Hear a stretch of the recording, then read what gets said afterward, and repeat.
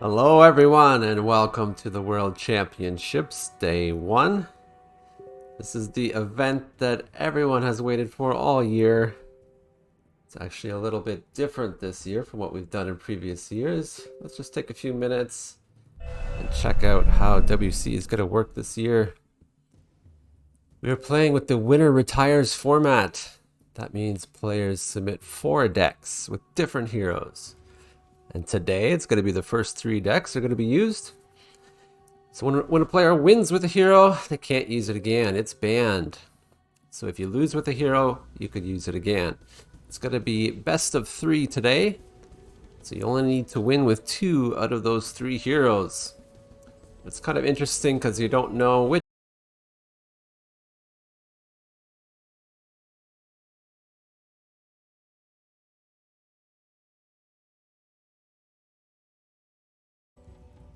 And of course you have one player that just wants all Nikishimi, Moonstalker, Bloodfang, then Darkclaw today. So the 4th deck is saved for day 2. Day 2 is best out of 5. Top 8 from today will go on to day 2. So in just a few minutes, we are going to shuffle the seeds and post the brackets live. So there are your players. Let's go ahead and do the seed shuffling. We have 30 players. There was 32. One player didn't make it in time for the cutoff. He just had a baby, so he's forgiven, but rules are rules. And then another player had to drop out because he got overtime at work, which is not so forgiven, but it does make an even 30 players. So we're going to shuffle the seeds 5 times and then post the brackets. That is 1,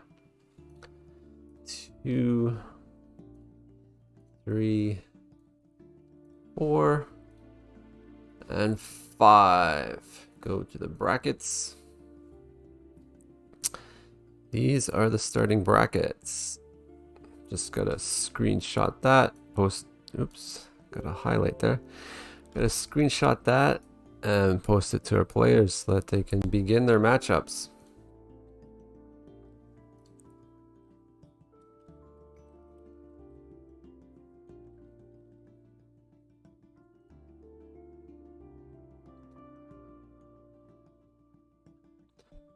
Players will be creating their games in just a few minutes.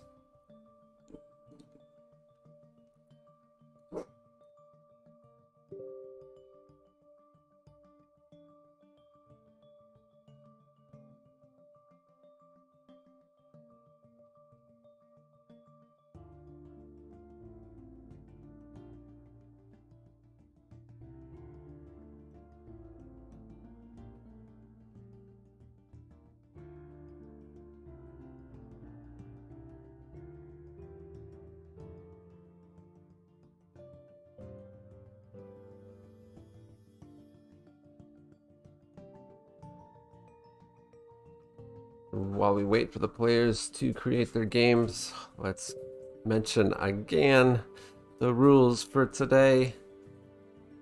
Today is going to be 3 decks, best of 3. They have posted their decks. So first 3 only will be used today.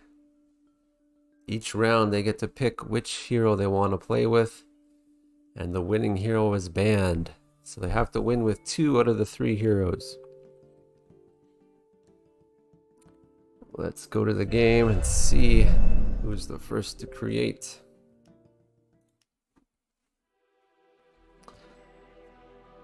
Maybe people practicing there yesterday or early today.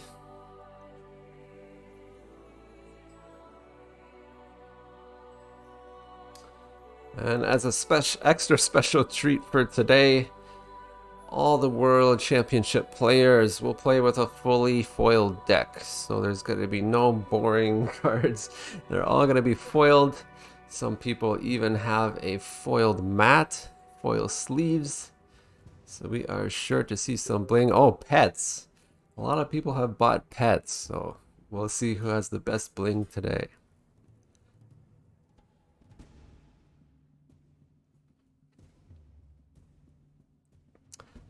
Players just communicating who's going to create the game, etc. So we'll just wait. Box sound is created.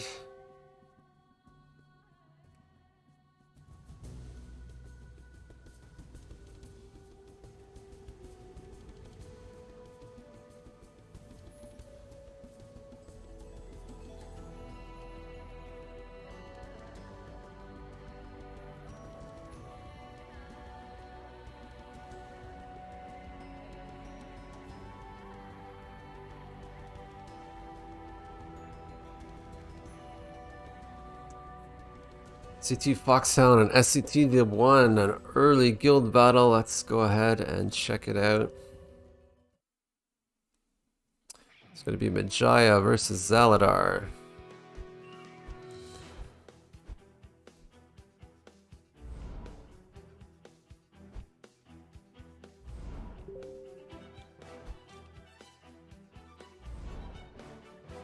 He actually didn't get foiled. Maybe it's because of his weird capitalizations. I'll have to check on that.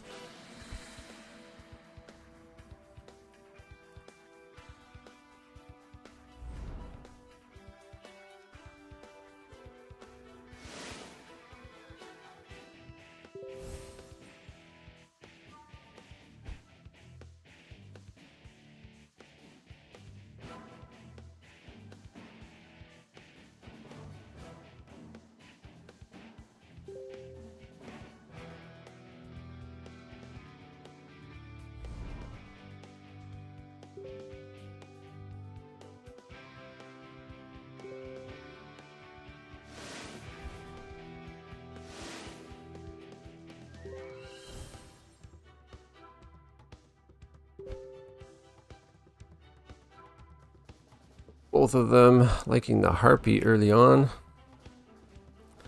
Grimghost, of course, giving the -1 attack, which helps out a lot, but it could still do that ping damage.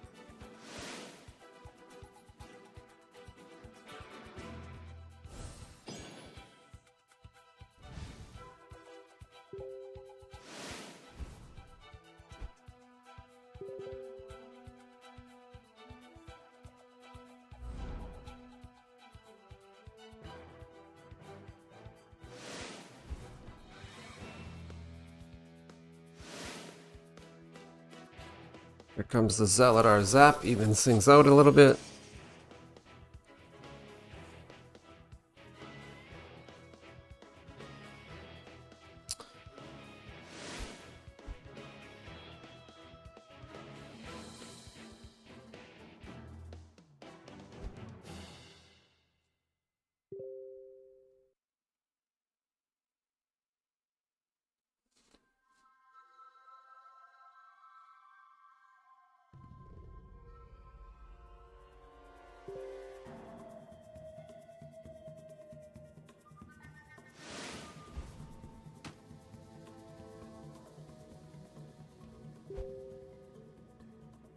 So obviously it is a Fire Majaya.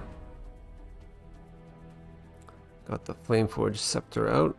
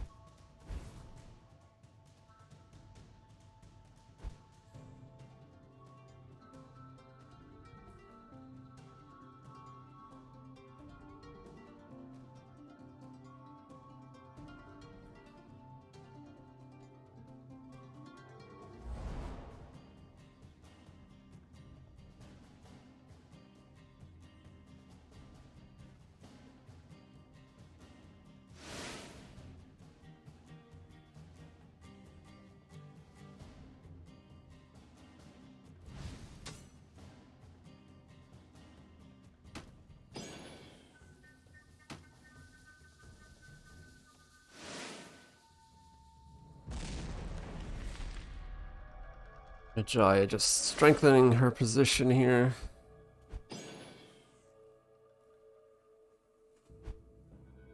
But don't forget, Zeladar always has a mind control up his sleeve.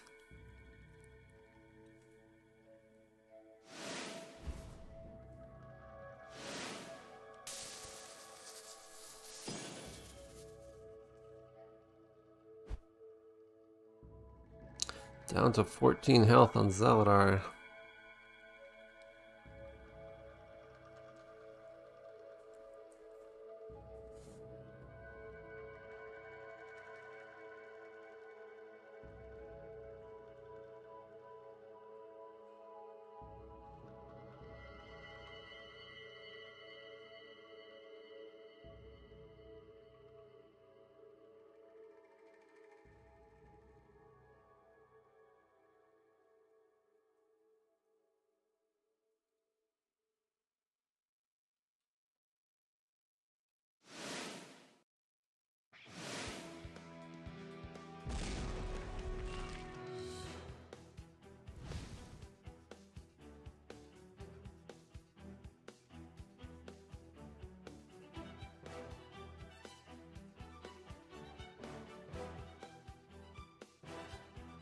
Jaya is sitting pretty, 21 health versus 6.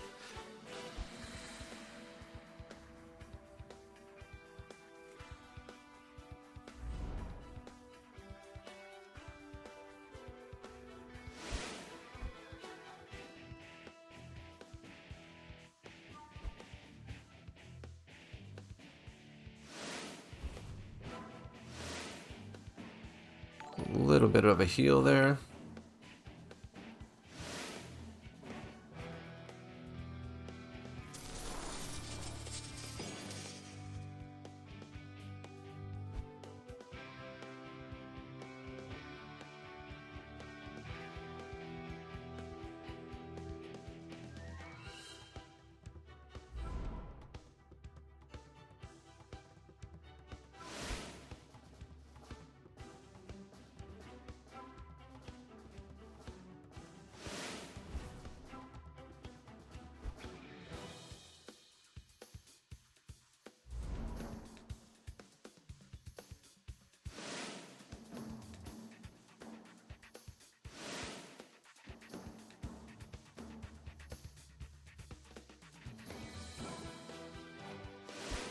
Still hanging on thanks to those heals.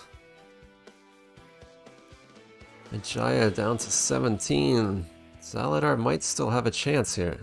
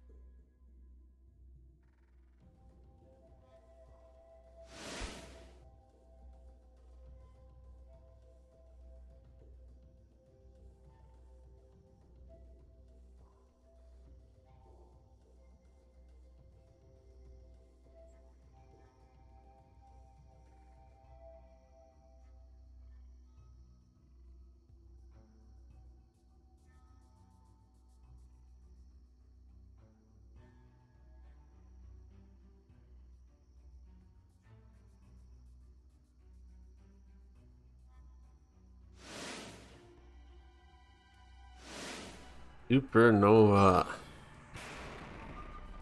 Zaladar still at 1.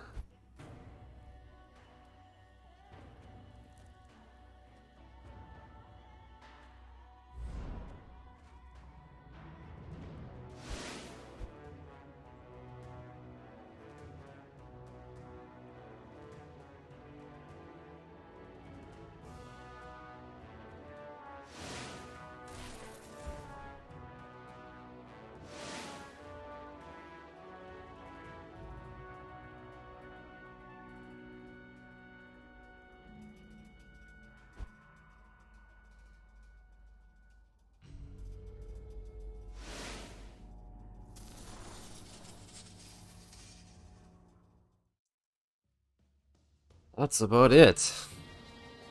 Pretty straightforward match on both sides. Still have other players. Who do we like here? I want to see Otto and see if he brought his pet. Oh, there is the most expensive pet in the game. Showing off the bling with the foil mat as well. So Otto wins for best bling for sure.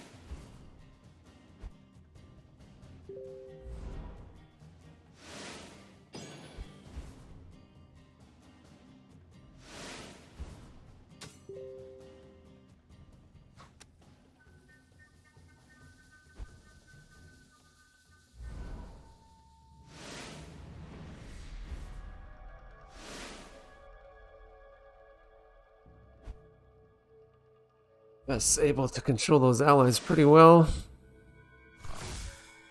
Enslave the beast.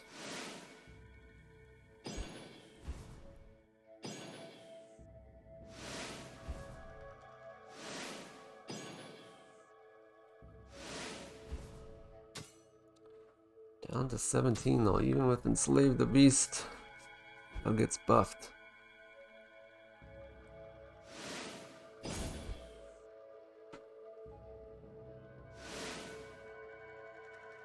Bit of a late blood frenzy there.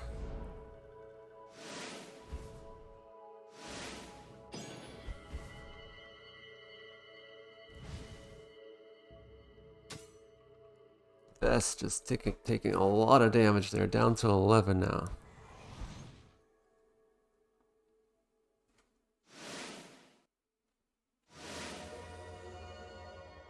Rage always helps.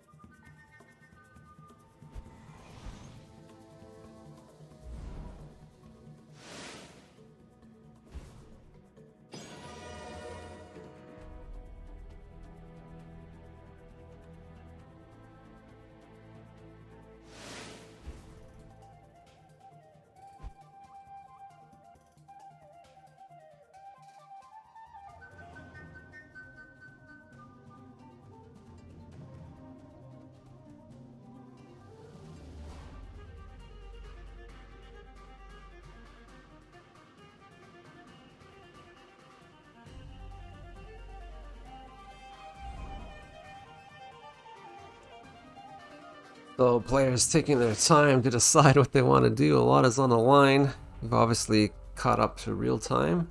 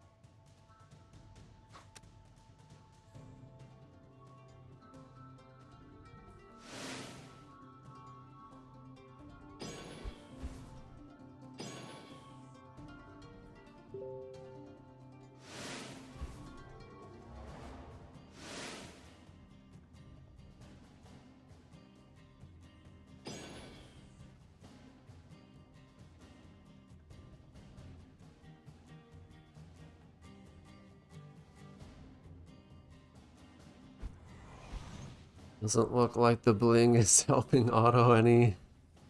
Down to 3 health.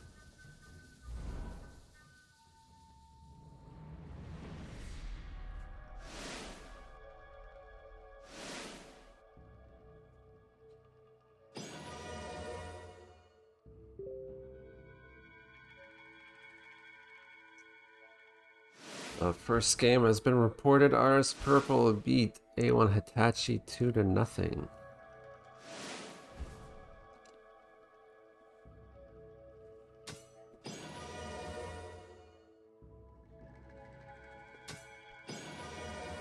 Ooh, Vest getting some well-needed heals there.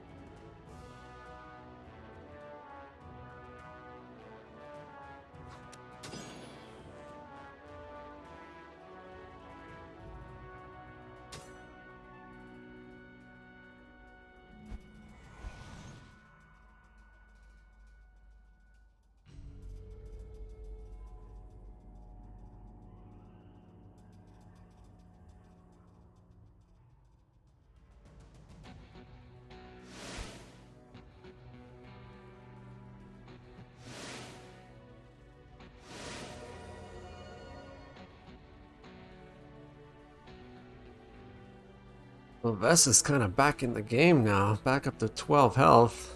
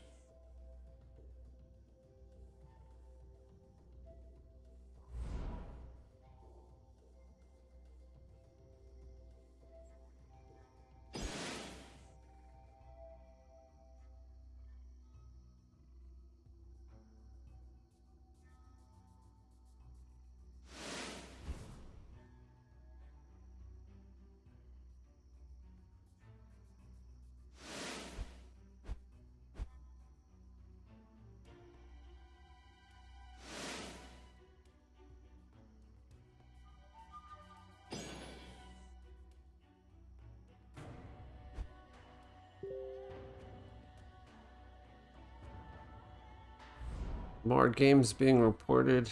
SCT Charlie D 2-0 over SCT Primal 1.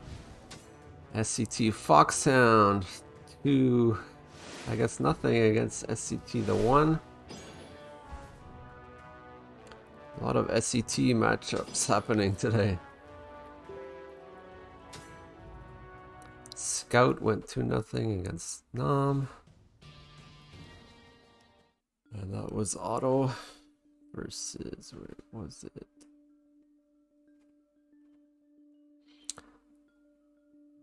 So if we go to Chrome, see the brackets as it is right now.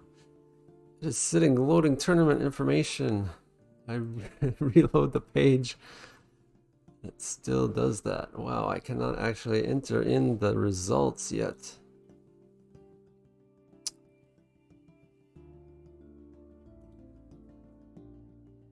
Don't know what's up with challenge today, but it's not letting me enter the results. We might have a big problem going on today. Unless this starts to work soon.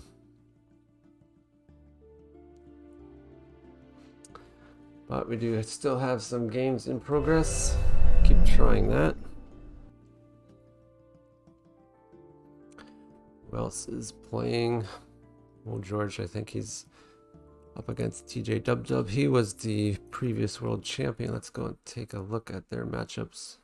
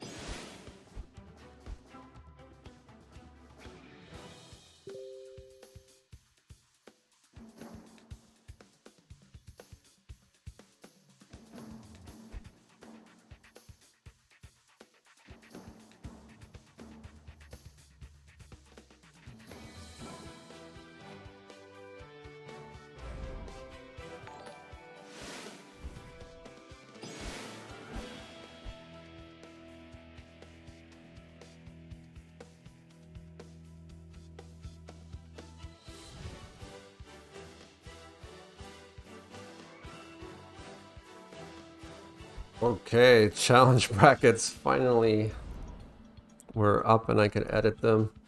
So I'll be entering those results behind the scenes.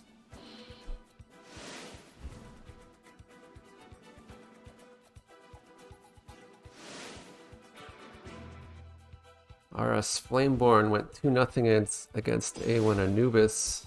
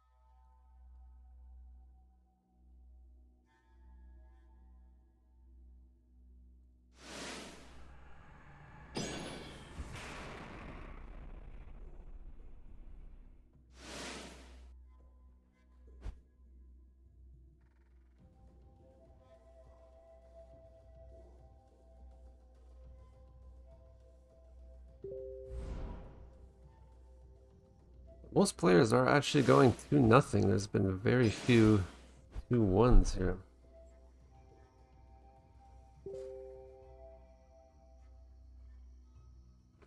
It's interesting because of the hero matchups. When a hero wins, it's banned. Then they somehow get another hero to win a second game. A lot of strategy this year, I guess. Picking which hero, trying to predict what hero your opponent will pick.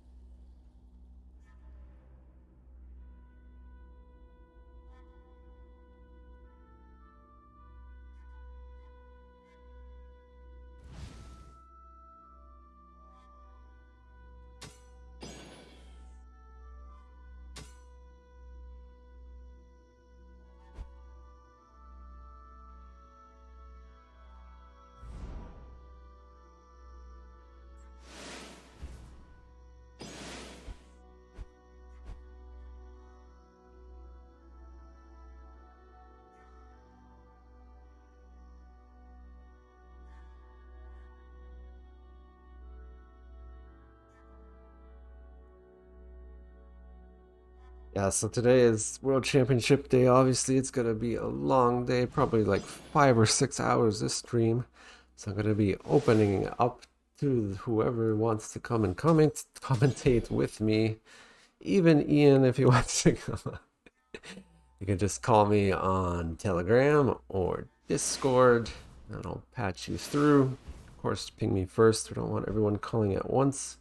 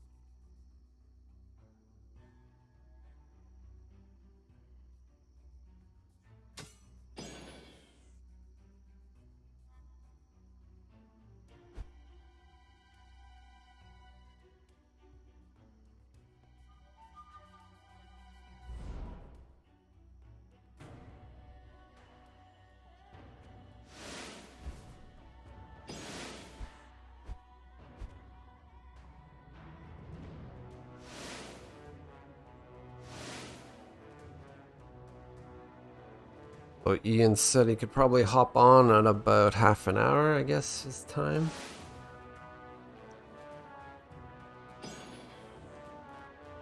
So I was able to enter in all the scores so far. As soon as this game is done, we will view the scores. Looks like it's about wrapping up.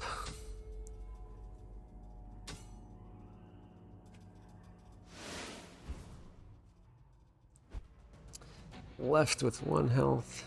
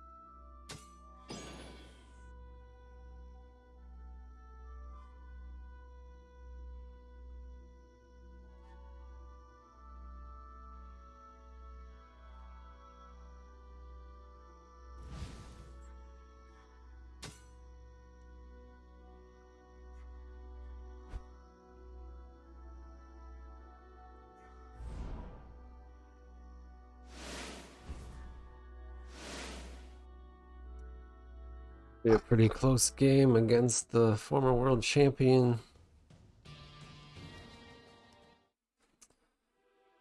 So still a few games going on here.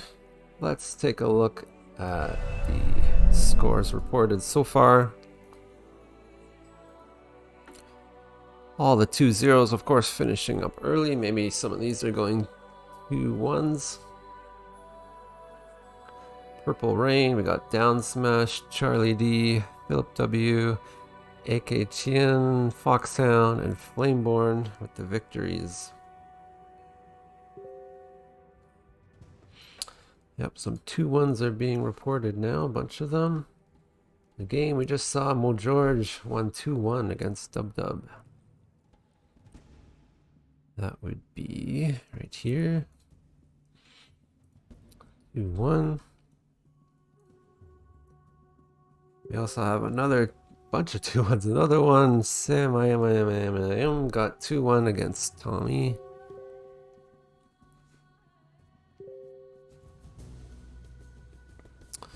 Challenge just not doing good today. Here we go. 2-1 against Tommy. And Cass 2-1 against BT Meth.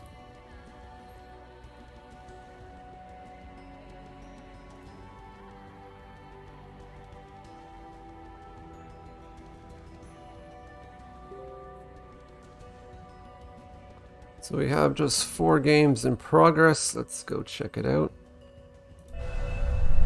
Oops, not that one.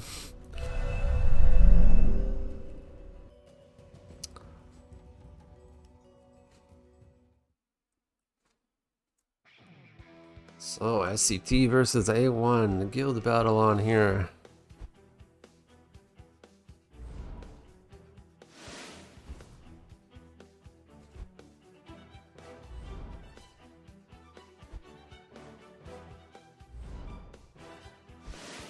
Here's one of the few Zana's, Gravebone, very popular in this tournament.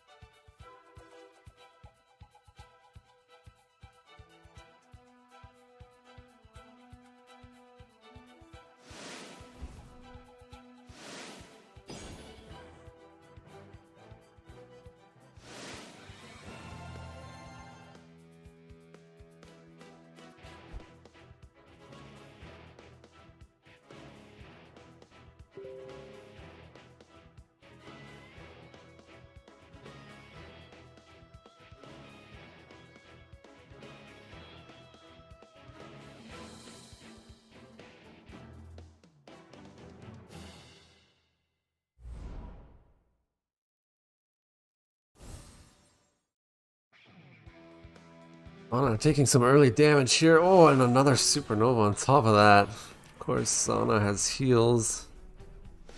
Can't read too much into that early on.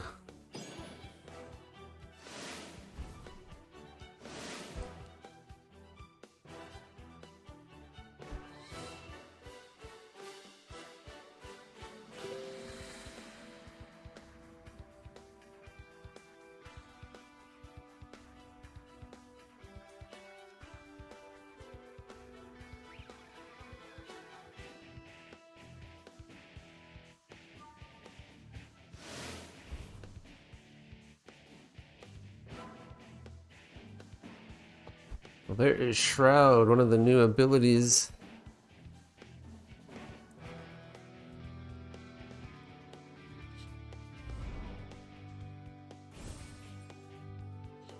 Down to 8 and a fireball. I don't think Zana, even with the heals, is coming back from this. There's the GG already, and another fireball to finish her off. But Gravebone cannot be used again. That might have been actually the last game anyways.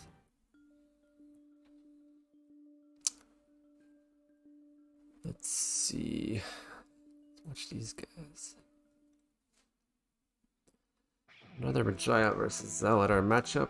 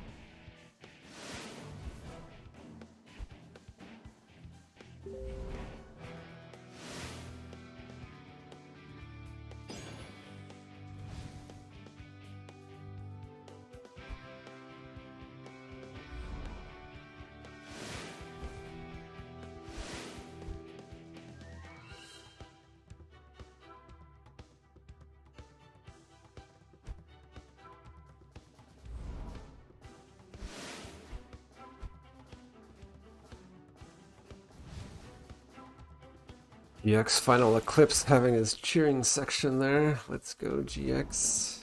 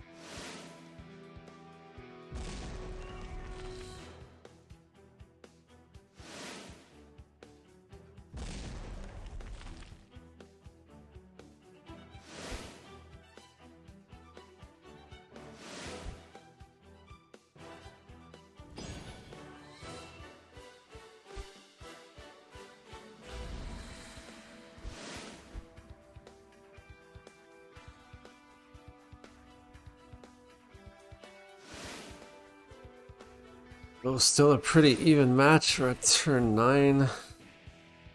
Still hard to tell who will have the upper hand in this game.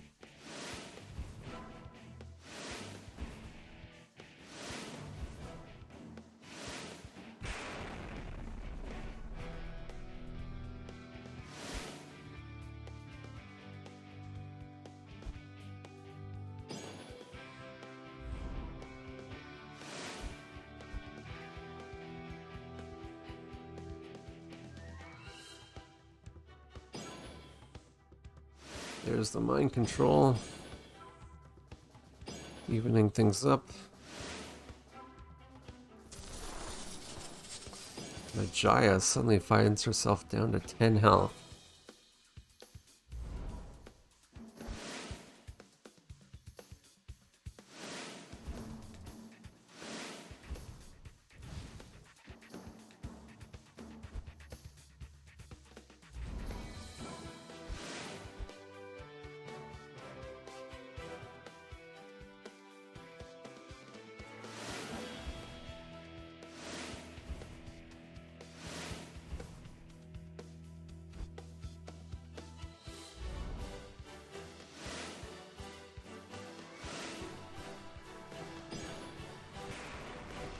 That was a bit risky. Puts her down to 5. But it does clear the board.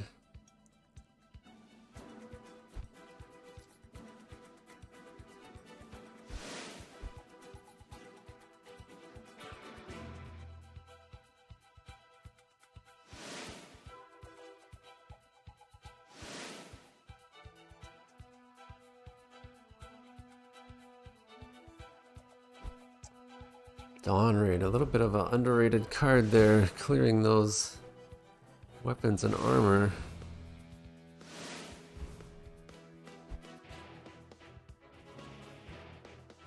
Another mind control, just at the right time to finish off the game. Auto and Cripple Threat still playing. This must be game 3.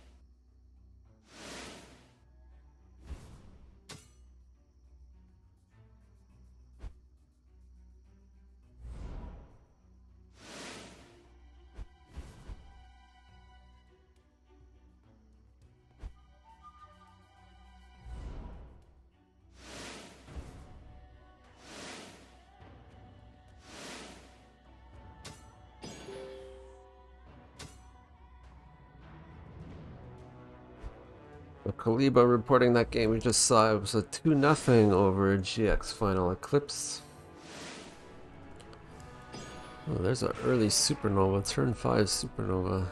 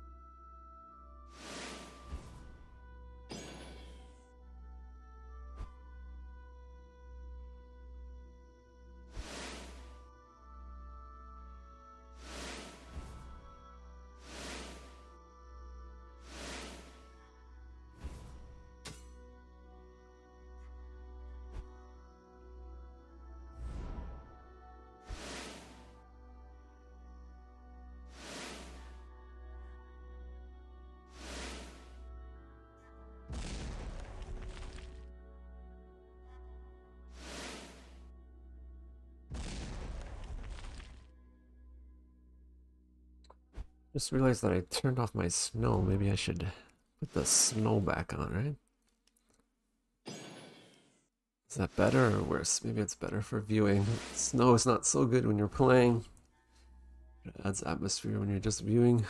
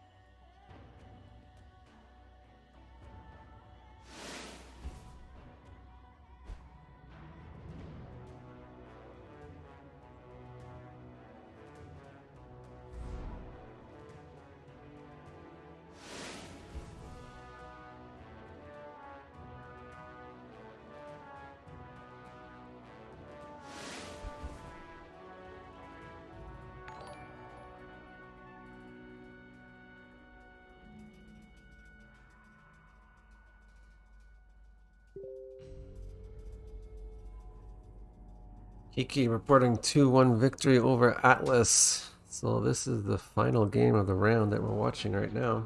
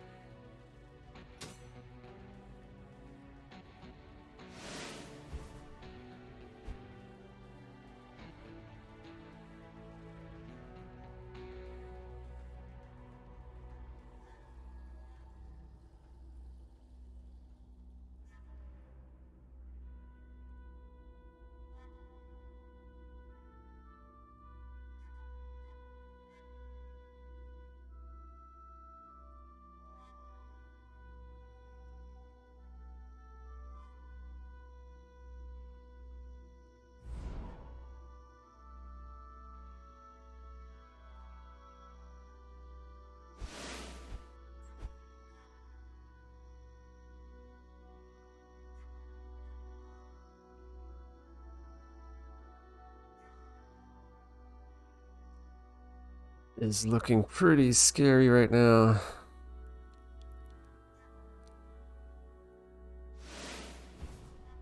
Supernova will take care of it. Nicely done. Still had 6 already on the board though.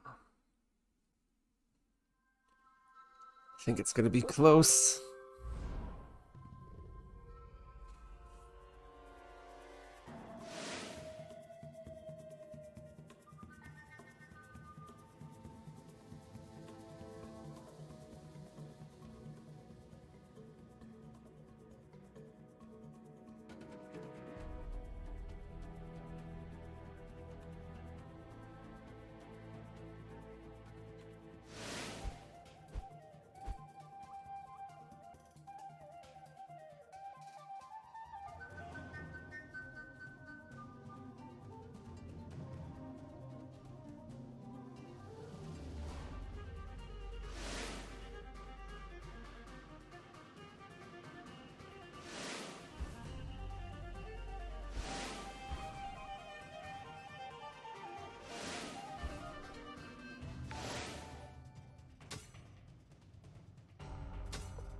Oh, there we have it. That was a close game.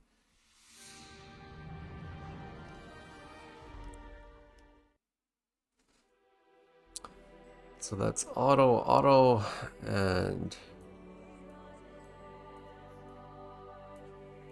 where was it?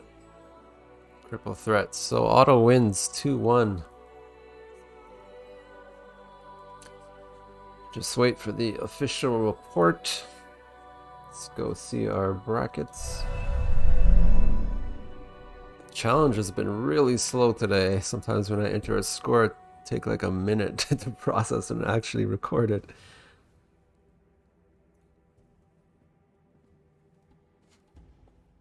And I'm sure it's because of all the Shadow Era fans are on the website right now, right? There must be millions of fans viewing this bracket right now. Just waiting for the official report so that we can continue.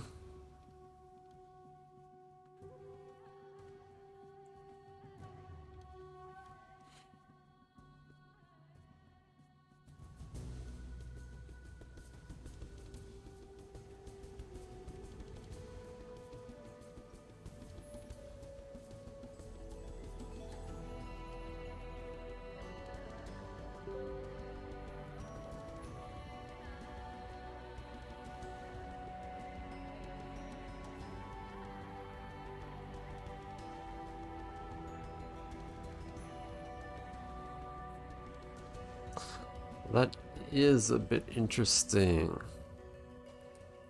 When we were watching the game, yeah, TJ Cripple Threat killed Aramia, did she? Samuel J asking what happened. How'd the game end?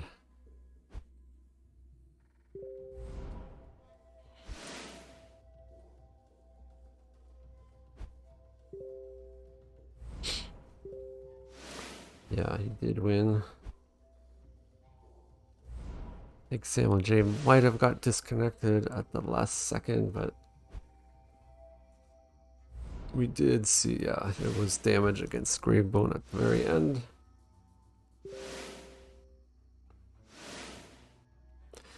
Just watching the first few turns, what happened that we missed.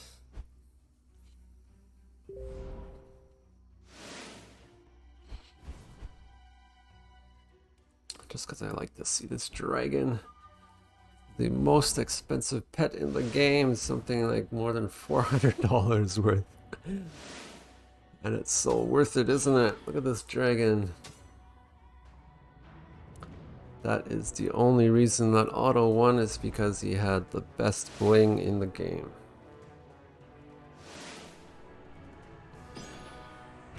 There was that early Nova on turn 5 that we saw.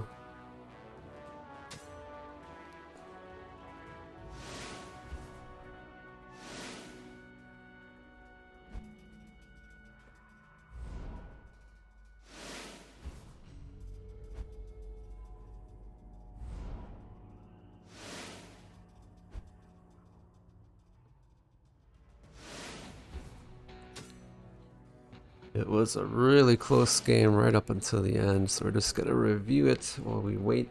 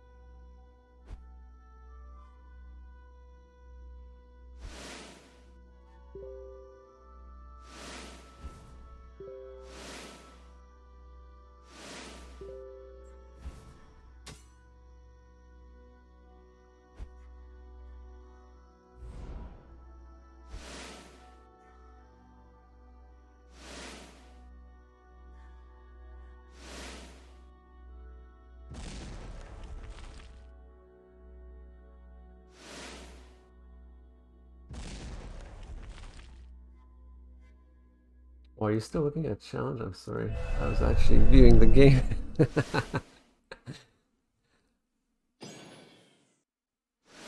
I was actually reviewing the game because it was a super close game.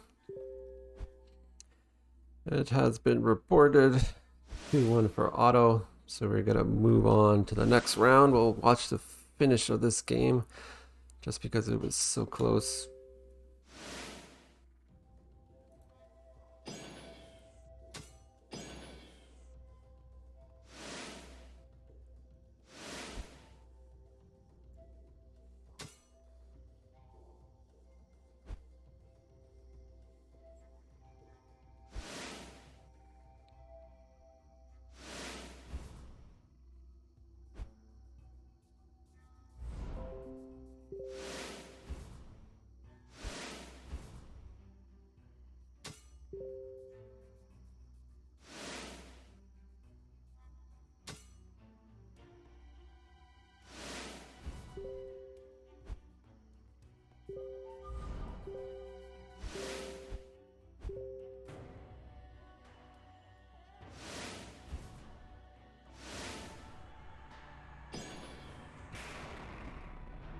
Oh, here's how it ended. It was super close.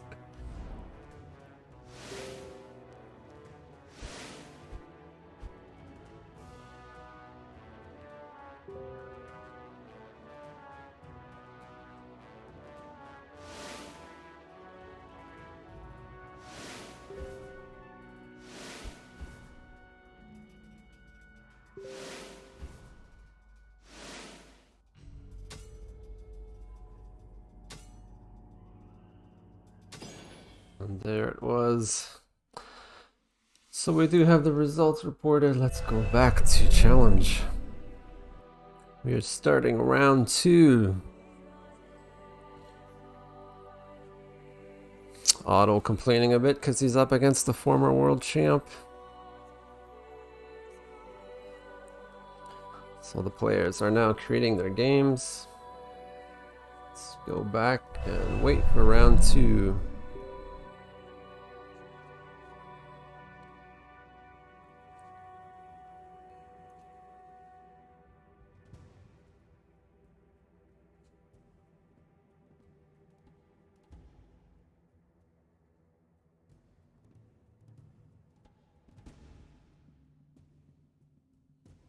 That first round lasted about 1 hour. We're an hour into it now, starting round 2.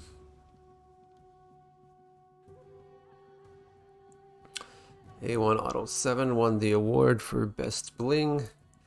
He had foil playmat, foil card sleeves, and the most expensive pet. I heard there was also a tiger lurking around in a game that we didn't see. Try to view it next round here.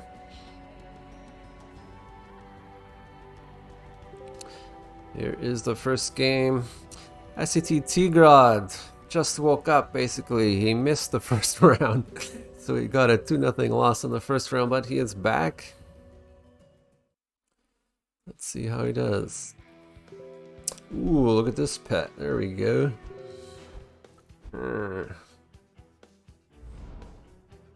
It's like all shiny here.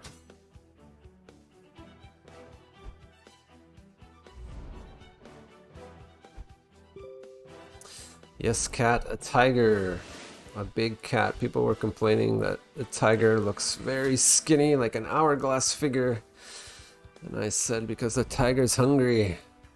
The tiger is out for blood.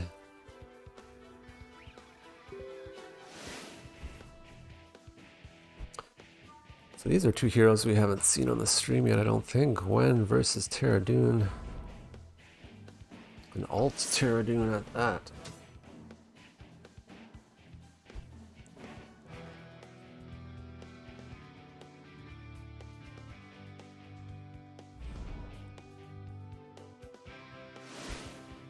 Turn 3, Bad Santa.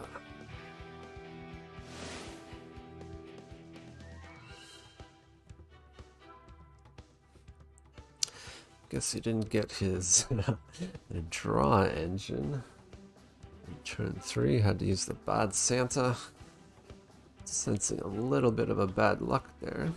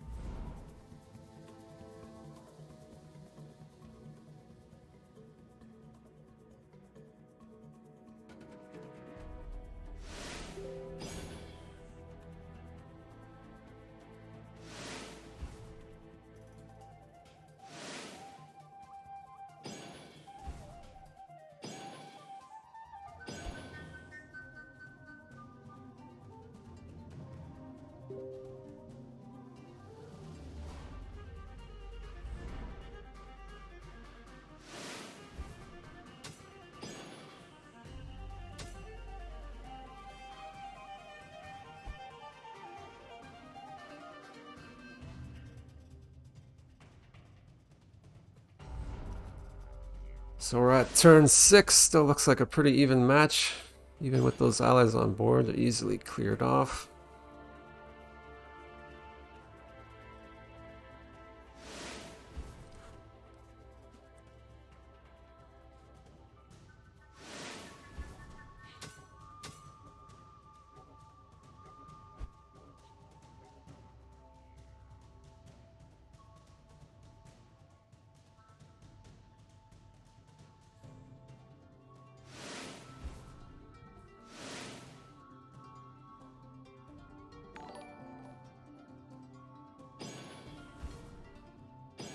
Petition for cat cards. I think that's a fake account.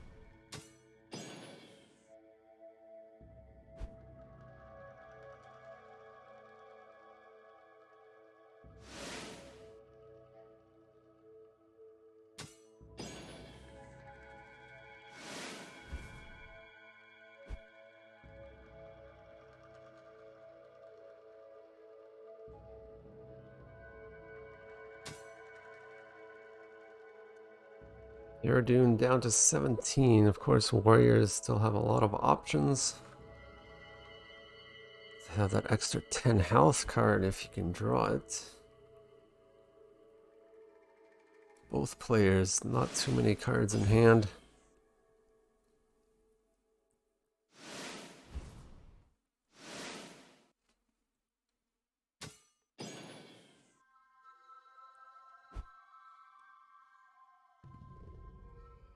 Ooh. What was that? Is that a disconnection or a give up? I will wait to hear what happened there.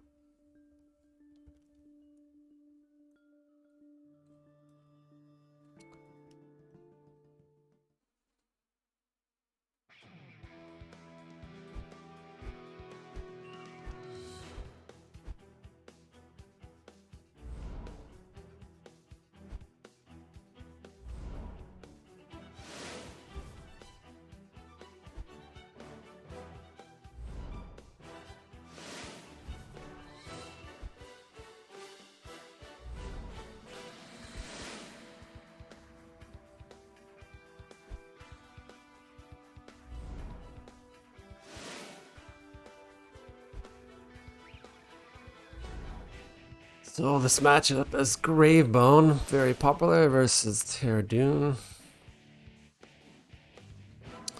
Another mage versus warrior.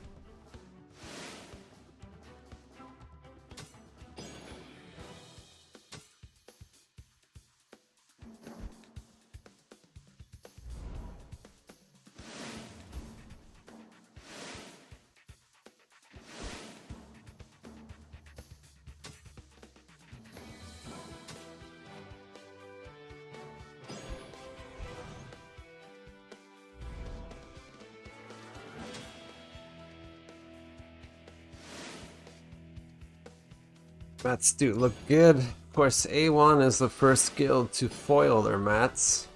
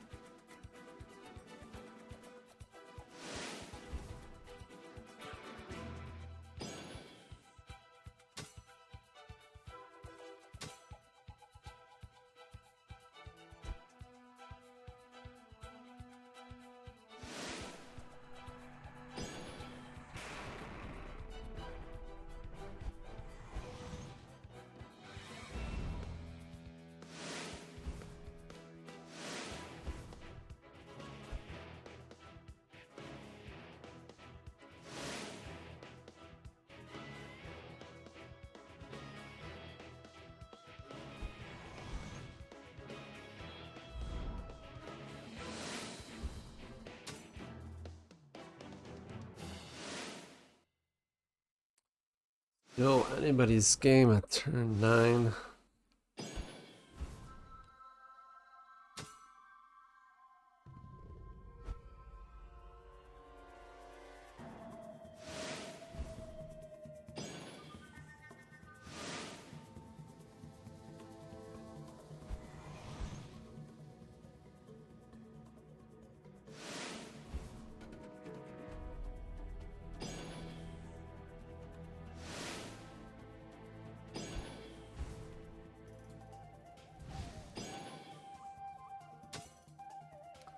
There's the GG.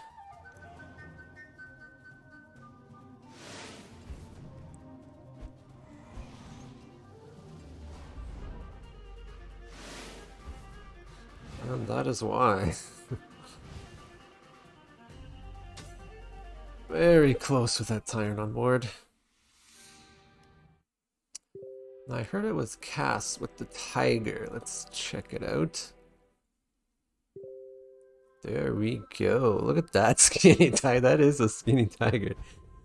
Looks like a curved back. I don't know what's wrong with that tiger. Needs some food.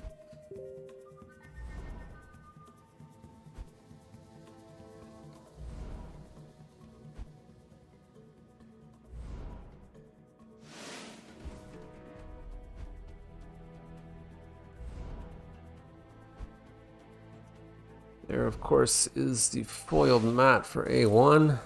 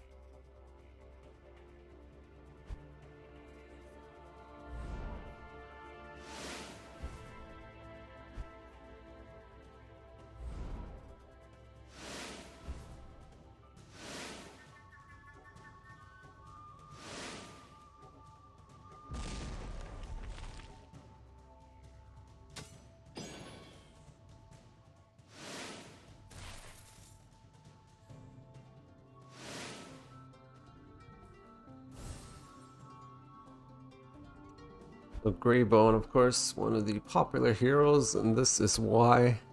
In turn 5, who's able to bring back the Tyrant.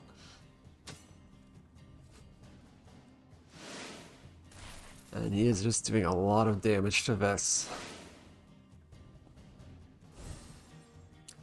And that is like game over very quickly. It's like one of the quickest games we've seen yet. First matchup has been reported. Tommy Pointer 2-0 against SET Tigrod. Tigrod may be still asleep.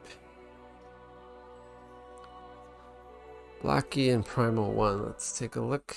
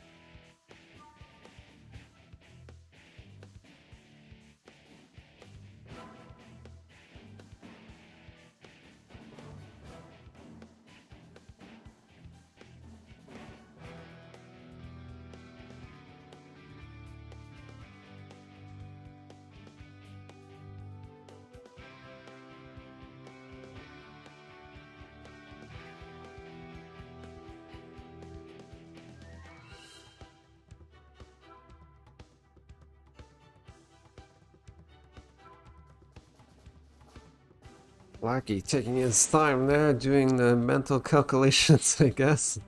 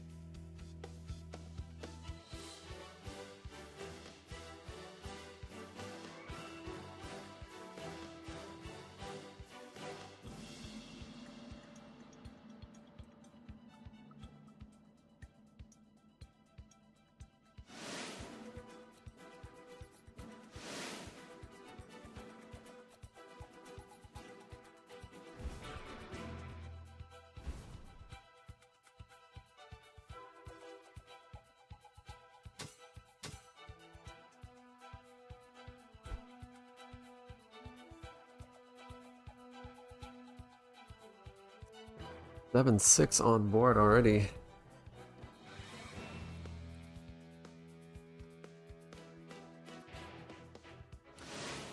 Crippling blow takes care of that.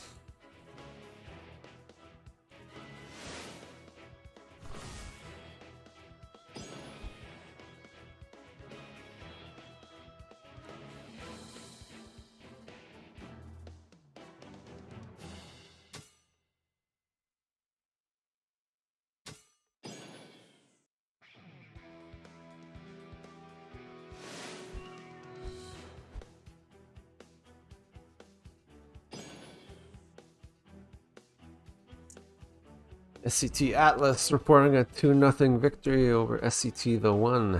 A lot of SCTs in this World Championship, of course.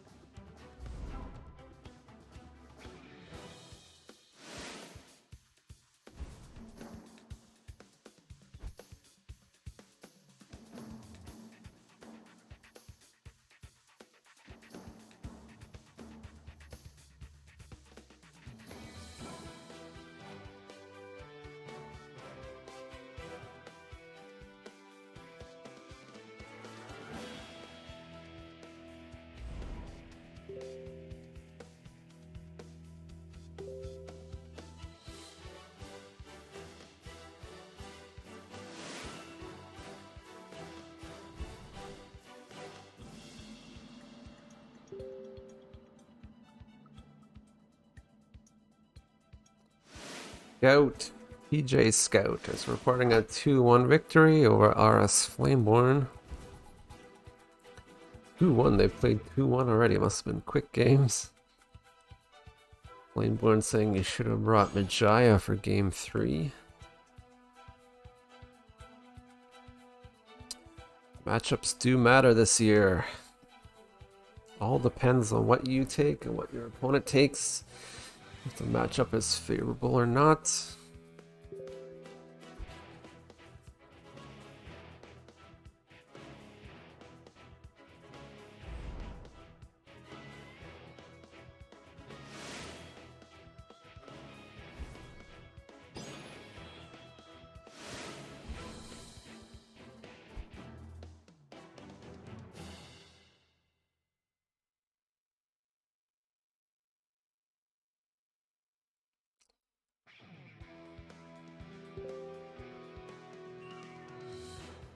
Well, it's Blackie's turn. He has a heavy hitter on board.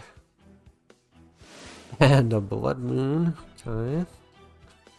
Soothjaw, look at that lineup.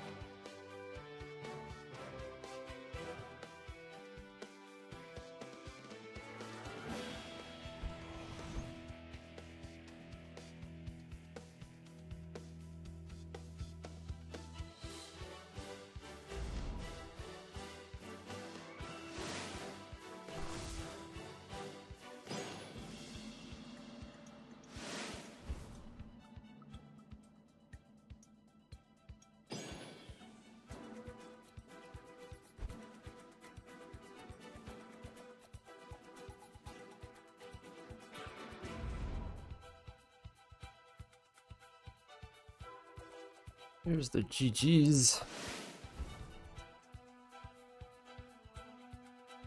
That weapon playing a big part when it's buffed like that.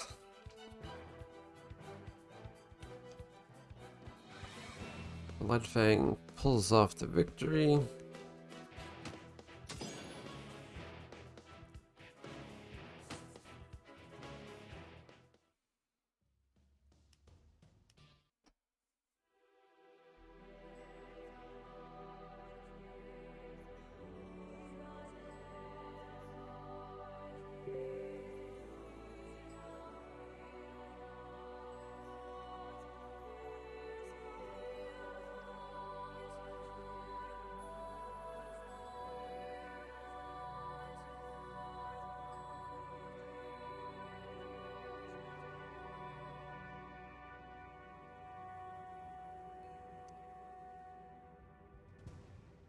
A bit of confusion with how this match was reported. BT Meth looks like it's 2-0 over Maverick. Where's the other one? There it is. Yep, 2-0 for Meth. Almost reported it wrong just based on how the guy told me in the chat. Anyways, let's go and see. Who haven't we seen yet? Anubis and Nomcastle. Here's another foil playmat. Personal foil playmat. You know you have too much gold when you have a personal foil playmat.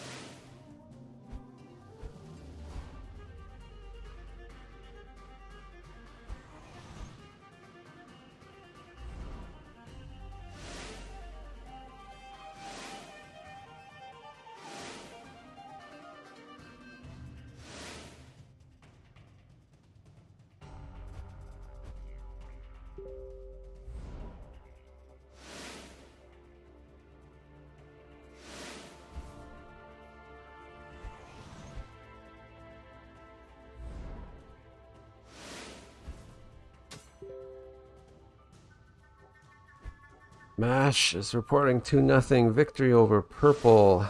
RS Blackie went 2-0 against SCT Primal 1.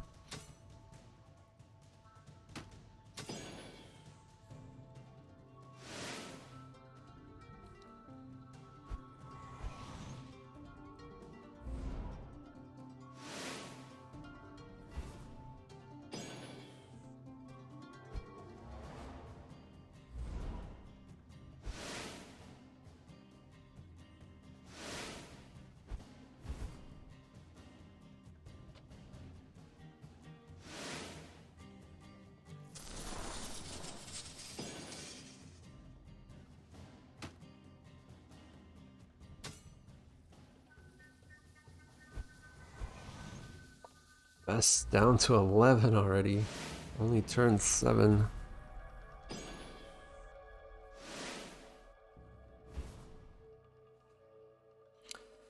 There's the card that I think has given the most bugs. Lexnorian Blacksmith.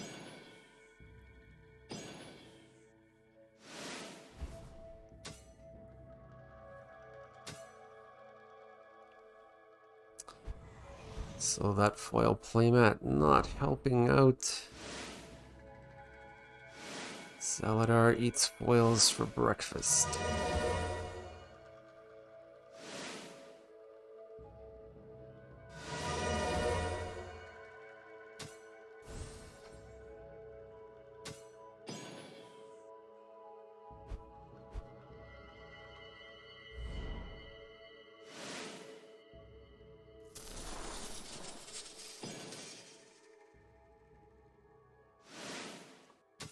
Death by mind control just to rub it in.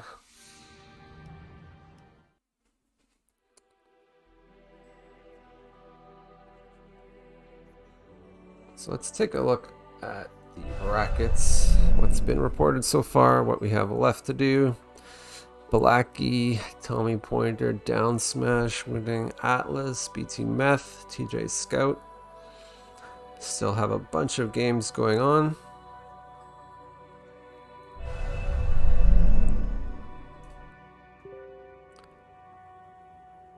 Let us watch this one.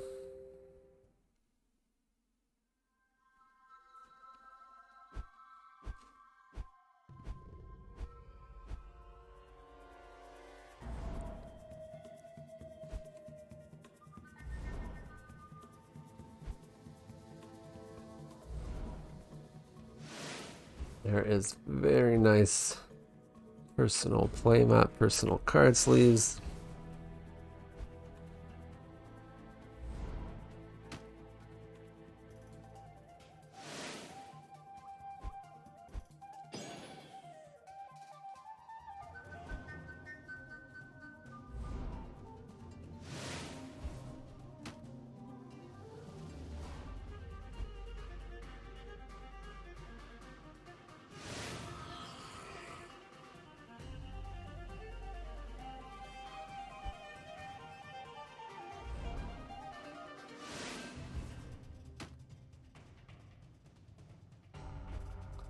So we have A1 Ekatien reporting a 2-1 victory over SCT Cass. And then SCT Kaliba went 2-0 over RS Philip W.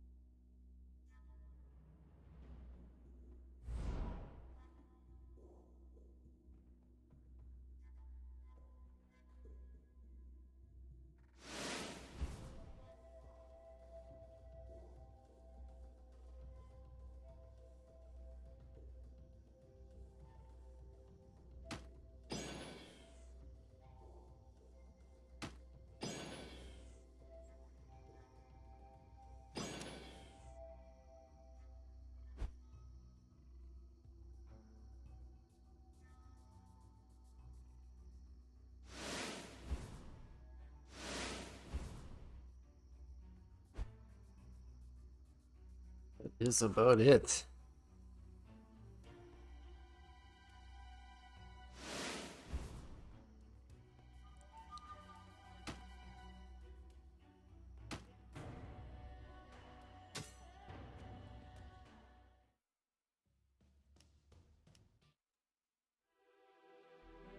Let's go watch the champ again.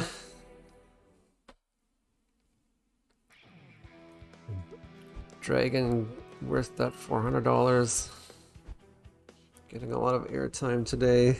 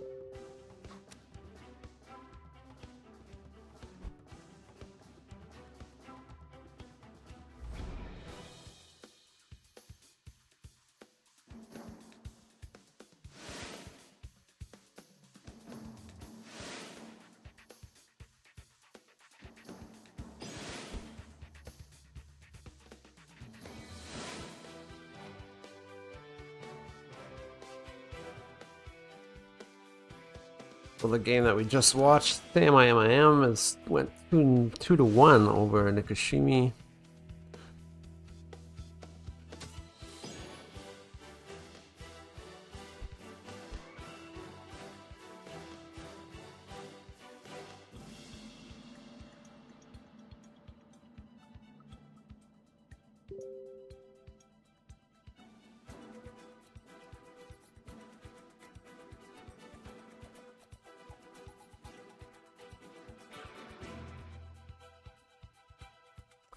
TJ Dub Dub went 2-1 over TJ Cripple Threat.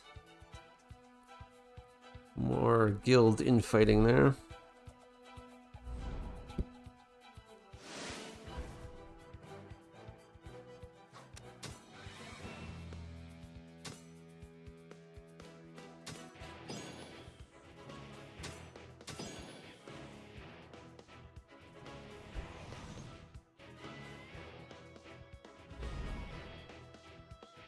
So Gondorian is going to join us on the call.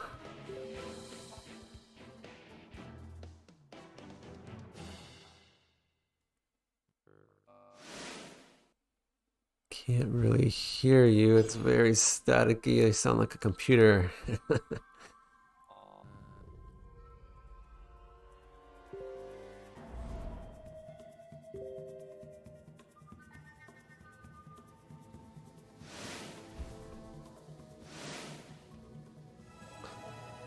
Yeah, unfortunately we cannot hear Gondorian.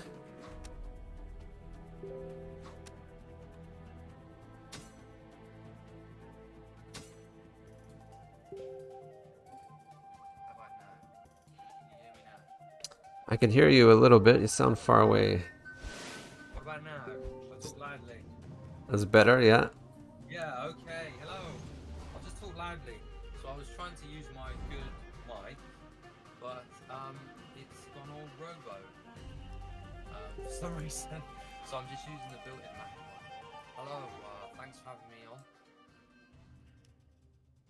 Can everyone else hear Gondorian? Too low in volume. With the lower music, maybe I could crank it up. Are you still there, Gondorian? I am, yes. I think that should be good. Okay. As long as there's someone else watching that can say the volume's okay, I'll either talk. I love the look of that red dragon. I'm gonna buy. If I buy that during the match, will it disappear? It'll disappear the next game, not immediately. Could I kind of donate a pet to Otto, and then in the next game he'd have like a sheep? A sheep. Is that possible?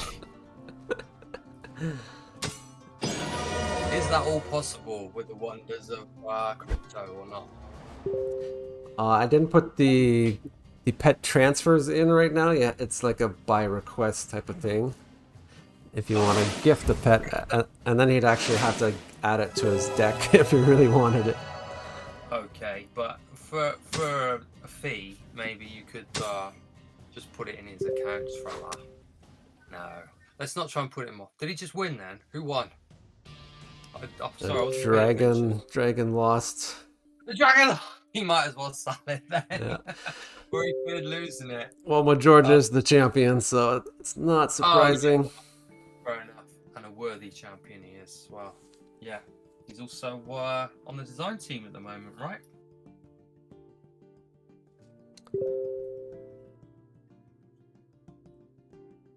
Hello? What was that last comment? Oh, yeah, he's on the design team now, yeah? Yeah. Yeah, he's always played all the heroes. He comes up with very inventive decks. I think that's how he won the last World Championship. So, I'm interested to see what he does this time around. Because we've got new cards this time and lots of balance changes. So, it's kind of a whole new playing field, isn't it? Have you had a chance to look over the new changes? Anything you don't agree with? Any comments? A couple of things. I didn't like that Bazaar is no longer an item. Yeah. But, it doesn't really fit with... Anyway, there's a couple of other bits, but I like Dimension Ripper costing 4. That works very nicely in Zaladar. So I've enjoyed that. Home of Knowledge costing 1. I think that's pushing the boundaries of balanced, but if you can get away with it, then it can be like a strong signature card, can't it? But that is pretty good. 1 for an item, and then you can get a card that's cheap.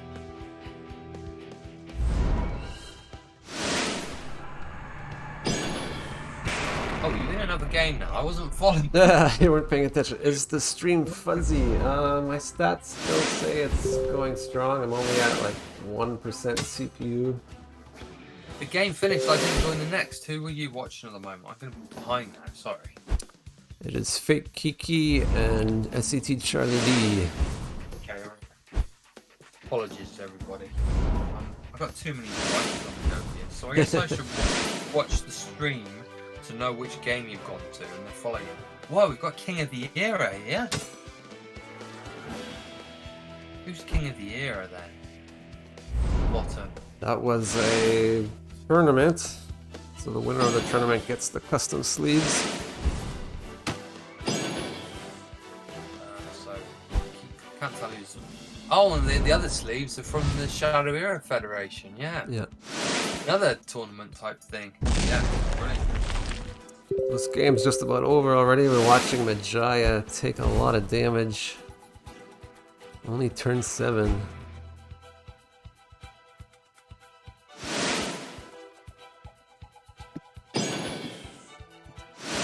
I really love that mat on the bottom. That is really well done, I think. 3D, the glowing on the edge. Yeah. Brilliantly put together. Did they do that themselves, or did you help them with that? I'm not sure who did the design on that one. We might want to, recruit them to do some official mats, because that looks lovely.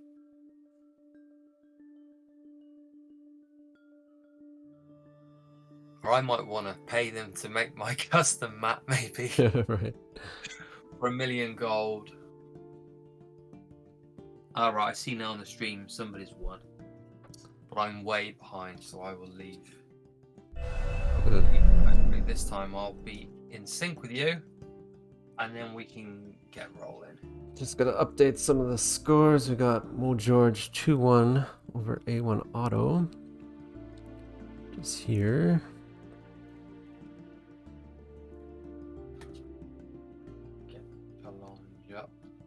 Hitachi went 2-1 over Foxhound.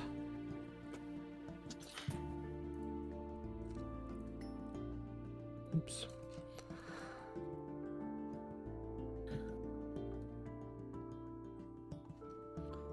Anubis is 2-1 over Nomcastle.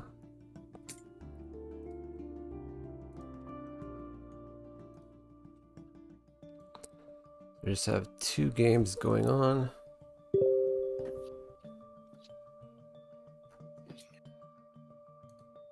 Okay, I've got the. Sure. So you're doing all the reporting of results, yeah? Yep.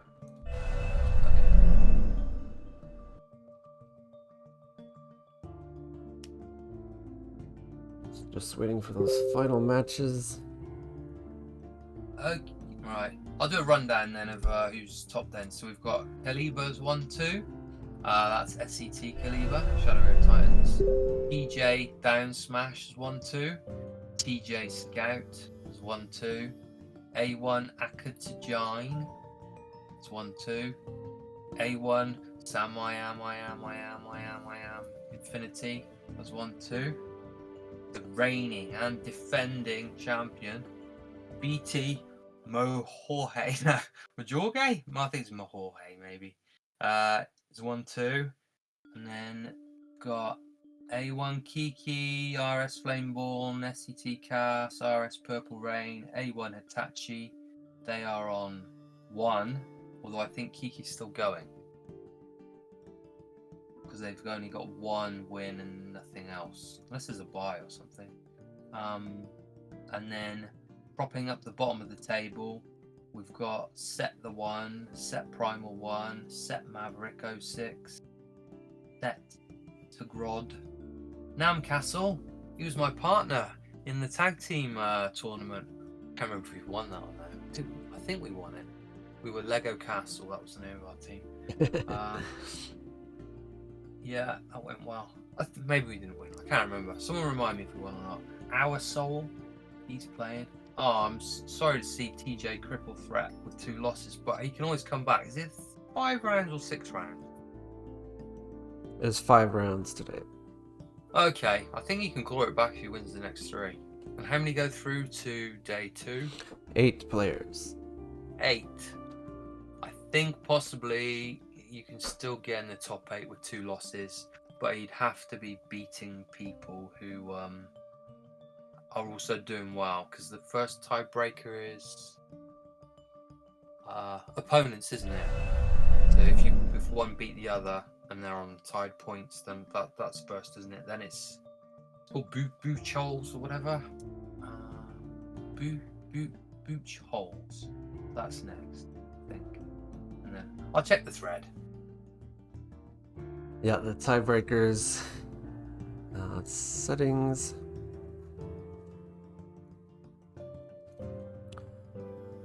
It's wins versus tides, then median butchels, and then points difference. I guess while we're waiting for the next one to kick off, maybe we could remind people about the pets in case they've forgotten about those. We just saw one in the previous one, didn't we? So how do pets work, Kyle? So there we can see a sheep. We're starting a game now. SCT Arsol versus GX Final Eclipse. So pets are basically bought from players to buy them on shadowtoken.io using their shadow tokens. They buy a pet, but then someone can come along and bid higher and steal the pet from them, and they'll make a profit when someone buys it. Right, but I assume that Set Our Soul has put, like, I don't know, he sold his house or something and bought so much crypto to make sure that sheep stays under his control. There's actually a lot of competition for the sheep. Apparently all those Welsh people like the sheep. Yeah, that's a good job Ross isn't still Yeah. here, but he prefers the real thing maybe. Maybe that's why he left Shadow Era, who knows. Yeah. But Our Soul's got the virtual sheep, and it looks like he's currently putting in work, strutting his stuff up and down the map. Bringing luck to Our Soul.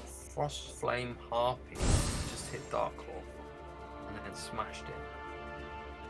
Our Soul's rocking that cheap tome. No, the bottom person is Final Eclipse. Right.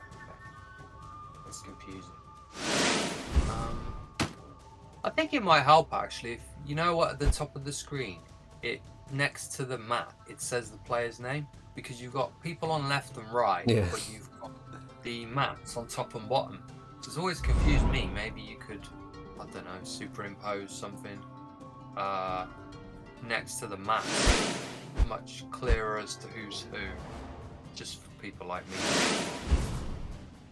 Well, I guess, you know, obviously the Shadow Era Titans, that has to be our soul, unless they're trying to do particularly badly and make a guild look bad or something. Which Yeah. maybe our soul is doing that, I don't know.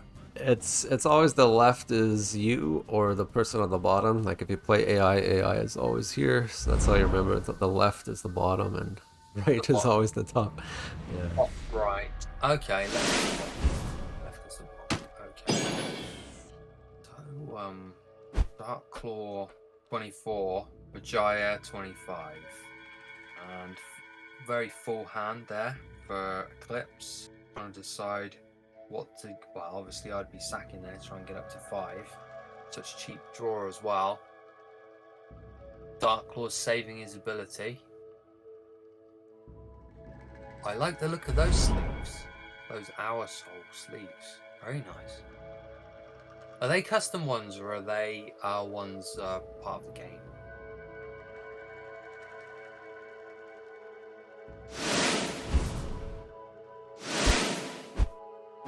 For SCTR Soul, I think that is the SCT ones.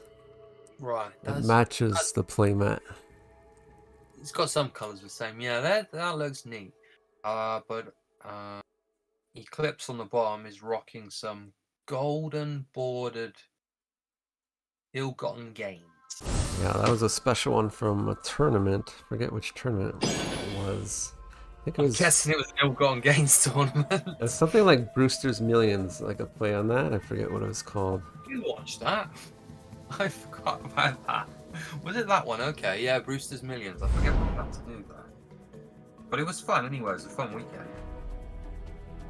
I think you had to make a super expensive deck or something like that. I think you had to have a deck that cost like 100,000 gold maybe to put together. Something crazy like that. Yeah.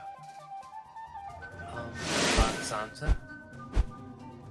So Charlie D is reporting that he lost 1-2 against Kiki. So this is the last game of the round that we're watching now.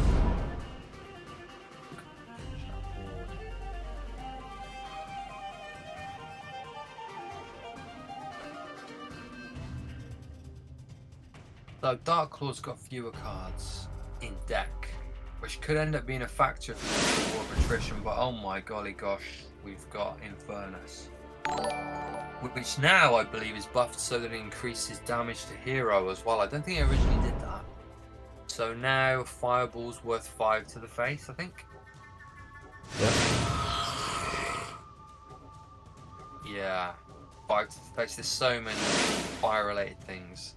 So that Dark Claw is going to need some major healing, probably. Going to get hit hard. Blood Moon is not going to do it. That's just going to give a card. Wait, he's dead. Never count out Dark Claw. Who would count out Dark Claw? So he's dealt with that Infernus very nicely.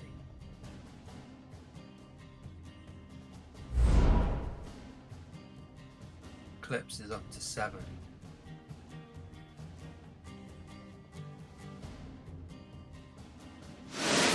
Digging deep.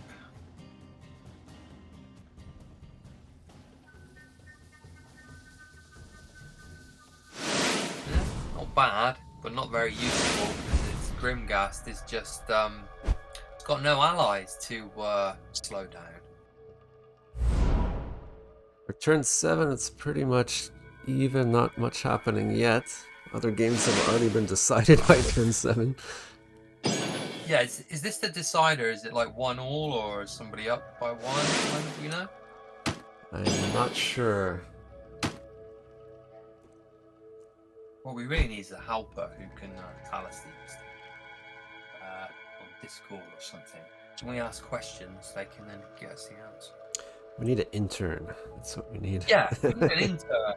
Why don't we hire one today? Do you remember A Wolven Apprentice? Yeah. Well, that takes me back. That was pretty good. That all those different. You could bring that back. That was entertaining. The podcast that came out of those, the card ideas. That was good fun. That Wolven Apprentice. Bring that back.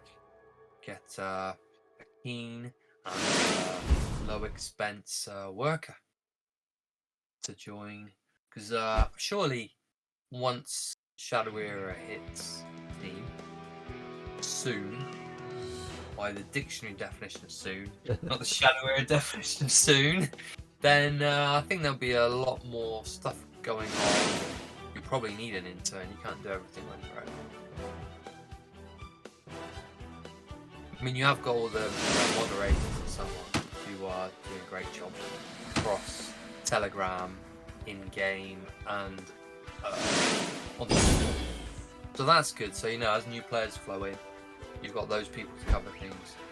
But maybe for tournaments, maybe official tournaments, yeah, an intern. Because I guess you can run more regular tournaments as well, right? Because that can be what attracts people to try out a game, to prizes and so on. Right. So yeah, maybe get an intern to help run events. With maybe, I suppose you could have exclusive pets, couldn't you? That'd be quite easy to create.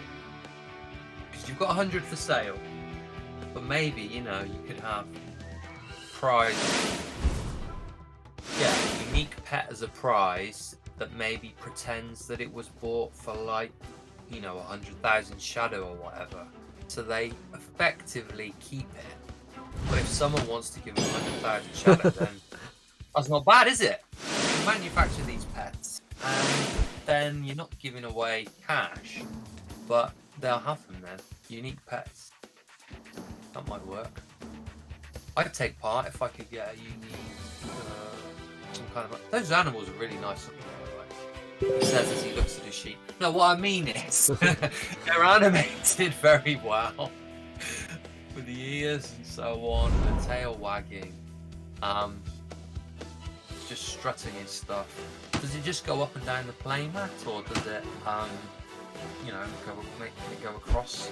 If you're brave enough to click on it, it'll react. Oh, will it? Oh, yeah.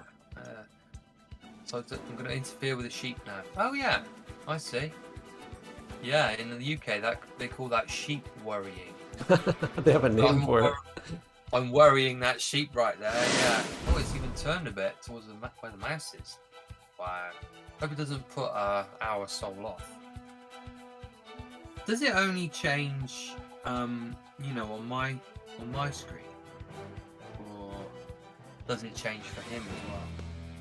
If you click on it, it's just for you. It won't be for the other person. You've been worrying the sheep as well, but look at things. I'm just watching the screen now and I saw it. Off it struts and stuff again. So we're at turn 10 already. These two heroes still going at it. Not a whole lot of damage, but that might change soon. I think what I'll do is I will stop watching the stream on my phone, go into the game, and I'll be able to see the history, find out whether this is game 2 or game 3.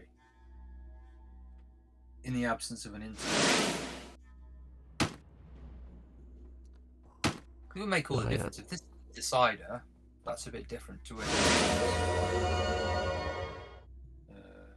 Vijaya taking a lot of damage there, down to 10. Dark Claw still 26. And there is not much healing for a mage. You've got the Pack Beast, you've got Frying Pan, you've got, I think there's some new cards maybe that heal that I'm not familiar with yet. There isn't much healing though, is there, in Shadow Mage?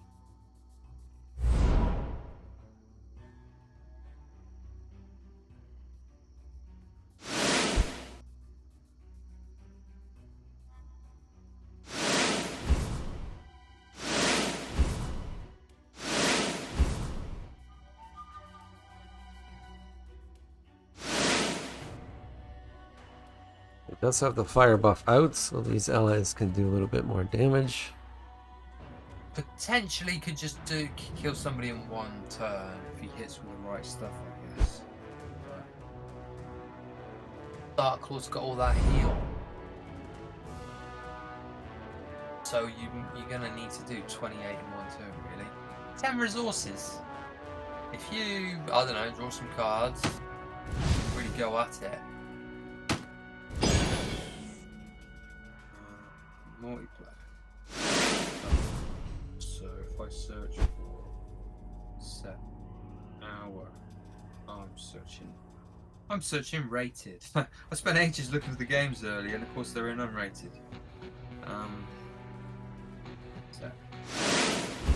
It's another Flameforge Scepter.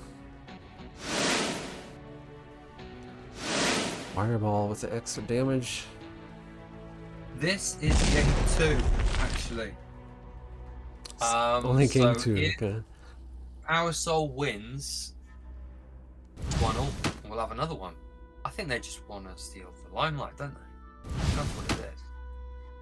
But, and it's looking like Our Soul. Ooh, might. Oh, it's getting close now. Holy, it's getting close. So Eclipse is going for the win. Our Soul is trying to fight back. Okay.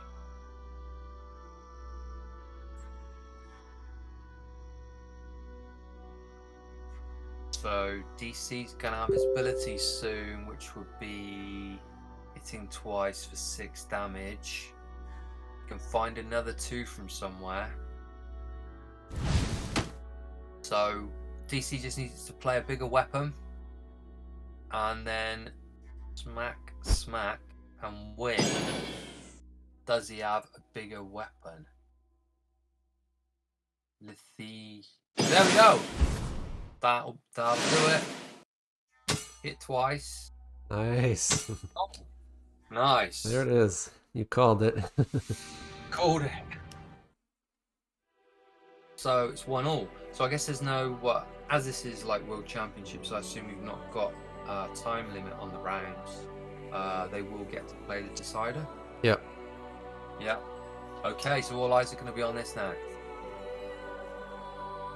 Find out who is bottom of the pile and who is going to try and climb their way up.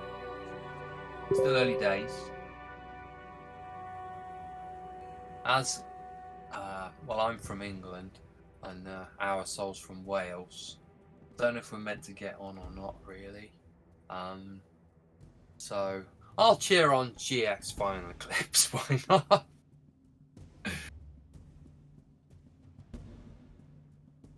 Guess they're deciding who's going to start the next game.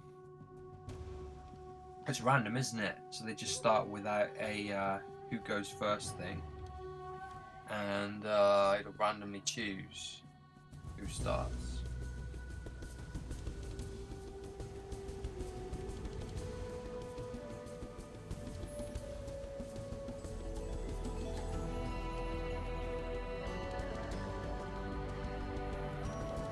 Everybody else is. If I know some of these players, they are now watching back all the replays For sure. of the round. To see what everybody the deck list's been posted, or just the heroes? Just the heroes. Right. Oh, and of course now in the next game, Our Soul will have to retire Dark Claw because he won with Dark Claw. Yeah, that's the other thing about this format, which I really like. I like this a lot because in I think all previous years, correct me if I'm remembering it wrongly, but it was always pick a hero. Deck lock, that was it.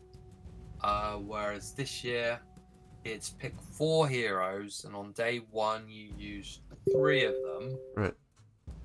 Potentially. Actually, can you even use 3? Because if you you win with 1, you lose with 1, and then can you still change? You can change, can't you? Even if you've lost with 1. Yeah, So you could use a hero even if you lost with it. Yeah. Yeah, right. So you could be Boris and win. Then you could be Amber and lose, and then you could be Jericho and win or lose. You've played with 3 of your 4, so the 4th one isn't an option on day 1, is it?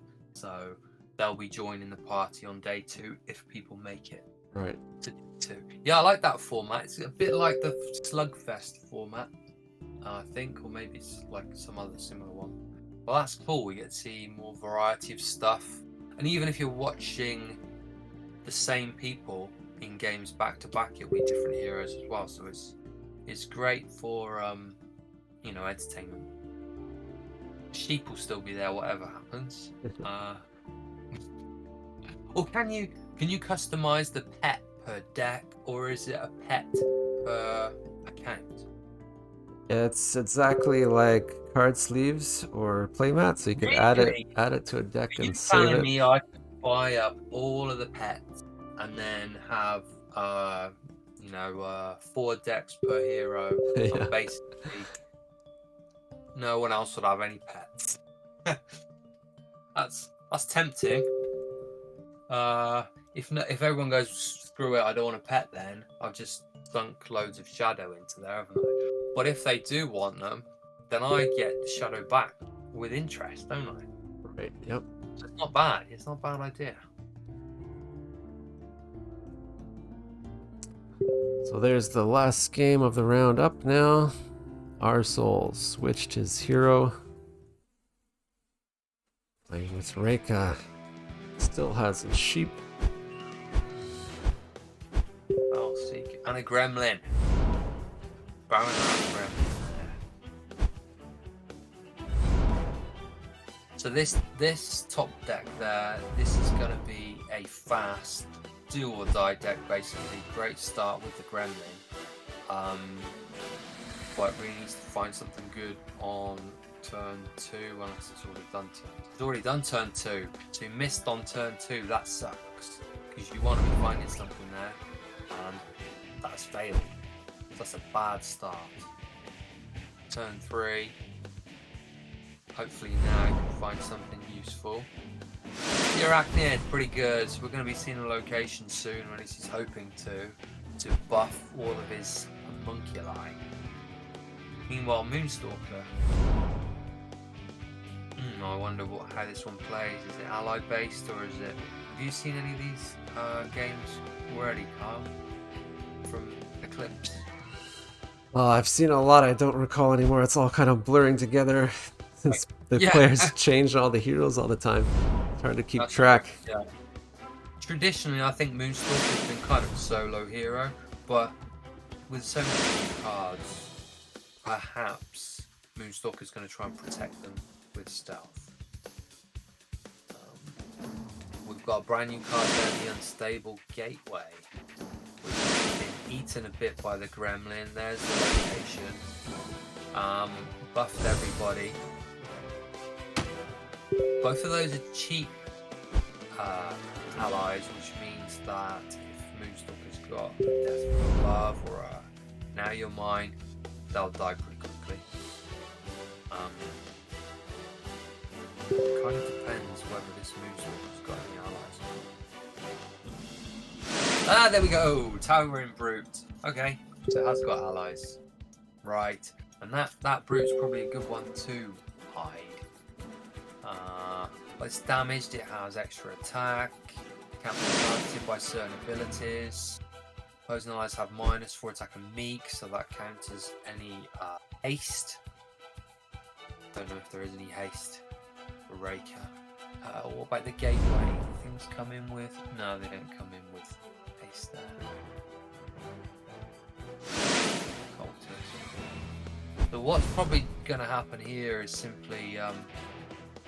if Arachnid can get buffed enough, it can just eat that Brute. Target other ally will cost less than its attack. It can be eaten by the Arachnid. Stealth doesn't, for kind of new people watching this, stealth doesn't protect against abilities.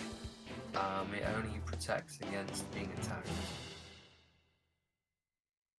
But our soul has to think up the right combo. So it's going to eat something, and then it's going to activate the location. Everybody gets bigger.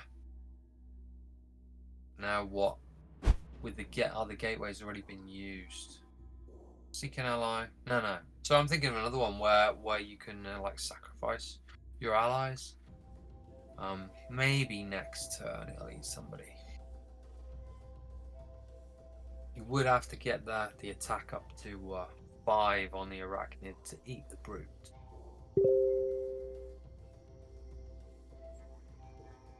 That's a big brute.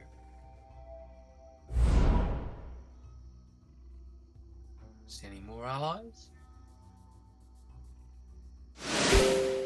Using the ability, draw a card and nerf a few people.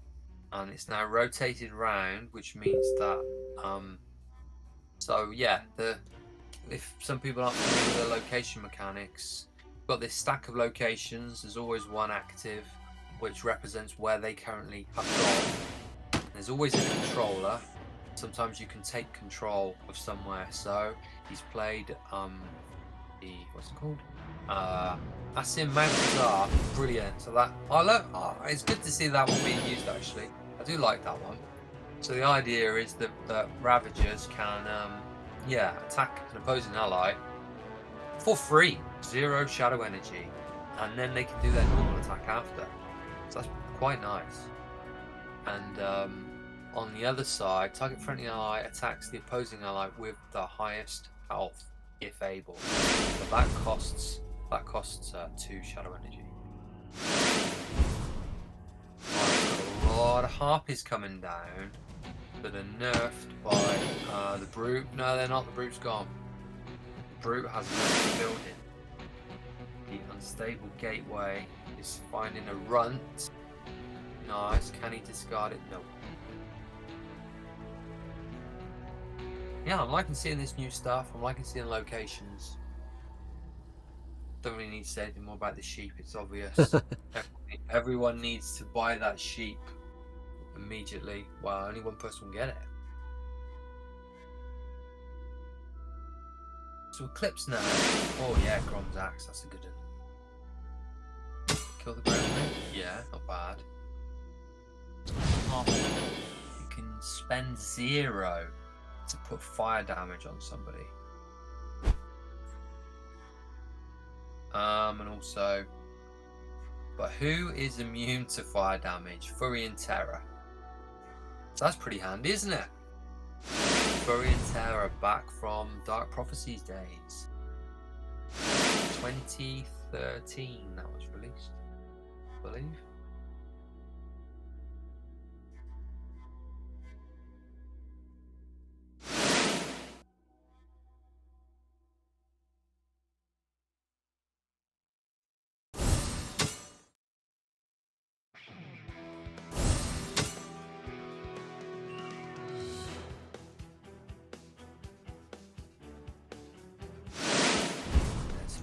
Really want to be discarding that run, not playing it. Where's his sacrifice outlet? He needs his Abomination Factory. That would be so useful. Cursing himself. Where is it? Whereas there's an Abomination to the left of that Flamer, I would say. He might be strutting his stuff, but it doesn't really do anything to me. These new 3D battlefields, Kyle.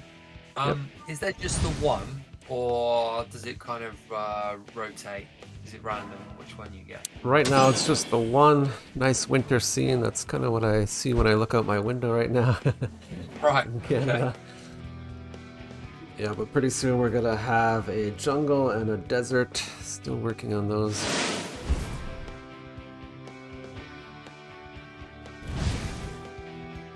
It will.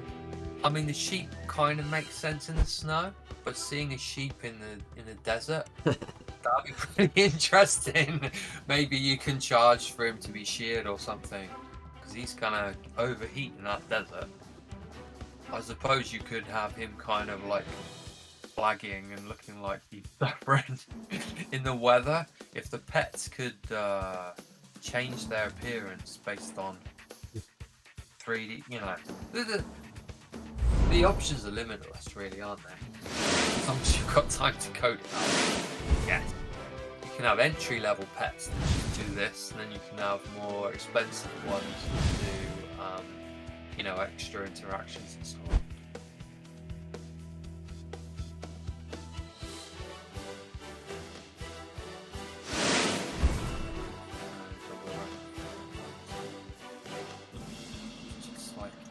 where is my Abomination Factory? What a turret and scroll. I mean, that can be useful as well. He's stuck just smashing headlong into Moonstalker just to knock down Wrath of the Forest. If I had to put my money on anybody now, then I'd put it on GX. Based on the board situation. Maybe others watching this are like, well, yeah, that's kind of obvious. 2 Furion Terrors to the face. You just need 4 more from somewhere.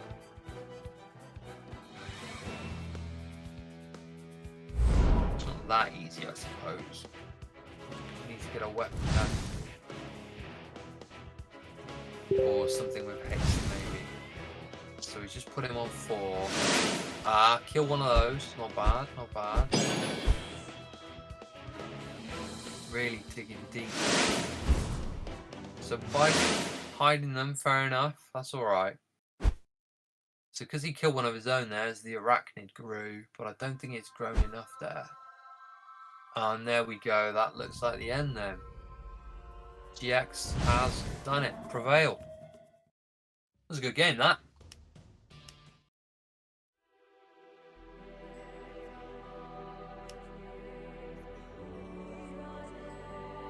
If somebody else wanted to join the commentary as well, would we have a call with 3 people in it? Is that possible?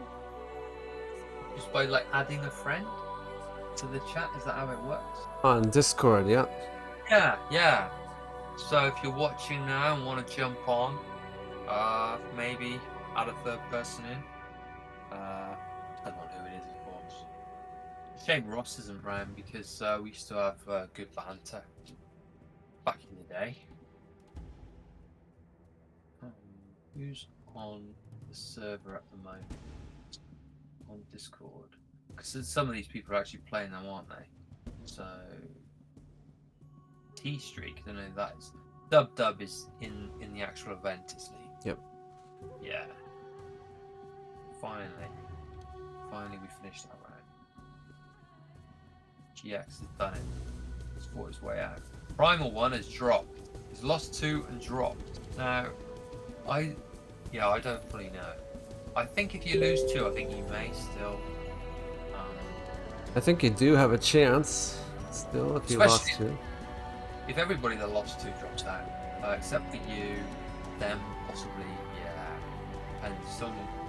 Well, I mean, someone's computer might blow up, and after they've kind of won 1, they could then still lose 2. You know, anything can happen.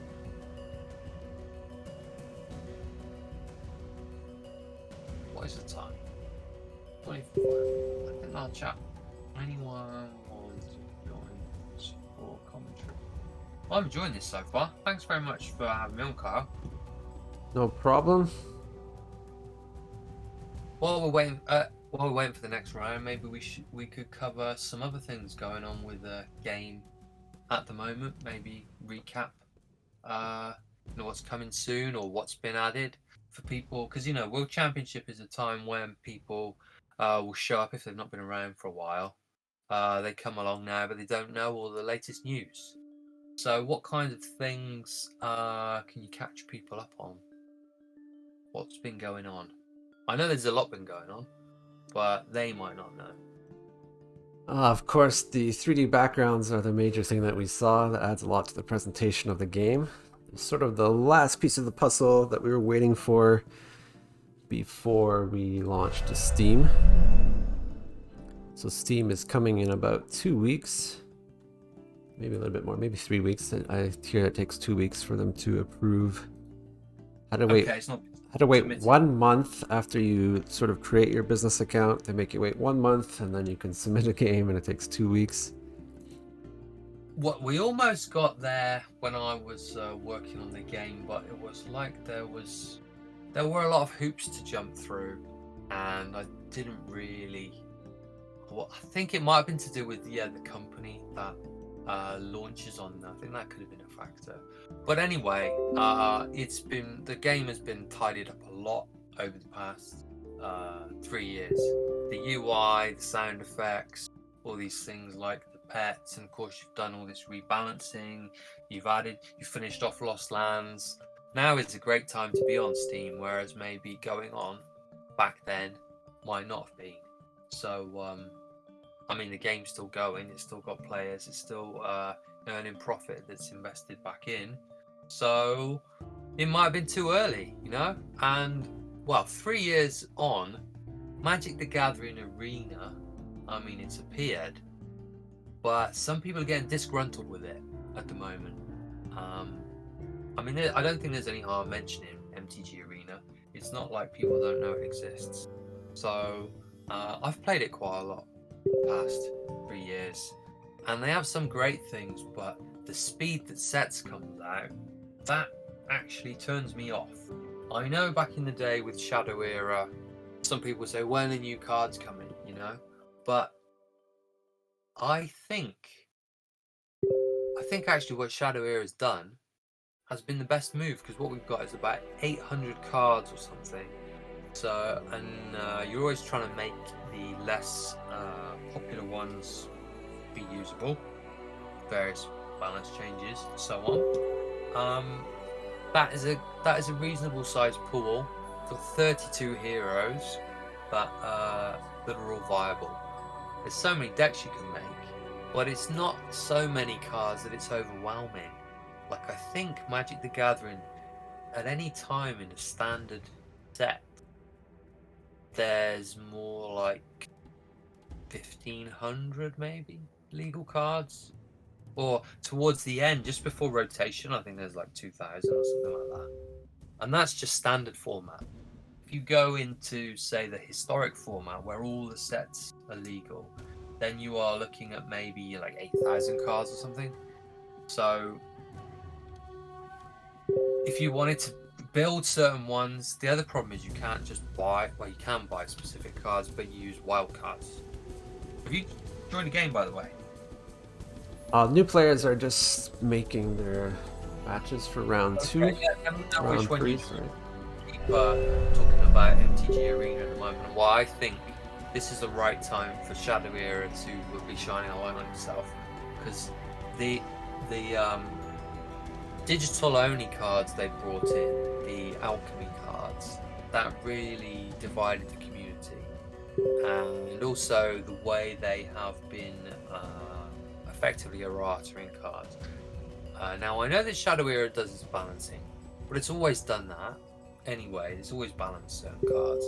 But bringing in digital-only cards with kind of abilities that you couldn't get in a real card game, that means that, you know, the pools are split.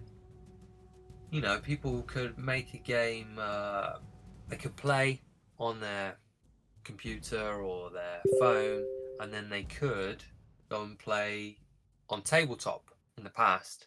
But now, with Alchemy, you can't. And the standard format is so dull, basically. I mean, I listen to MTG podcasts, and there's just broken cards that they won't fix. And rather than fix them in standard, what they've done is they've just made an alchemy format where they can rebalance broken cards from standard. So nobody plays standard then. That's not the right move. So people aren't happy. Also, all these new cards, they need wild cards, and the only way to get wild cards is to open packs. So it's so expensive to collect cards as well. It is crazy. It's a bit overwhelming as a new player to try to start playing that game. Yeah, if you just join and say, I just want to make a top tier deck, which most MTG, well, let's say that there's a spike who wants to win, and as soon as they join, they want to try and get a top tier deck. Well, you just got to dump loads of money in, open loads of packs to get wild cards to then build that deck specifically. So it's a high cost of entry to get in with a quality deck. Let's contrast that with Shadow Era, where you start with a starter deck and you get some free packs, I think, straight into your account. You can play some games and earn some gold.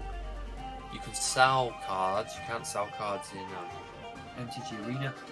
You can get a top tier deck very quickly in Shadow Era without dumping loads of money.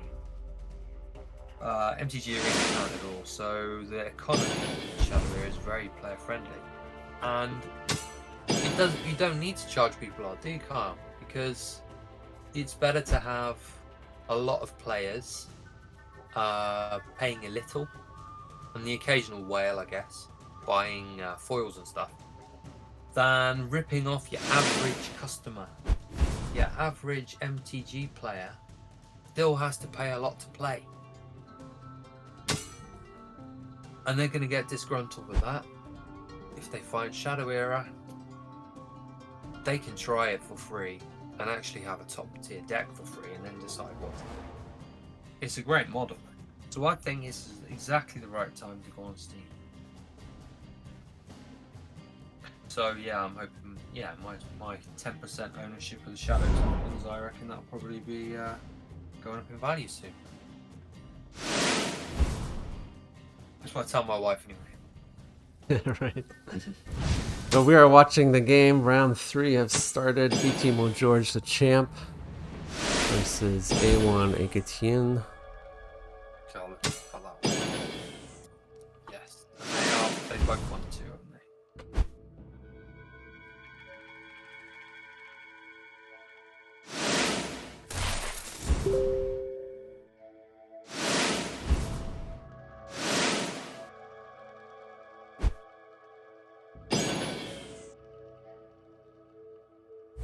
So, as a member of A1, I have to cheer on A1, really.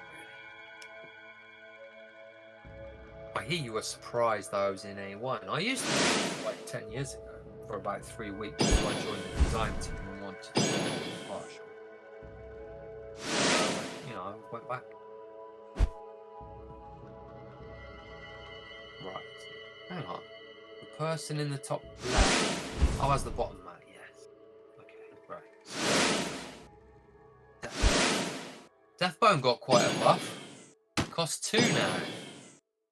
Used to be 3, but the damage is less depend if it's one of the players' turn.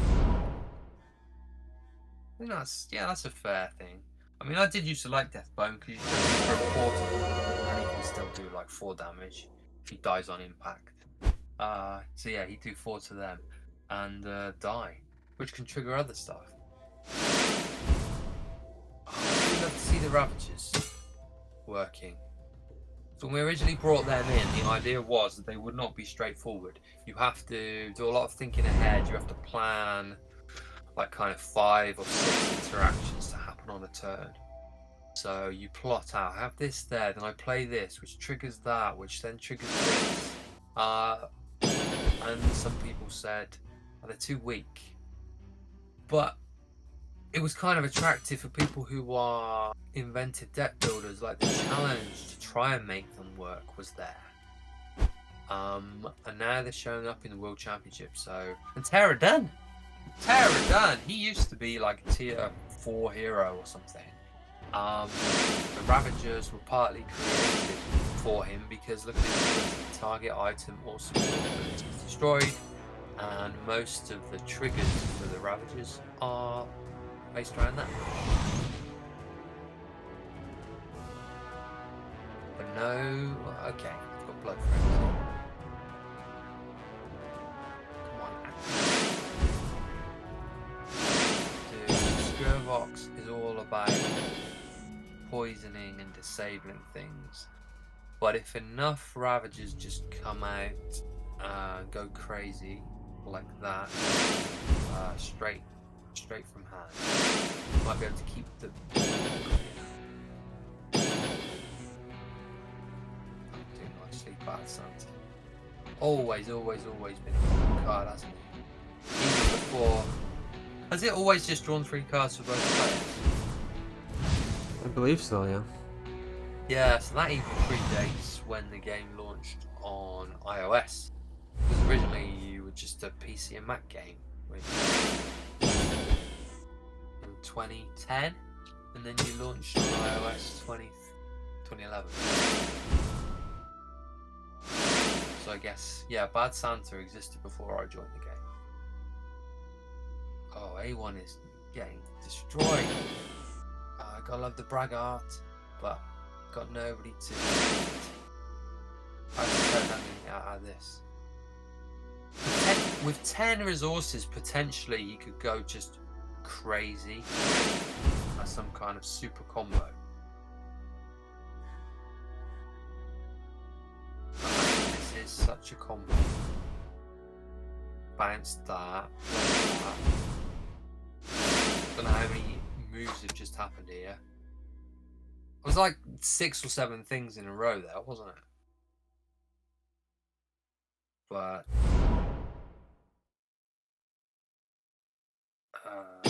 not quite going to be dead because the Blood Friends has been removed. And must be it. Must be the end. That Krygon, for sure. It was a pretty quick game. The world champ has won that one.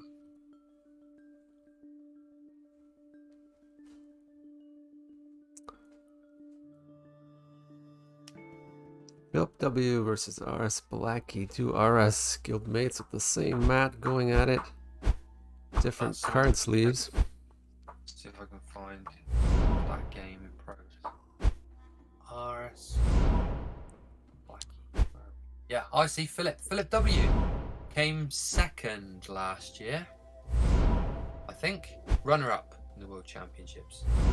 Played might be Dark Claw, I think. And the Blood Fang. I might be misremembering. Pretty sure he was running. Yeah, same playmat. No pets. Different sleeves.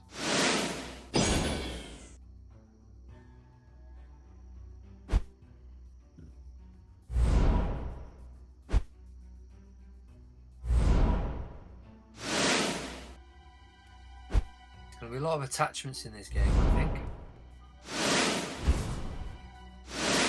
Oof. Take out that draw. That's going to hurt. Hurt a lot.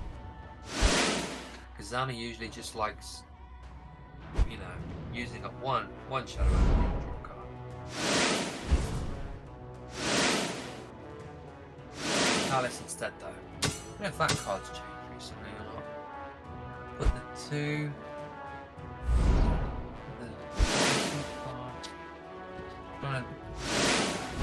Over to be what it is.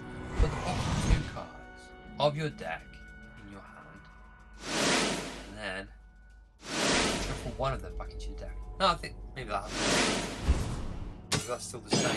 Yeah. So you're looking in the bottom of the glass. This is a glass chalice, so you can look at the bottom and find out what's in it. And then you put something back in and you shake it up. Oh, holy moly, look at all this attachment action. Oh, I think to the bottom one. The top one is the right one. Blackie is really going for it. That's it, okay. Oof! Take that. Mass purification, wow. Okay, I take that back. I think somebody from RS Guild will win this. Good claim. Suddenly it's gone from hero to 0. 0 attachments on Vector. Yeah. Roland directly out. King's Pride. What a card. Normally you want some other than it. Back. Conflict back. Since that card was created, the Confluence tool, Atlassian, has really kind of taken over when I think Confluence now, I think of an internal wiki for a company as opposed to that card. Yeah, everything's on Confluence nowadays. Internal wiki. Poor Visca's stuck there. Can't be killed if there's another Visca. Well, can't be killed easily. Retreat will work though. Retreat will work. I spoke too soon. Okay, she's back. Wow. Smack in the face.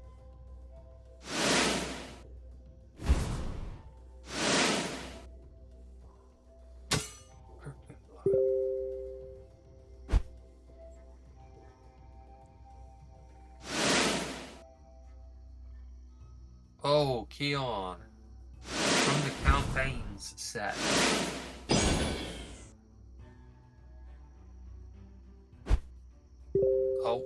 0. No, he has got, I think he has, Steadfast. So Keon cannot be retreated back to the hand. He's going to be stuck there. Unless, I guess, you make him lose the retreat. Or, I mean, lose the Steadfast. Or you get rid of the crippling blow. Or you kill him. That would do. Kill him off. Then you can play another. So I guess the Tidal Wave is a thing. Tidal Wave all your characters. Enslave the Beast. Adlard. Or RS Philip.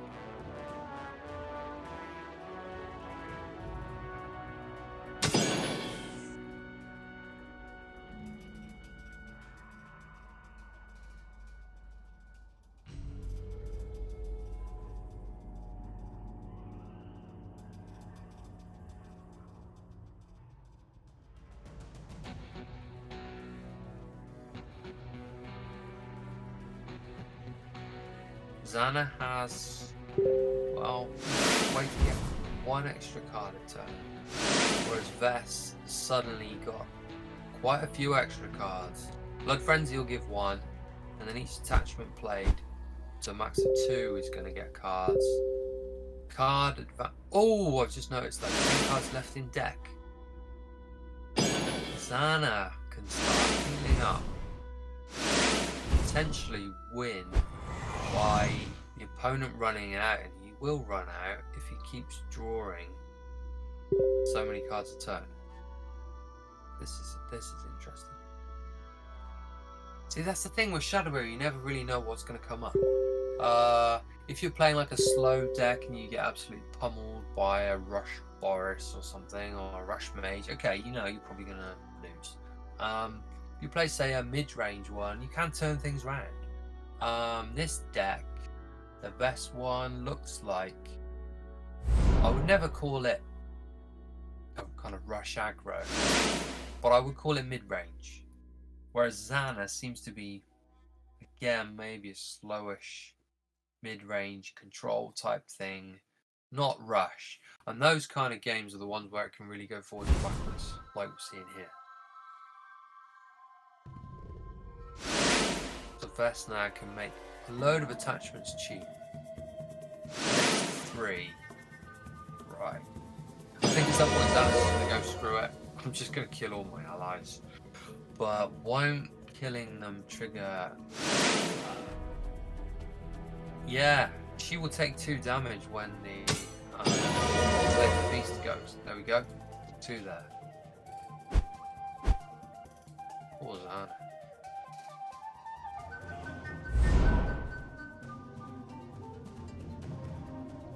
All those allies can't do anything with it. Could bounce Visca, but that weapon is so tough. What Philip needs is Focus Prayer, I guess. Get rid of that sledge. Oh wait, can be destroyed, can it? Or is it? Wait a minute, can it be? Can't be destroyed unless its durability is 0. Oh! Who made that card? Well, without Focus Prayer, yeah. That. I think Xana's done. I think it's a good 9. Carnage. Oh yeah, bumped up to 3. Zana is 9 to spend as well. Mighty Shield. Leave it as a weapon. I mean, Brax fetching. The warrior attachment. Very good, yeah. Sledgehammer. Trying to think of a different way. Huh? Okay, I don't understand why it didn't hit there with a sledgehammer. What am I missing? Saving it, I guess. Strange, I would have tried to get him down to 2 there. Don't know what I'm missing. Tidal Wave, 5. 6. Full health. And how many attachments? 1, 2, 3, 4 attachments.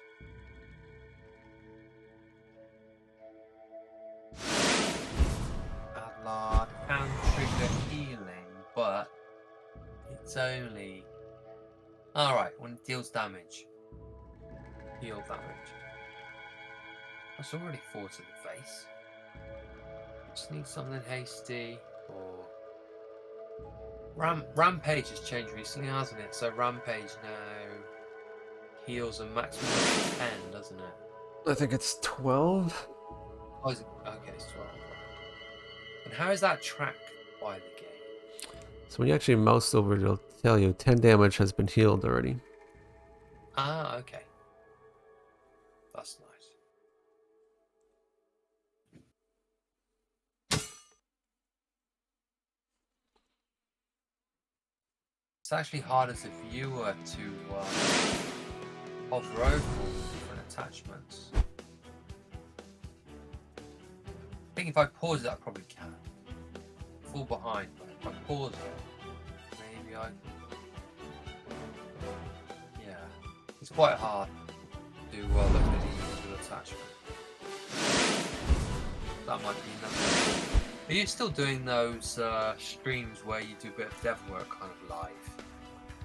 Or they slowed down now? Because I thought they were great, but I guess there comes a point where you probably you run out of stuff to show. Yeah, it depends on what I'm working on. I haven't done it in a few weeks. I started off with Hero Spotlight, so I'd take a new account and play it as a free player, totally free, played all the heroes, unlocked them as I went along. That's pretty great, just showing new players how they should play different heroes. Yeah, that's good. Have you joined another game? Not yet. What looks good? How about SET Atlas versus Dub Dub? Yeah, let's check out Dub Dub. We've got a Zaladar versus an Aramia here. Yeah, that's cool.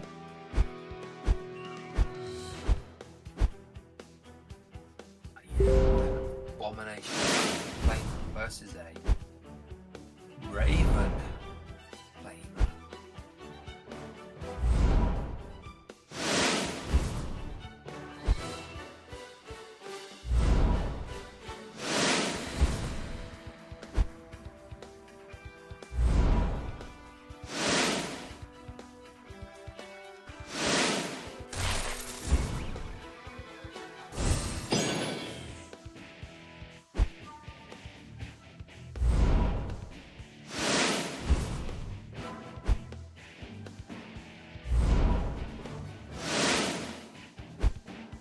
Hold on. Usually likes to shut when there's somebody else around, but it's kind of weak on the board right now. So it's basically played as a meat shield. So no other purpose other than to stop the hero being hit before. Location's down, okay, Machete. I can start wielding some damage. Right. Haste time. Oh, it's nice to see that being used actually. So these allies are going to rush in and they're going to what are they going to do? They're going to... I think we might need to finally come up with a way to kind of show locations in a more user-friendly way. So one option would be to kind of show them both ways up. So when you hover, you can show one way up and the other way up.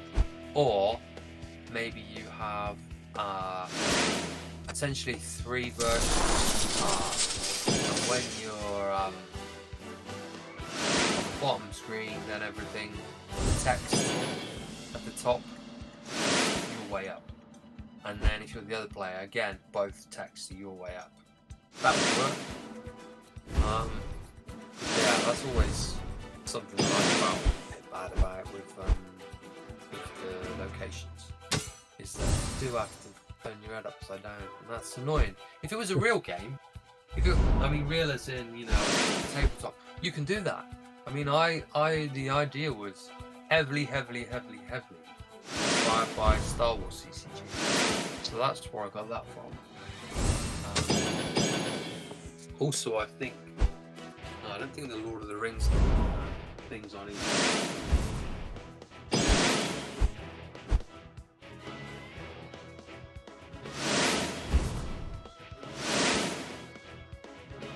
yes, I'll go into my binder there. Top. Oh yes. So all of these old dead games are creeping up in value, aren't they? Star Wars CCG, Lord of the Rings, TCG, Pokemon, of course.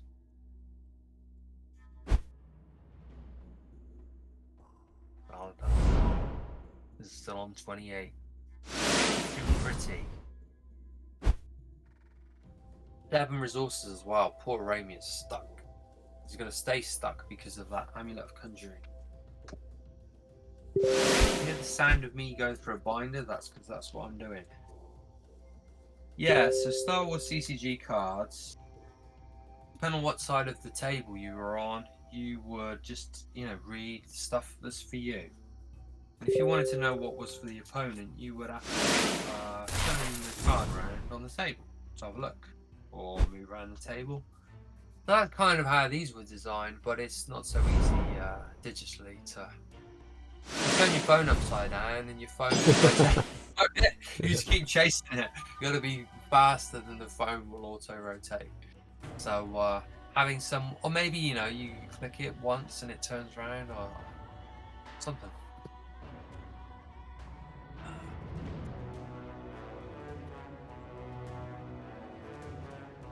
And the Lord of the Rings ones, no, there was only, the text was for both players on the bottom. But the idea of kind of taking control, I thought that would be fun. And to do that, you need them to rotate. There's a card in Star Wars CCG called I'll find it. There's a card called Expand the Empire that did something cool, but there was another one that basically rotated the card, so the dark side would get all the benefits of the card that was meant to be for the light side.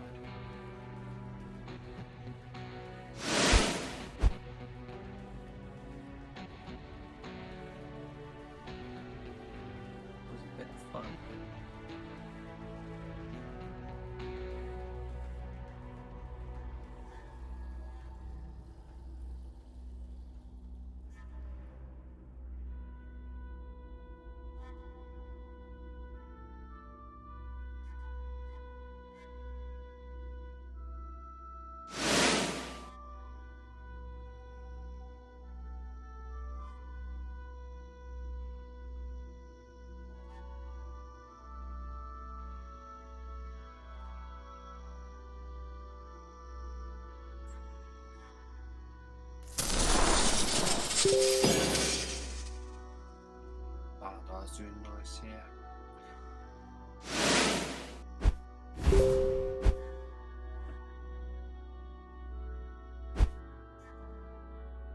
I'm going to mute myself while I search for this. I could be more rigorous then in the search. It's just bothering me now. I can't find it. So yeah, you take over commentating on what's going on. Let's search. Find this card. I need to find it now. We're at turn 10. Ramia down to 15 health. Saladar looking good at 25. Allies, of course, out on the board for Ramia.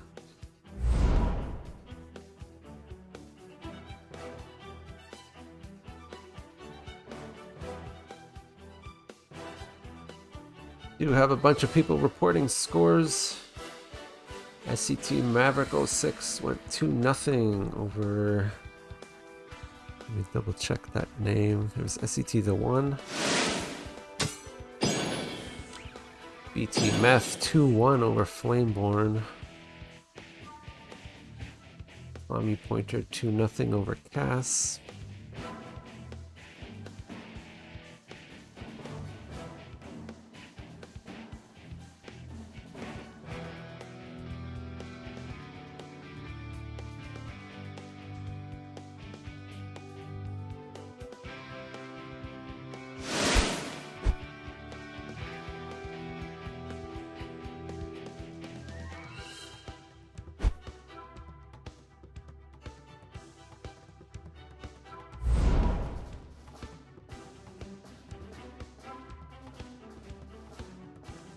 Well, turn 11, only 5 resources.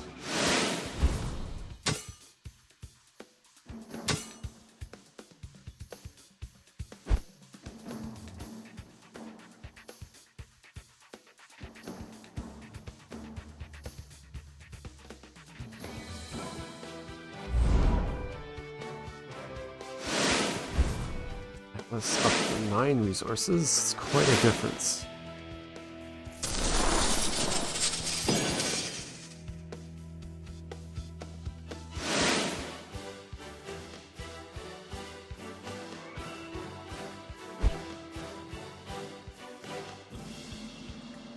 It's looking a lot like I imagined that card. I can't find it. Looks like I must have invented the thing where the cards rotate. I'm sure that I'd seen it somewhere else before.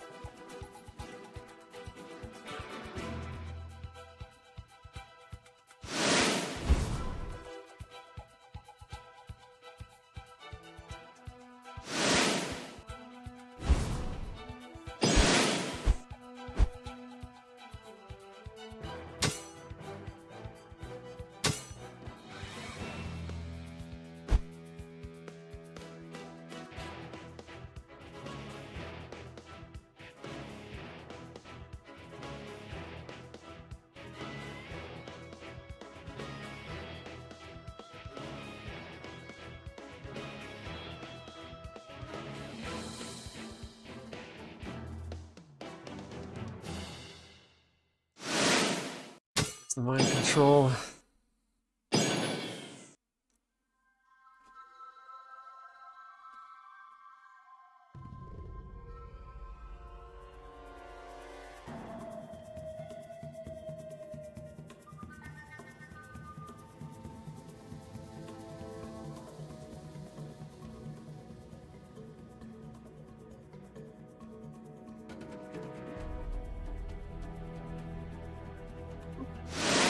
Light side card. The thing about the Star Wars card game was that there were 2 different card backs. You would have dark side cards and light side cards. Alright. And in a tournament, what would happen? You would play light side or dark side. Then you'd play another game to the other side, and the winner was based on you lose force during the game. Your force is represented by your deck in your hand. So if you win with, say, 20 force left as dark side, and then you lose with, and the opponent's got only 15 left on light side, then overall you still have the most force left. So that's quite interesting. I think maybe it might have been a light side card that did the rotation. Yeah, that's a great game. That's still going with a players committee creating virtual cards, like cards for Mandalorian and so on, things like that. Brilliant show. That's a ton of allies on board right now.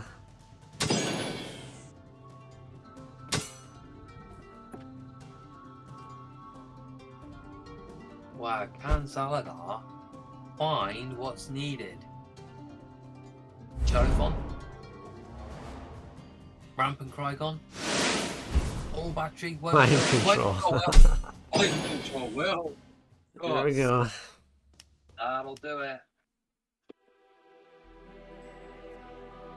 Meanwhile, run continues. I think we will watch Hitachi, A1 Hitachi versus Down Smash. Oh, there's a different tiger, a white tiger this time, or a gray tiger. A1 Hitachi, I'm on my way. A1 Hitachi, right. He also has the special foil playmat. Personal foil playmat. Oh yeah, I can see the foil goodness going on there. And Jasmine. Didn't know they had a Jasmine playmat. I'll have to go seeking on that.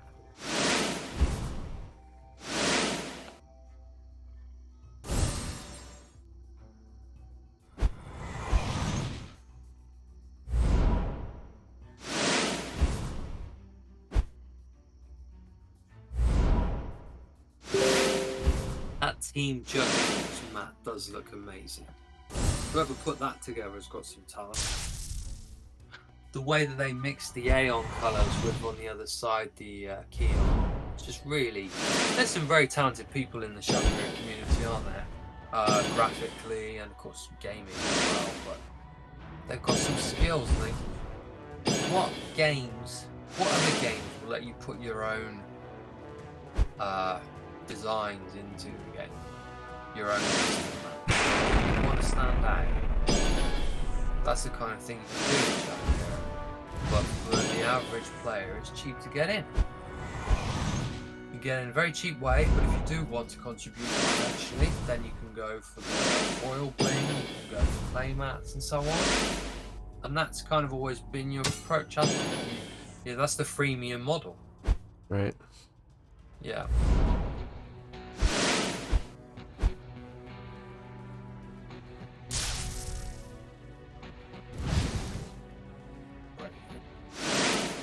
Looks like somebody's dead. Or maybe not. That disconnect thing at the bottom always confuses me a little bit. Yeah.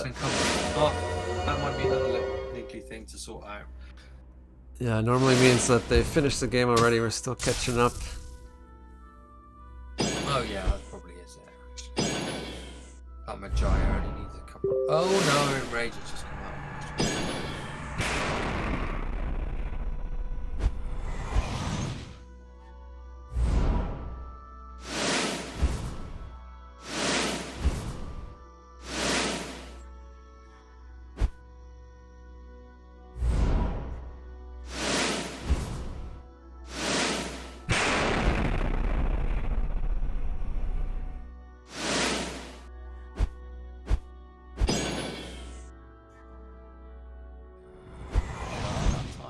Yeah, it's the troll.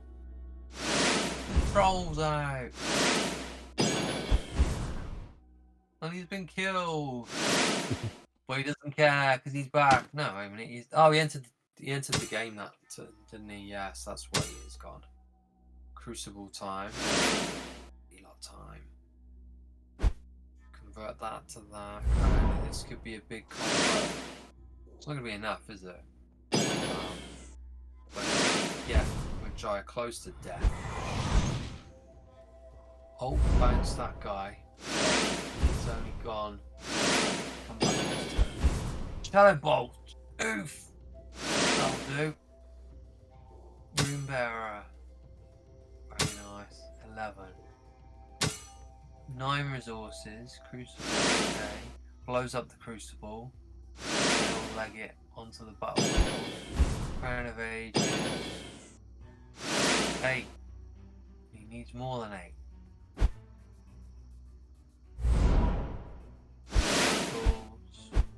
Okay. Spitfire Hound. Blow that up. Very nice. Bounce that guy back again. Yeah, I love all the kind of cool stuff that the Ravagers can do.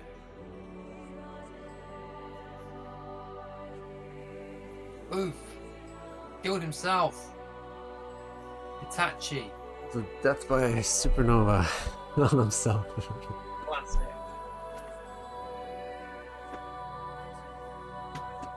Itachi.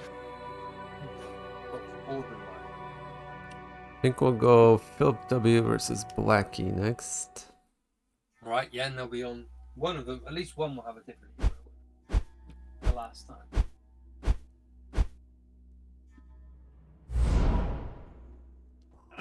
What do I find? Flip and Blackie. That's fine. Okay. We've got a Banebow and a Zaladar. One costs 3 SC to zap 2 people or a hero, and the other costs 4 SC to zap for 3. Very similar abilities. One can't be reduced. Banebow. See, the Shadow Hunters always struggle with being able to deal with big allies until they got the perfect shot, I guess. There's another new card that deals with big allies as well. I can't remember what it is now. But Zaladar, quite expensive 5 to play mind control, isn't it? You don't always find it.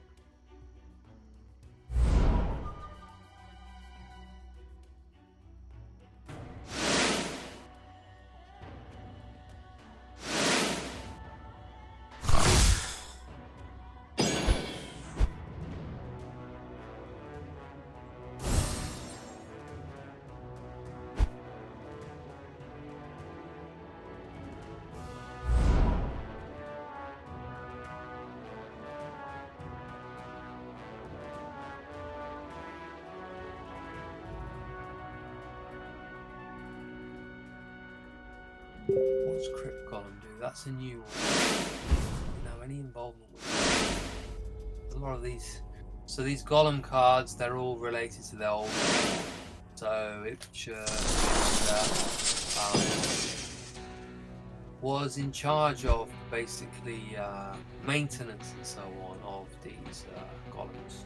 And the old more, of course, they're known for technology, so they created these beings, well, artifacts, I guess, that could come to life.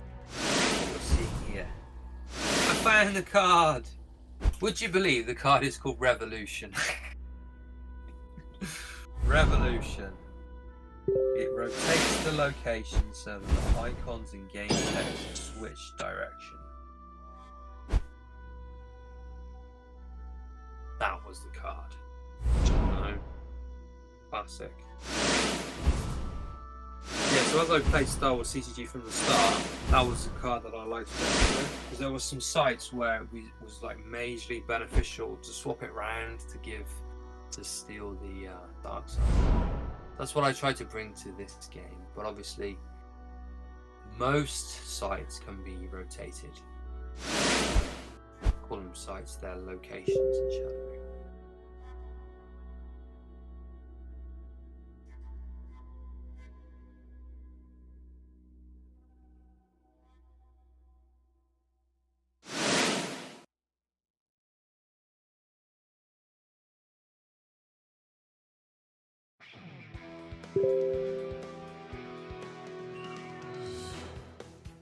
Do you still collect Magic the Gathering cards, Carl? Because I remember, like 2012, you used to just collect them to have them.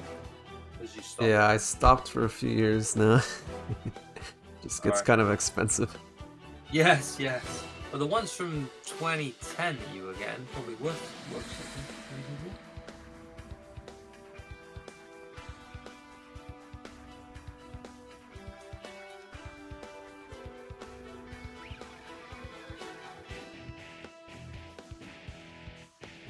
Did you ever collect Pokemon? No, Magic was actually the first and only card game that I collected.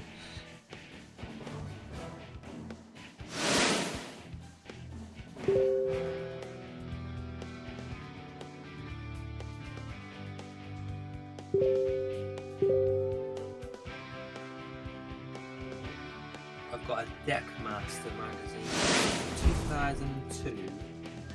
A Black Lotus back then cost $600, which probably sounded expensive.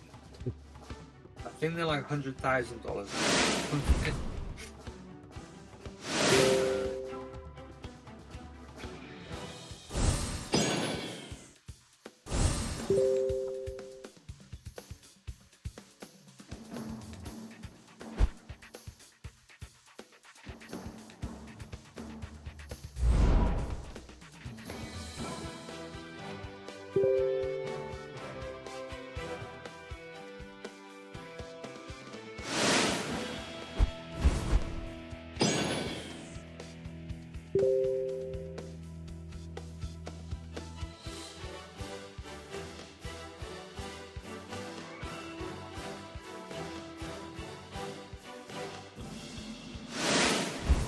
Harp is popular.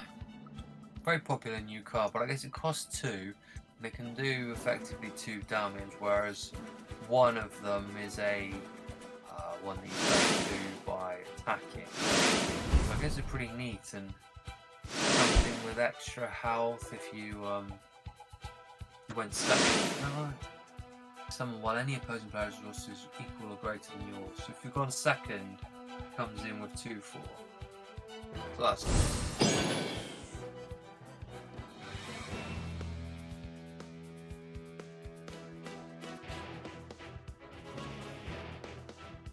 Rainbow is using proving grounds for the Monkey. Very interesting.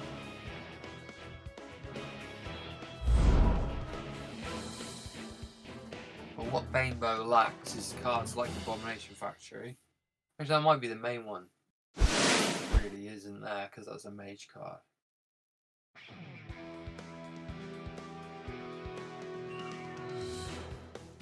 Antimatter. I like the antimatter drop to costing 1. That's good.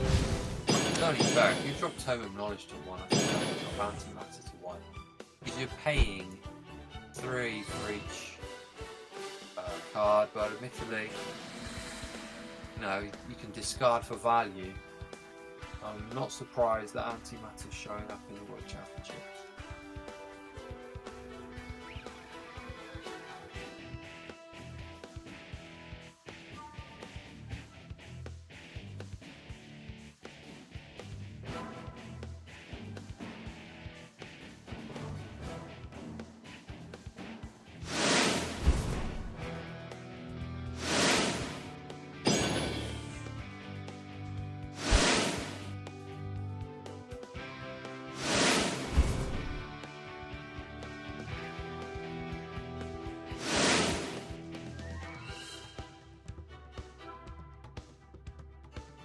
Slicer has whatever.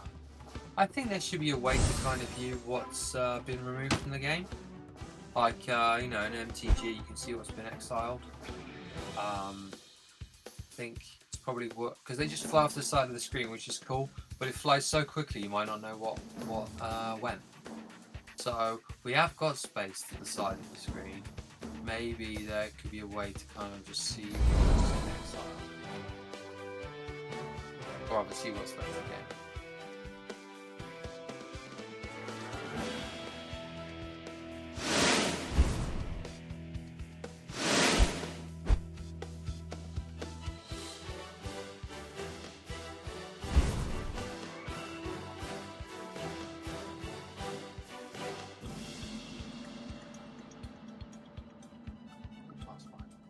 We're on round 3, aren't we, in this 5 rounds? Yeah. I'm gonna have to duck out for a bit to sort out dinner. All right. I'd love to come back. I'd love to come back for the last round or maybe the end of 4, depending on how long it's take. But yeah, gotta sort out dinner for the family. So it's been fun. Hopefully my what's the word? My going off on tangents on random other things. People like that. Let's talk about Shadow Hero. Just talk about Shadow Hero. Well, give feedback. Do they want all Shadow Hero, or do they want me to, you know, go off talking about other games? It's up to them. And I will take that feedback on board and use it next when I return. So thanks for having me on, and I'll just call you up again later. So I'll send you a message first to say, yeah, I'm ready again. Sure. Dinner. No problem. So that was Gondorian. Thanks for joining us. Of course, he was the lead designer of Shadow Era for many, many years. Taking a break for a bit. Will he be back? He's back for WC doing commentary. Of course, he's still involved in the game. Obviously, one of the top Shadow token holders.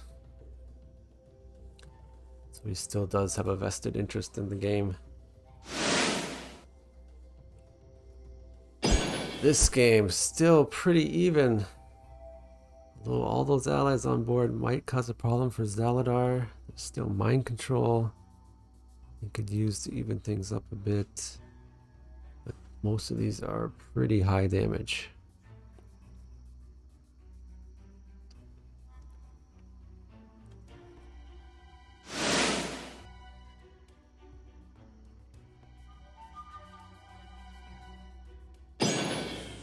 That Harpy getting buffed pretty big there.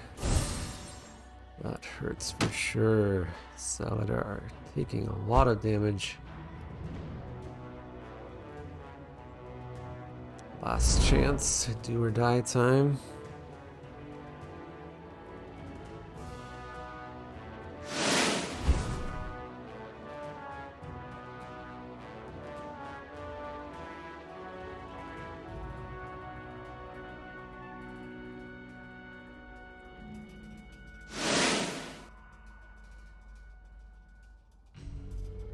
A little bit of a heal there for Zaladar.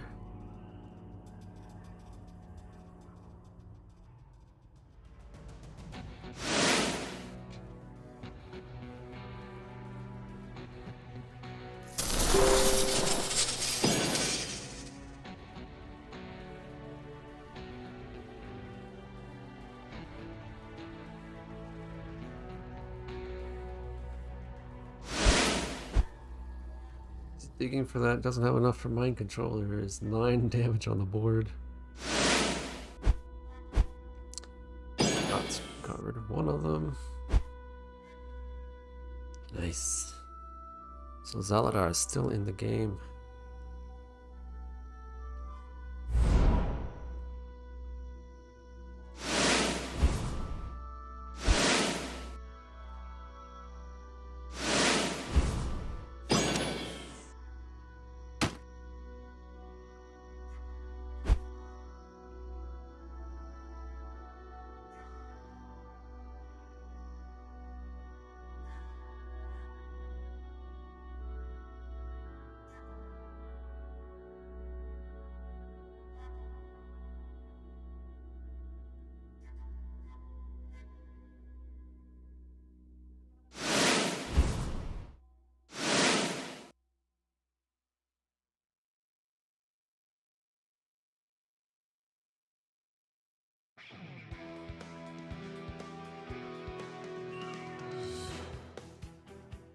There it is, the mind control. Even with the mind control, there will be 6 left on the board. Oh no, the weapon got used, that's right, there's only 4. Zaladar is still in this game.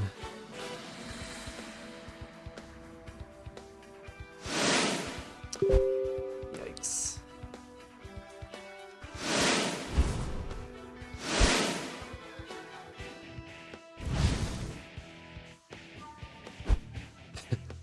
One health left.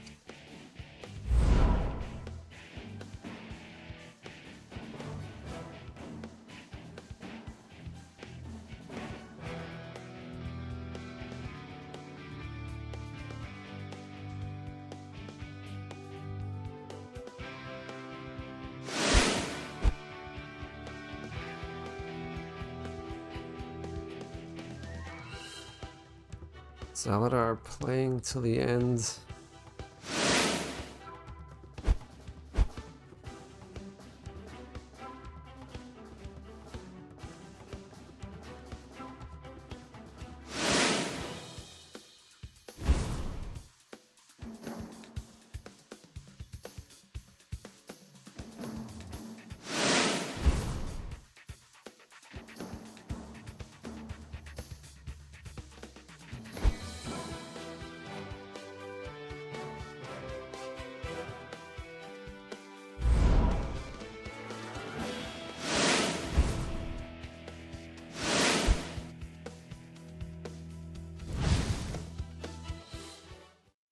Final death blow, and that is the final game.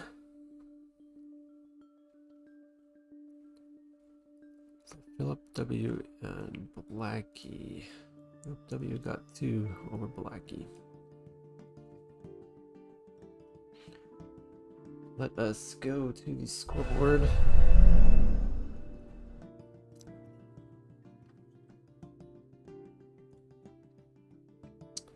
Nam Castle reported 2-1 victory.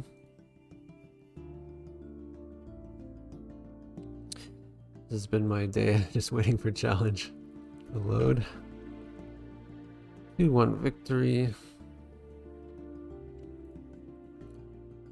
And cripple threat was dropping.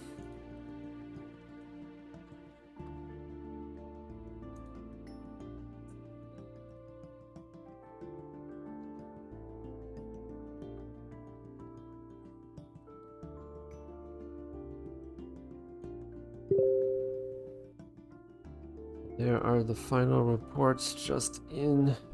Philip W. It was 2-1 versus Blackie. Let me go check that again. Maybe I missed one. Oh yeah, I missed one. Oops, no. Cancel. Philip W. He won 2 in a row, that's why.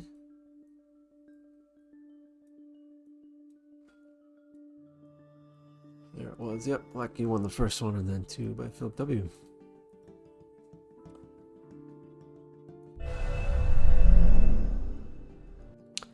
No one else has mentioned they wanted to drop, so I'm entering the score and we will begin round 4.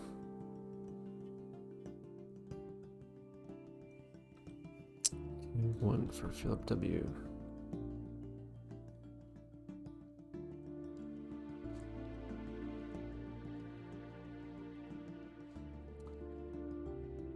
Round 4 is up.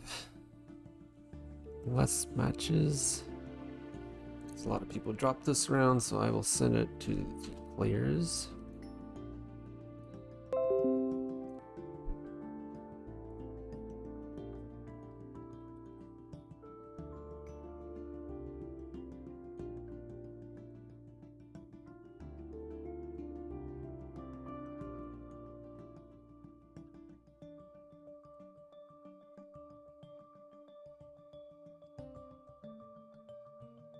And while they create their games, we will check out these standings.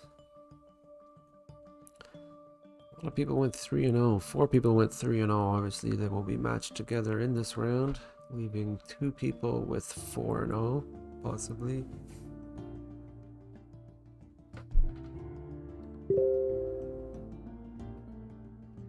So these are the ones to watch. Kaliba, Mo George, previous champion. Fake Kiki won a ton of tournaments. And Down Smash.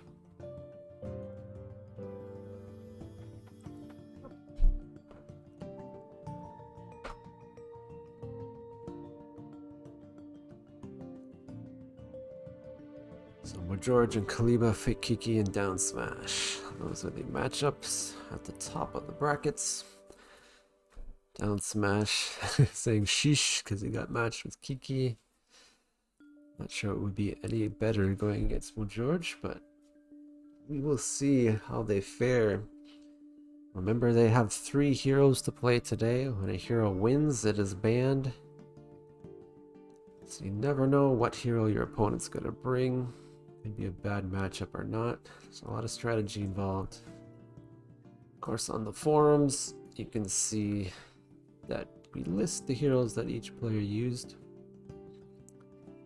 Top players being BT Mo George. He has Gravebone, Gwen, and Skrvox today. Down Smash, Ramia, Terradune, and Bloodfang. Very different heroes. Kaliba, Badu, Zaladar, Reka. A lot of different heroes at the top tier today.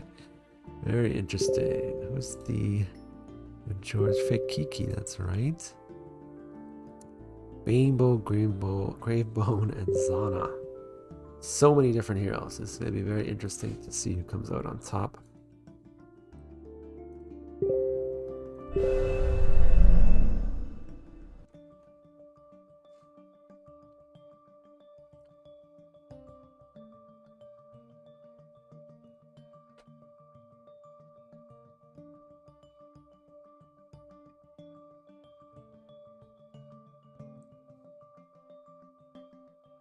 They're starting to create. I think we're gonna watch the Kaliba game.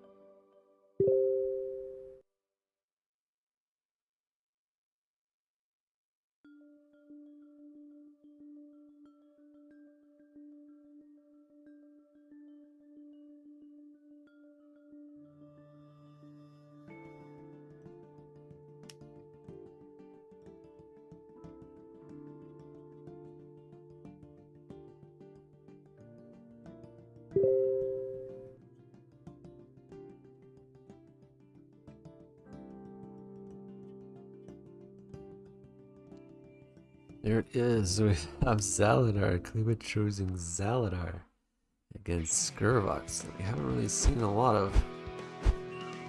Very rare hero.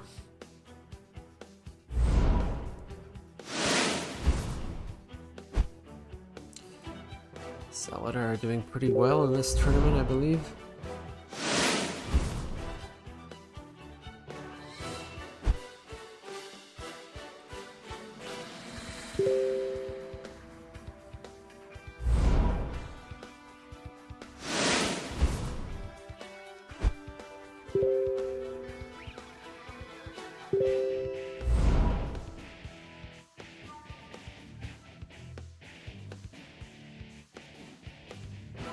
Quite a typical opening for Zeladar.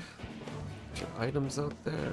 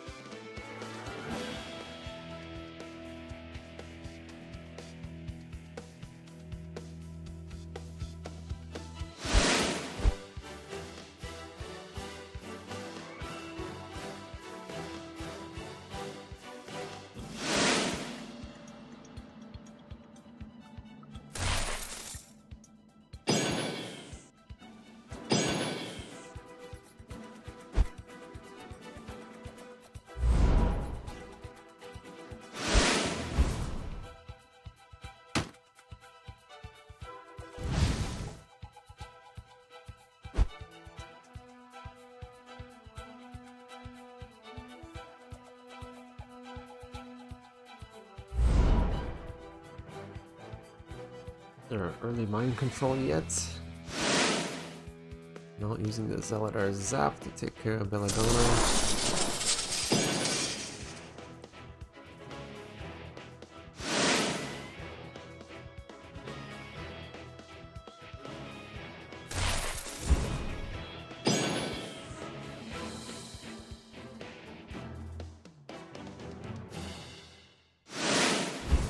Harpy's seen a lot of play.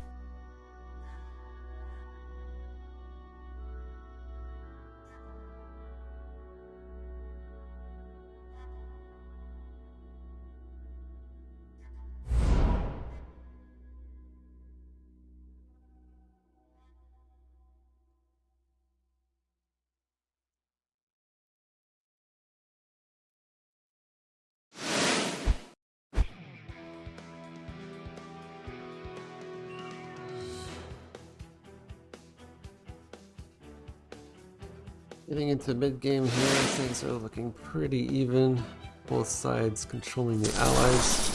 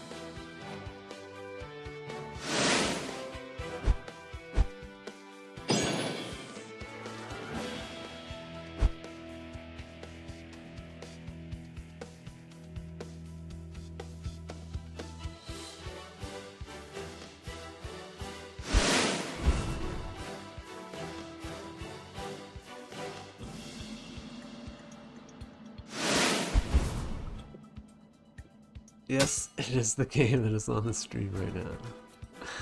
I almost choked from laughing. There's the mind control on the Belladonna.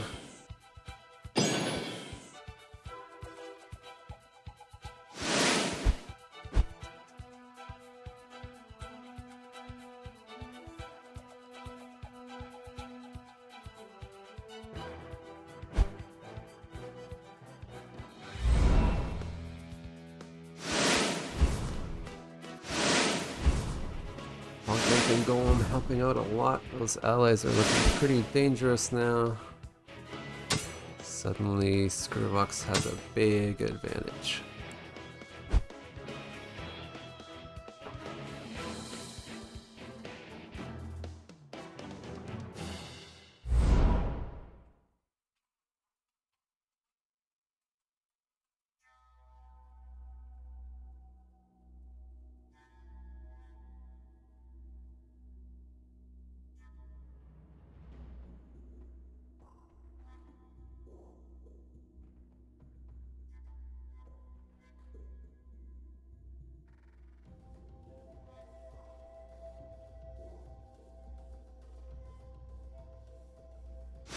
One mind control.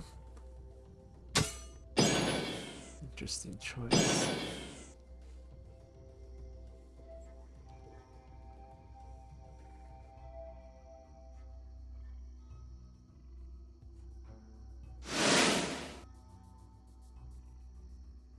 Gets the heal every bit, definitely counts.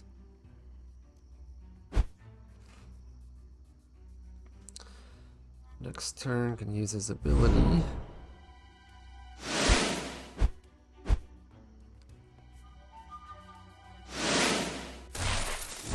Gurvok's been sitting there with 10 shadow energy. Yikes. That is it.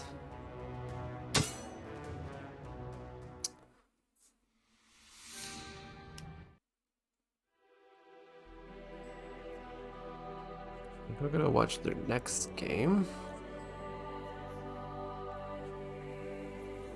That was Kaliba and Mo George. Of course, now that Skrillex has won, he is banned. Jamp has to bring another hero. Kaliba can choose the same, Zaladar, or pick a different one.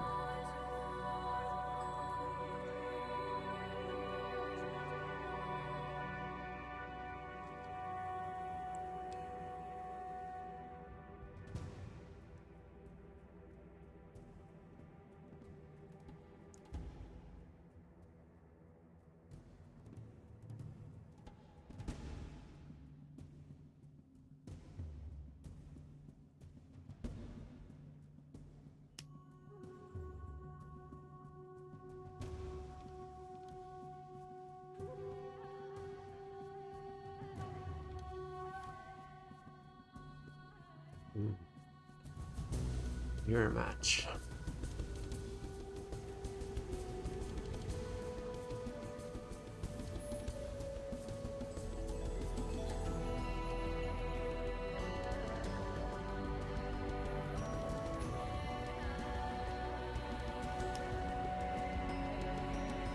What George is creating.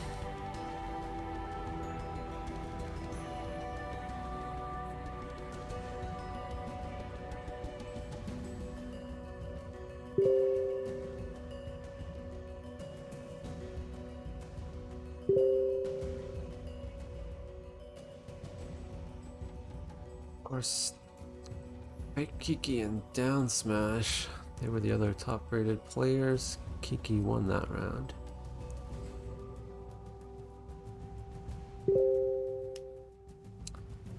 So it's Zaladar. George chose a hunter this time. Interesting, stuck with the Zaladar. Actually, Skrillex is a hunter. Chose a more traditional hunter, Gwen.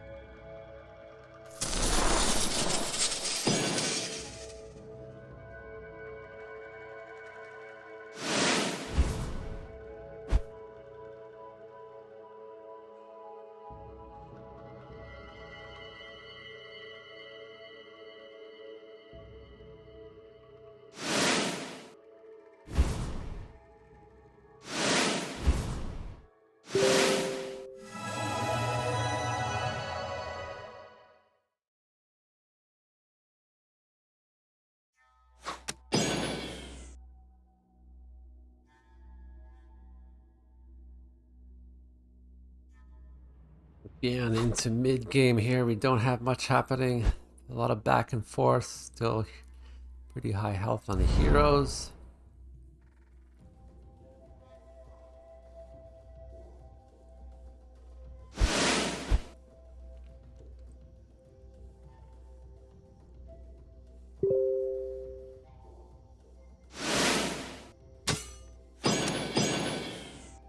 Mind control to get rid of that weapon.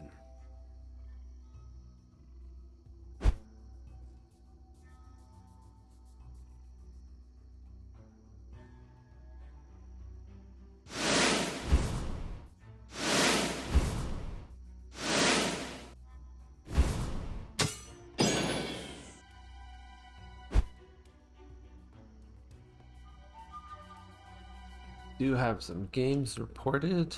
Tommy Pointer 2-0 over his teammate SCT Atlas. SCT Foxhound went 2-0 over SCT Maverick.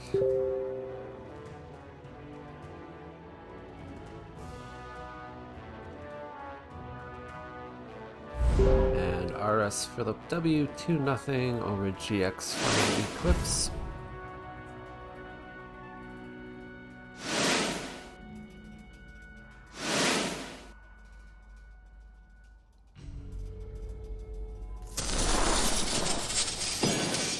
A1 Ekatien 2-0 over A1 Sam.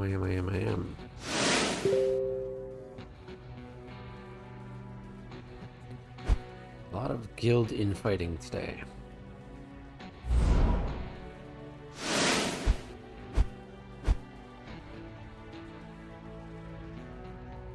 Then we have A1 Anubis 2-0 over DT Meth.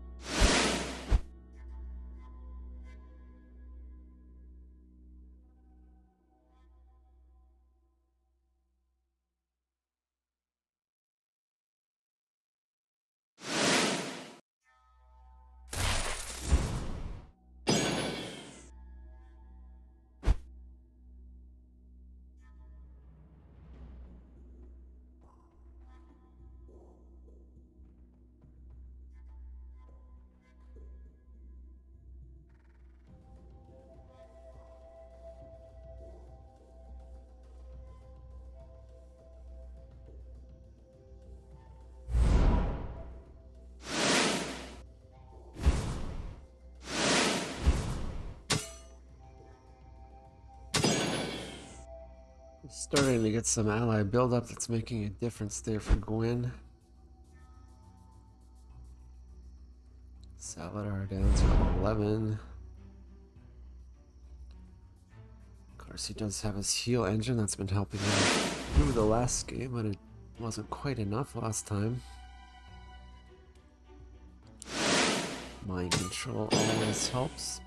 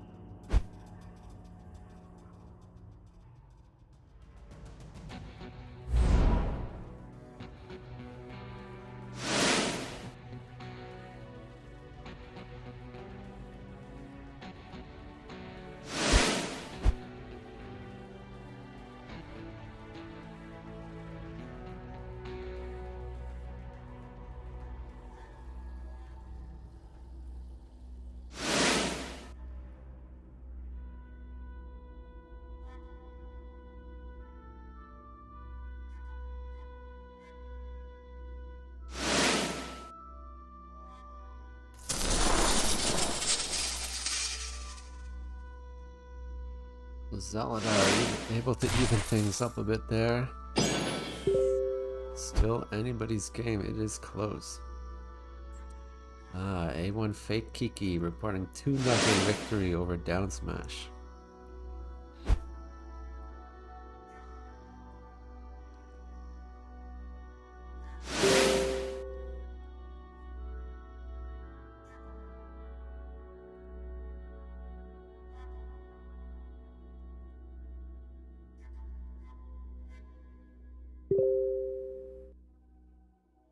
Scout reporting 2-0 over Otto.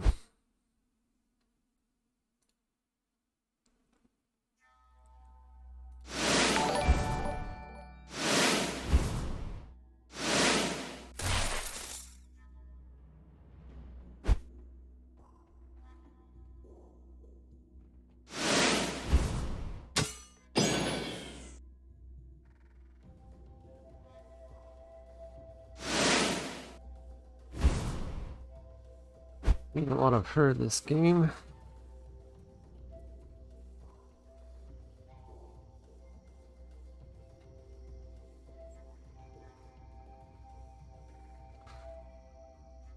Thanks for making an account, Yordoon.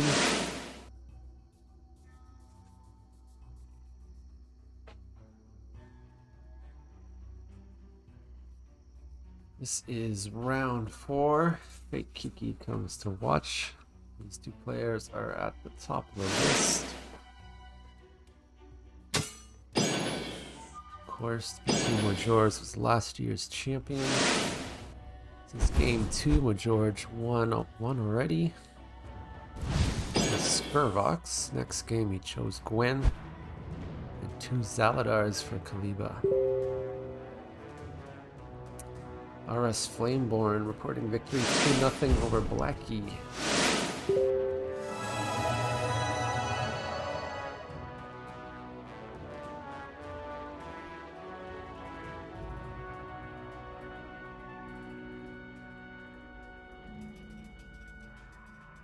Two RSs were going at it. RS Flameborn, RS Blackie.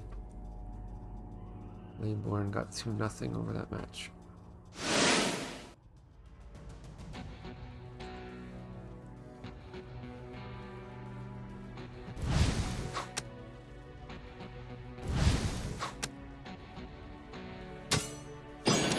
Down to 2 health. Only win the Death Mage.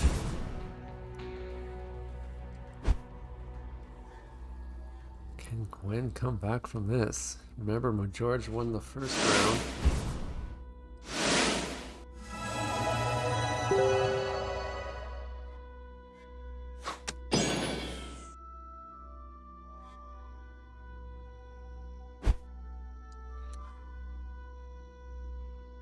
That is it.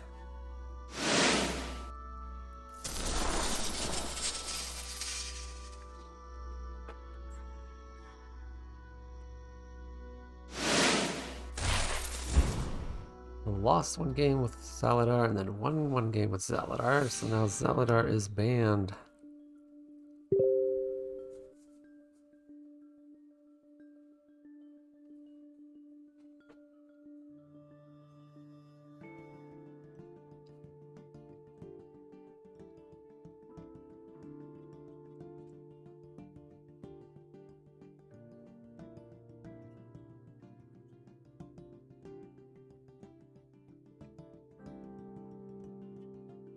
Wait for them to create game 3.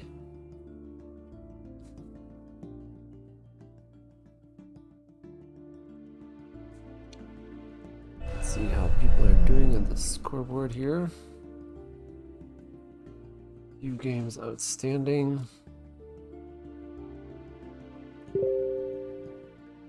Nikishimi just reported victory 2-1 over Cass.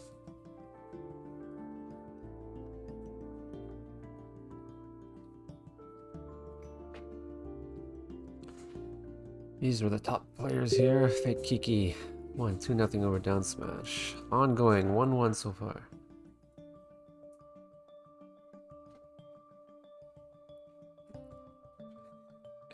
Things getting a little bit salty in the World Championship. In the World Championship Telegram room.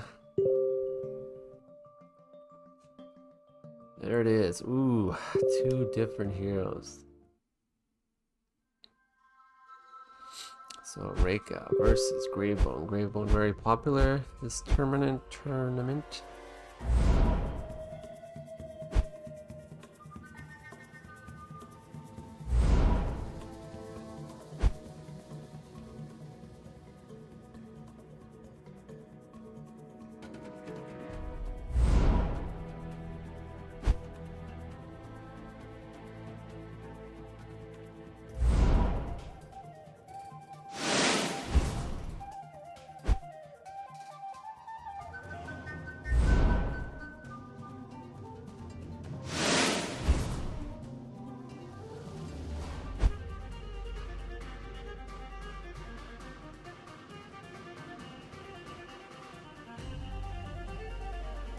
Oh, they each have 1 victory.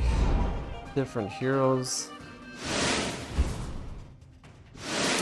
Both mages, but very different playstyles, obviously.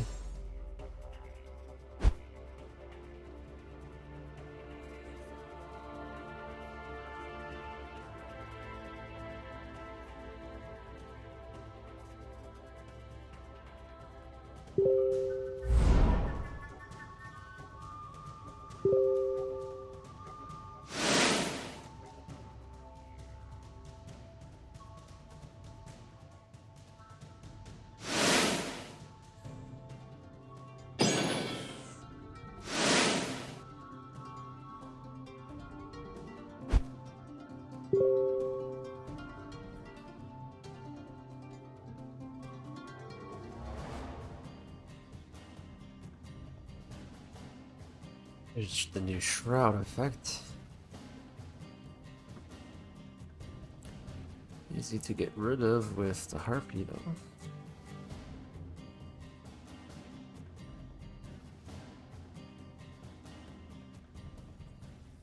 Oh really? I'm only showing challenge. Why do the people tell me? Sometimes I do that. I forget to switch the screen so we cannot see what we've been watching. So this is the game between the current top people. It's been 1-1. We have Gravebone versus Reika.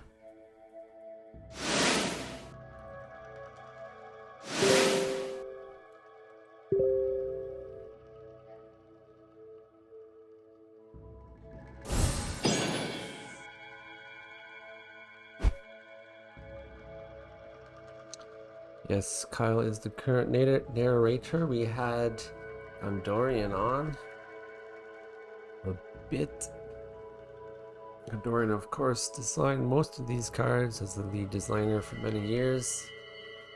He was able to give some commentary. I just code the cards and I forget what they do right after I put it out of my mind, to be honest. I am definitely not a World Championship player, but I can play newbie heroes pretty good. I unlocked all the heroes with a free account.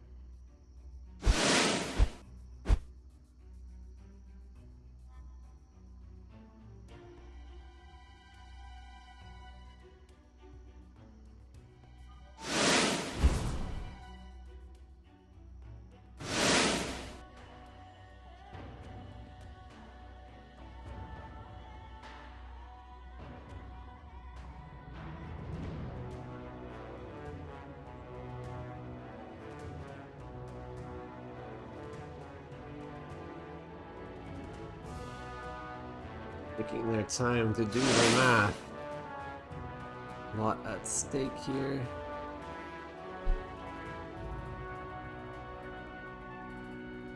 Of course, when you are at the top of the list of the Swiss for day one, you get seated better. You get seated against the bottom, I believe.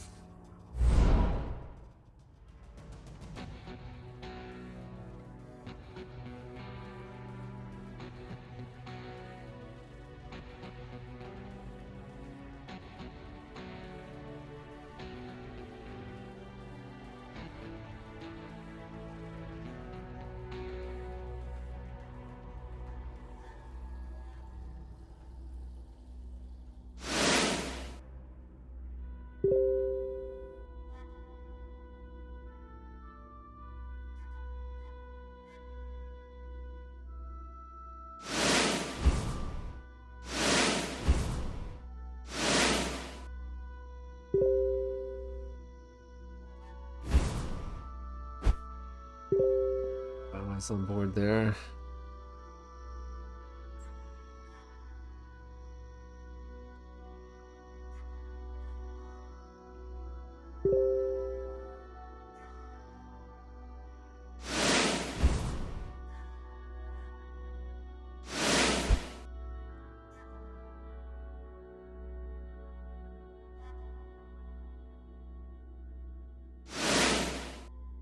The music, indeed.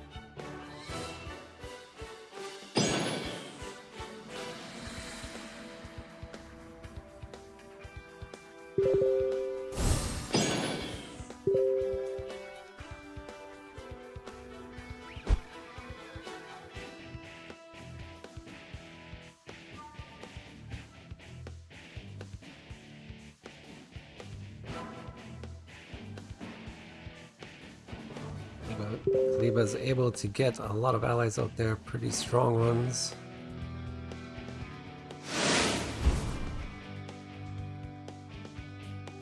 Whereas the champ, well, George just has fairly weak ones.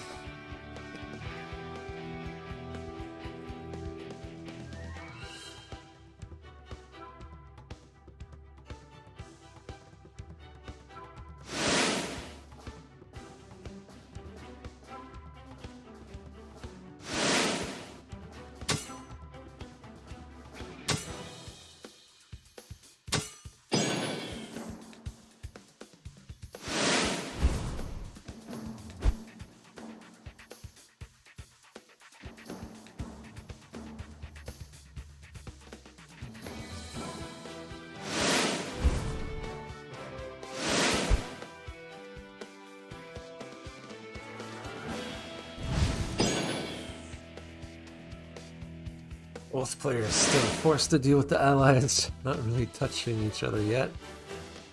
We're at turn 7. They're playing very carefully since it's 1-1.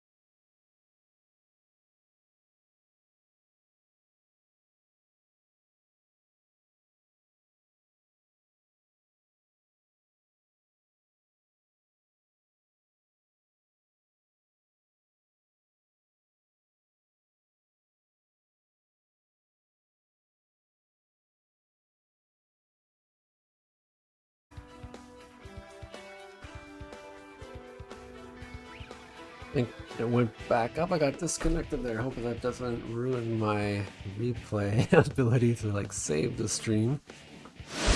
We're at more than 4 hours now. It's back to 17 seconds.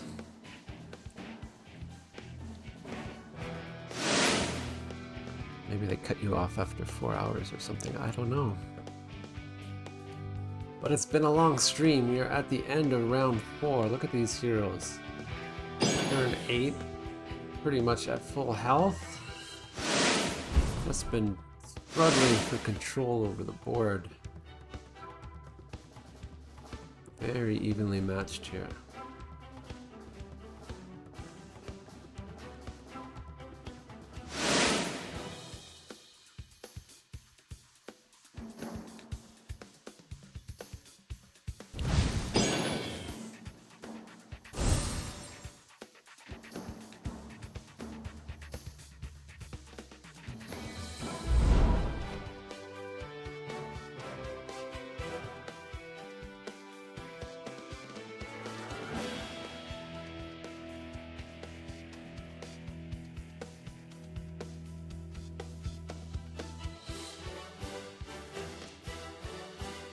Harpy looking pretty strong.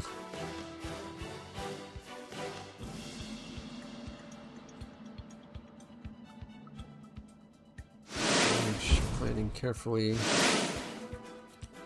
how to deal with those strong allies.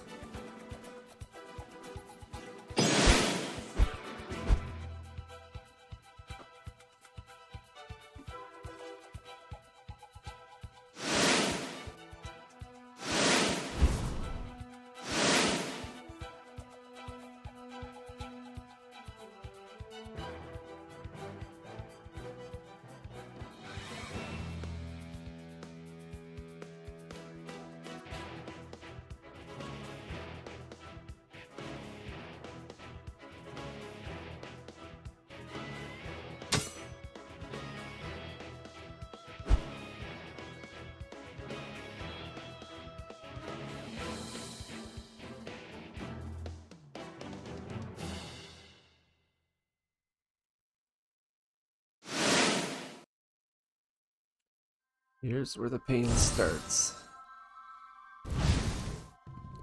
And ends very quickly.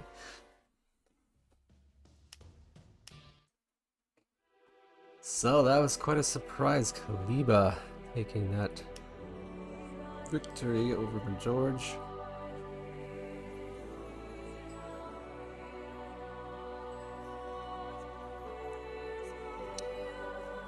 All the games are finished. We will go to our scoreboard now.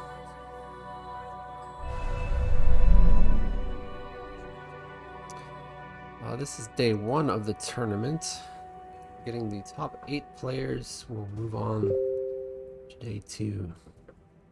So Kaliba reporting that victory 2-1 over the champ George. We still have the one in Arsehole, Namcastle, and Purple Rain playing. I'll double check if they reported it or not yet.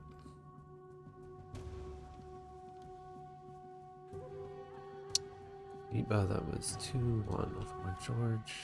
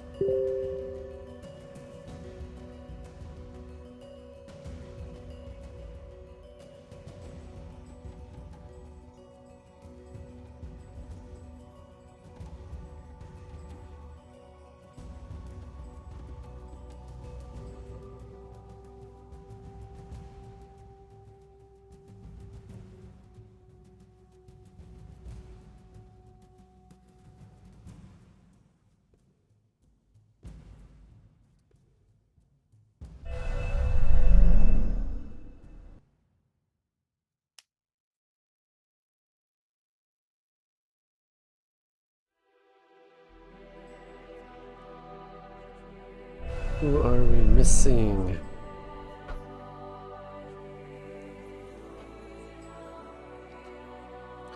SCT the one and SCT our soul.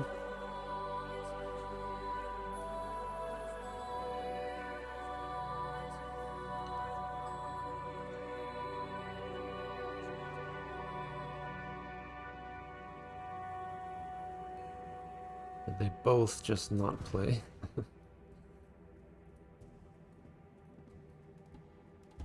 I do not even see them on here. Let's check if they played or they both quit.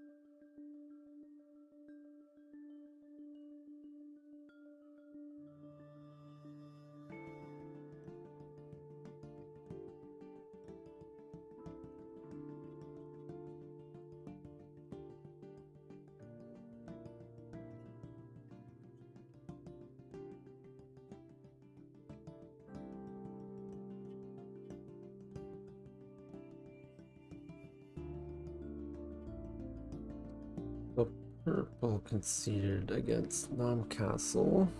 We will record that.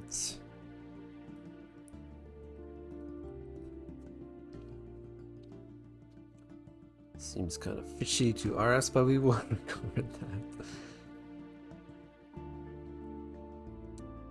2-0.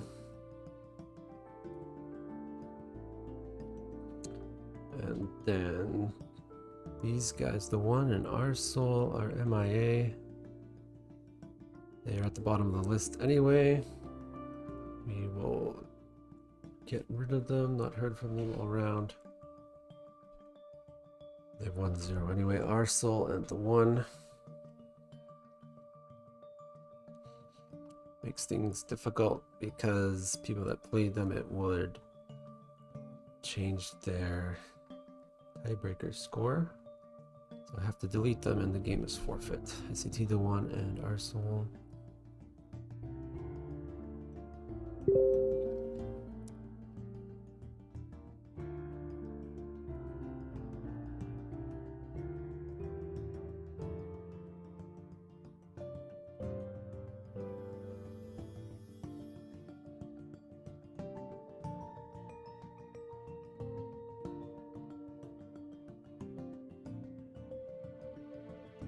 They confirmed they both dropped. So this is what happens. They both dropped. When I dropped one, the other guy won. Kind of like a bye, but he's at the end anyway. That is what happens. Now we are on to round 5. Final round. It's been a long day. I'm kind of losing my voice here, but we will send this out to the players. Final round.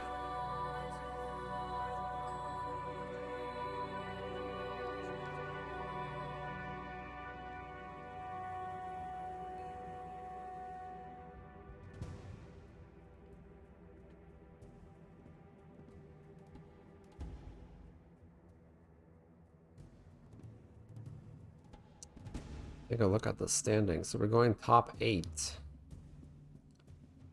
Do have a clear top 8 right now, but next round these guys have to win or they could drop. Some people could jump up.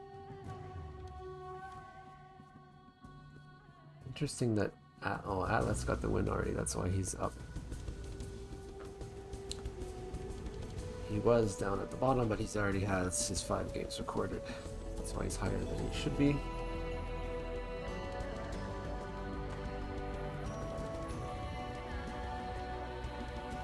So things are still going to change. It's the final round. Looking for top 8.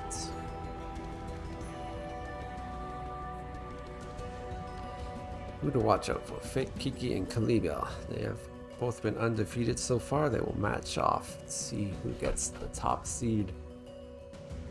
Going into day 2. Oh, it's my George versus Tommy.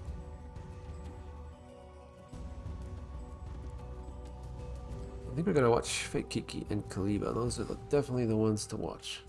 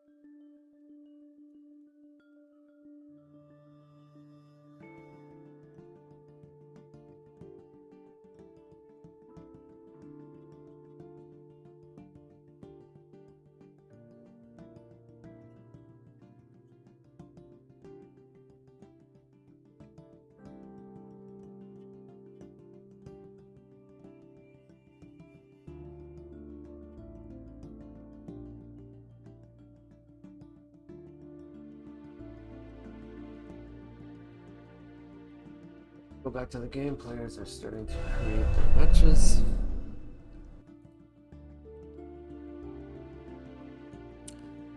Kaliba, definitely the one to watch against Fake Kiki, who is very strong in the tournament scene this year.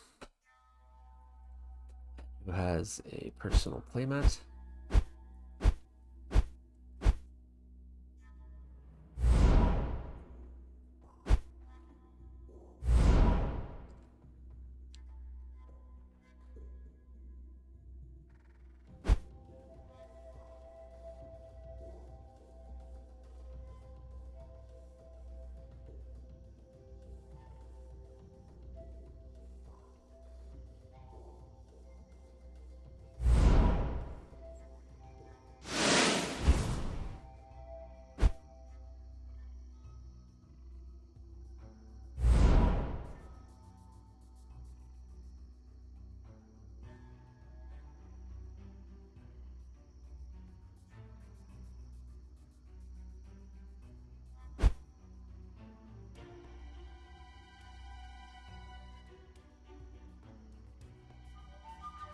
So for the first game, we have a Baneville versus Badu, two hunters.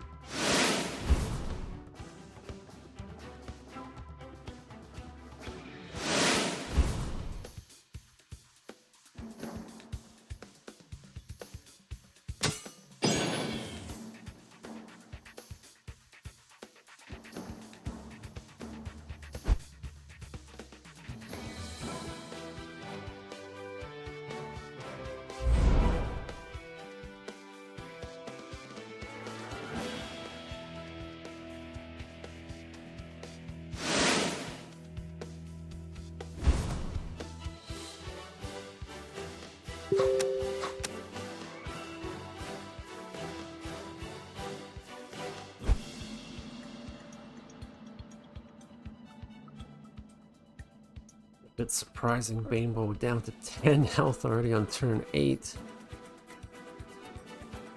And that's Fake Kiki.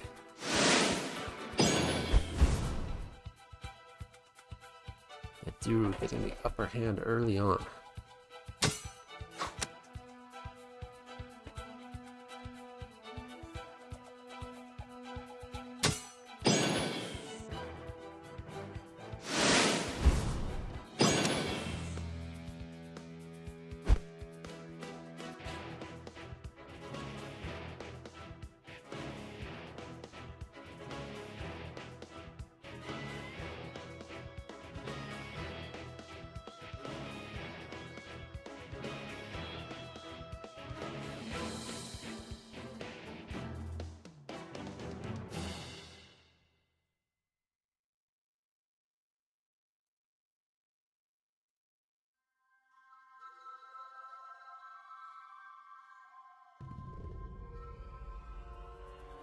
And a 20.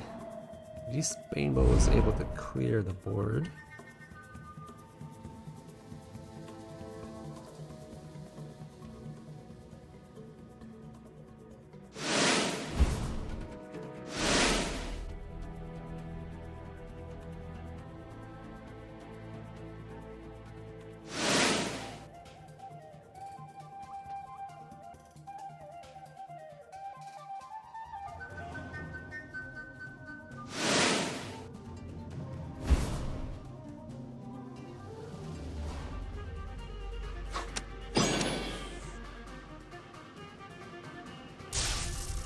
Going straight for the hero.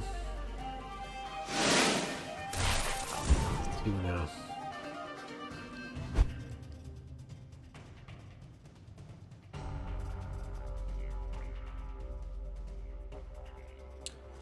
So Kaliba is on a roll. Beating George the champ and Fakiki the tournament champ.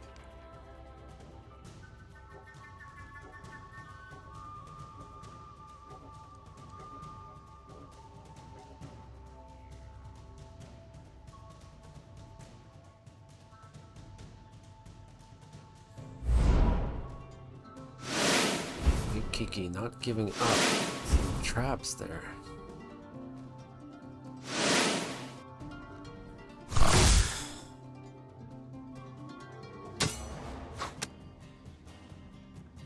Careful with that weapon.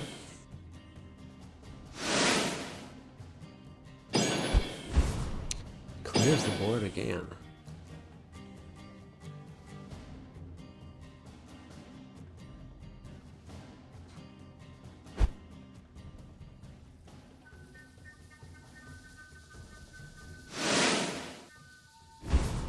There you have it. Kaliba on a roll.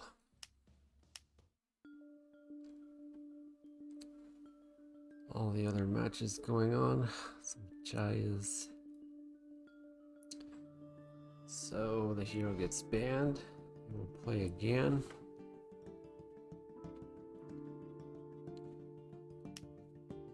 Wait for their match to come up.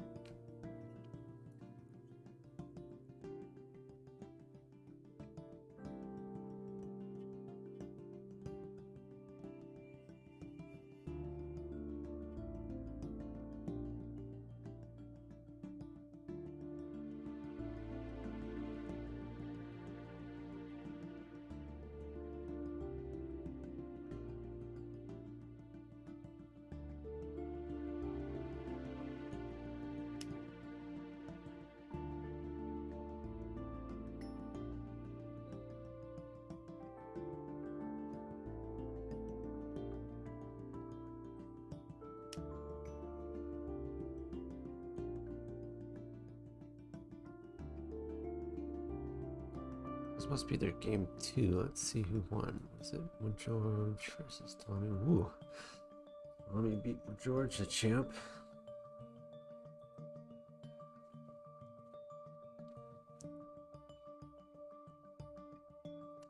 That is a bit of an upset because he was further down the list by quite a bit.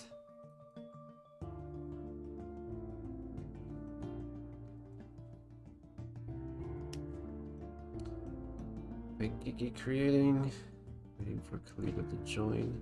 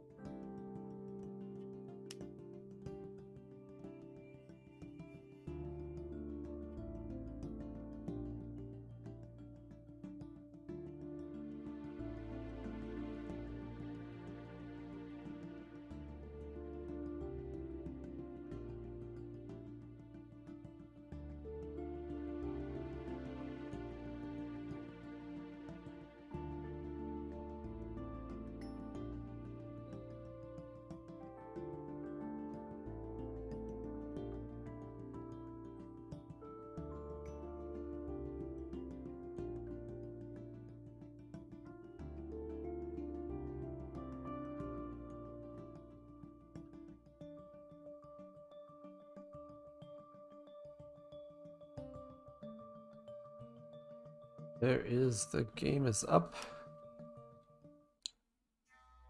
Kaliba using Zeladar, Fake Kiki with Sona.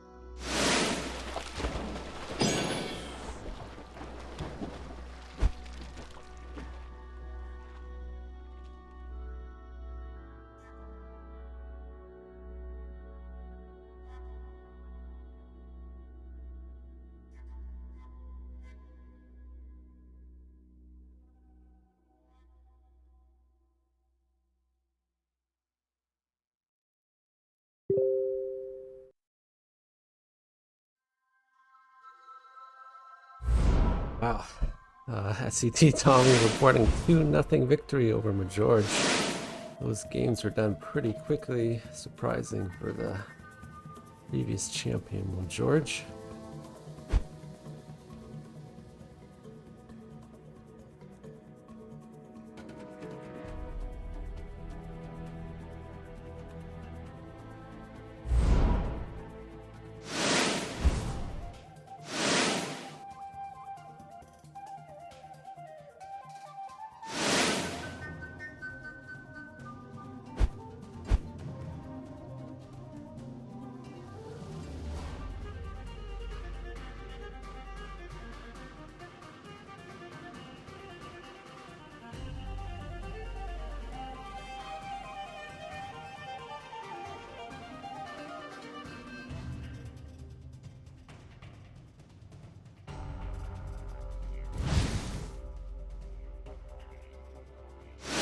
Lane control, perfect time, lane control.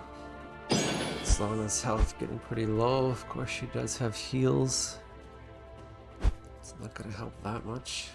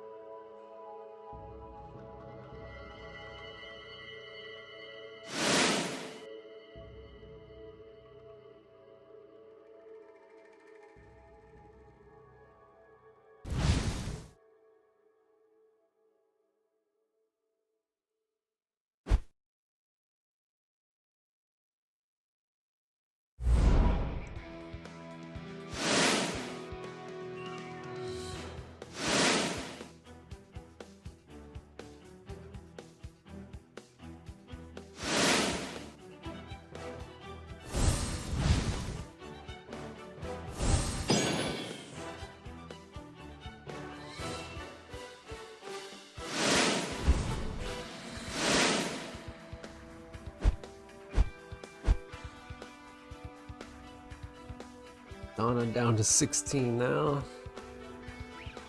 Salazar might have a few tricks up his sleeve.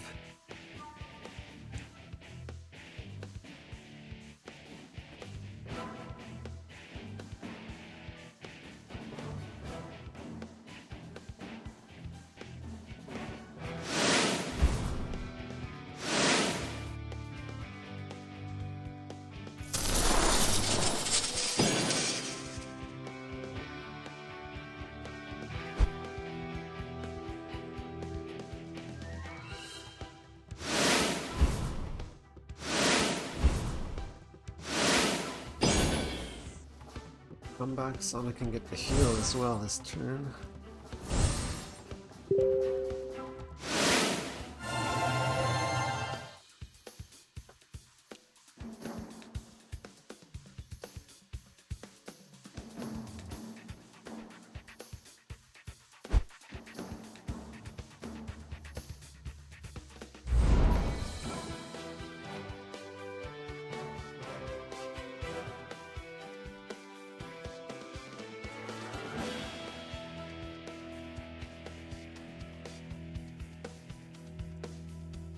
Flameborn reporting victory 2-0 over A1 Nikishimi.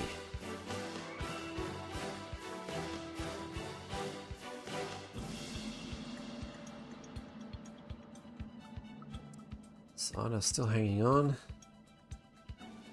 That's quite the advantage in terms of allies. It's not a good thing when you have mind control though.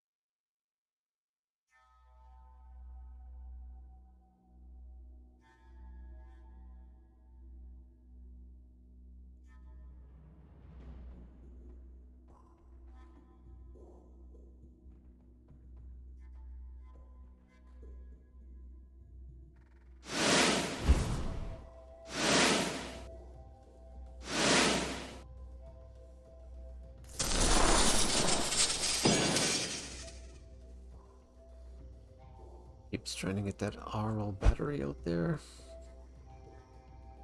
This is the damage, of course, which is what Salazar likes.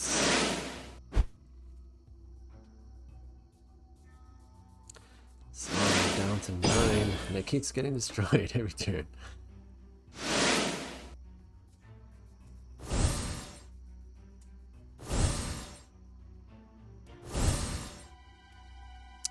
So, quite a turnaround. Salazar now down to 11.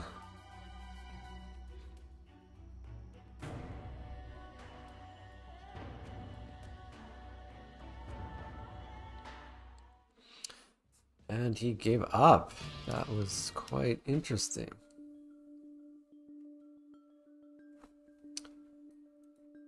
So it was A1 Fake Kiki and Kaliba is now 1-1.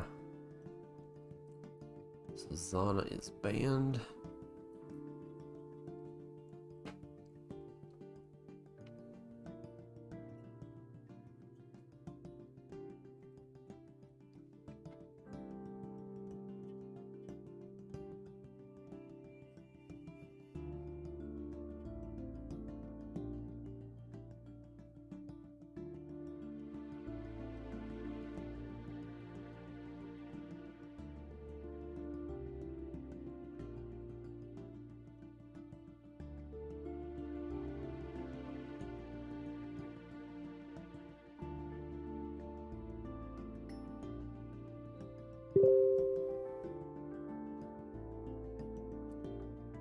Etienne reporting a 2-0 victory over Philip W.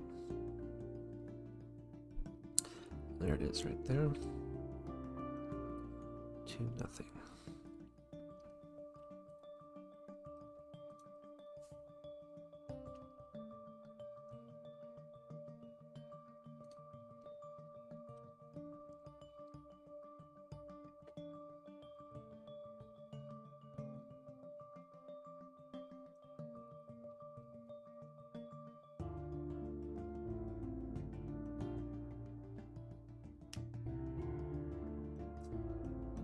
Eva is creating this time.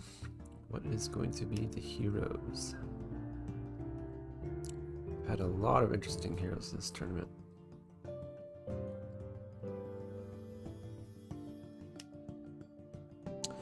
Zeladar again. Go with what you know. Rainbow.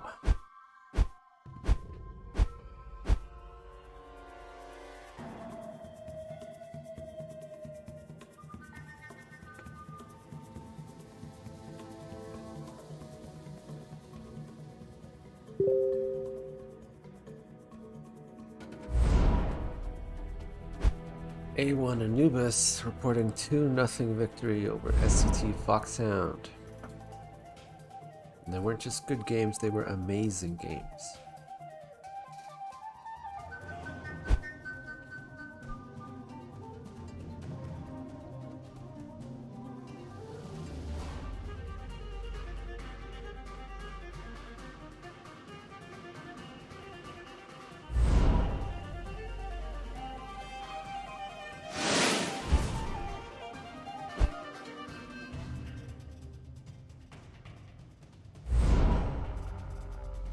Harpy might be the MVP for this tournament. You know, a lot of her. Maybe not an MVP, just a low cost element.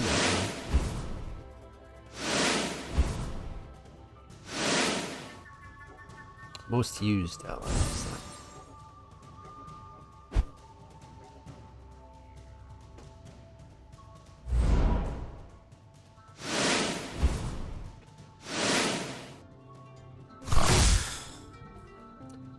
But I do see her get buffed up a lot in some decks.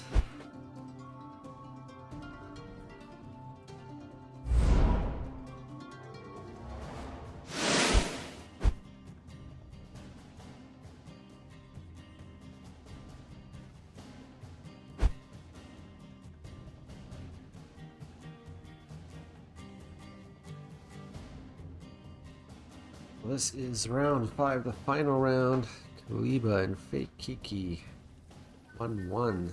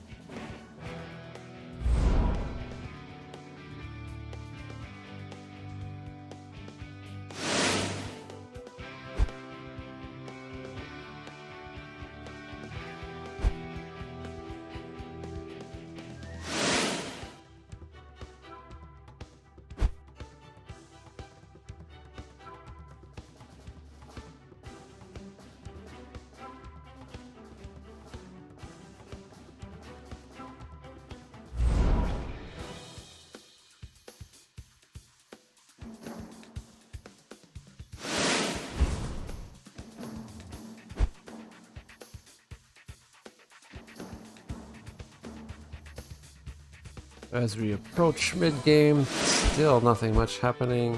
Both still vying for control over the board.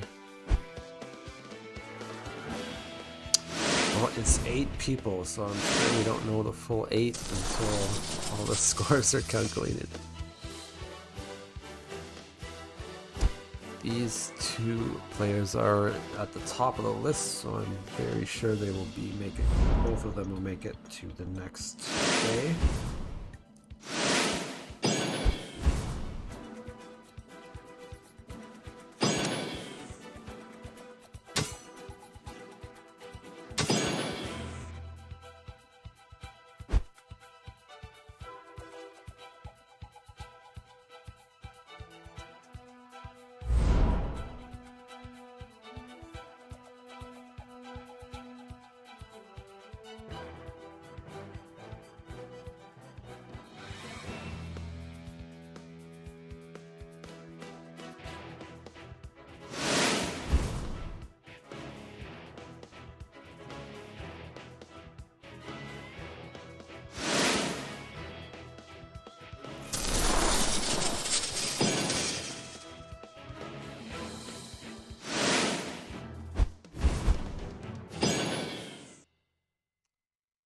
Here's where things start to get interesting. Rainbow down to 18.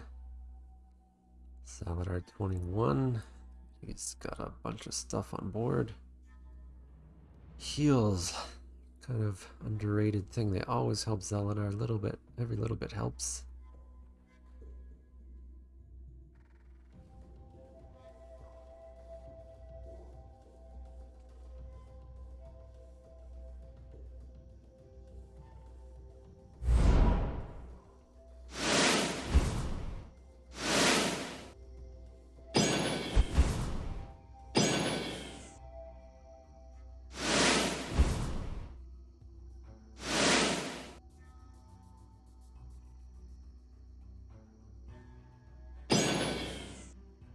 Getting rid of that heal. He must be watching the stream. He heard my advice. Get rid of that heal engine.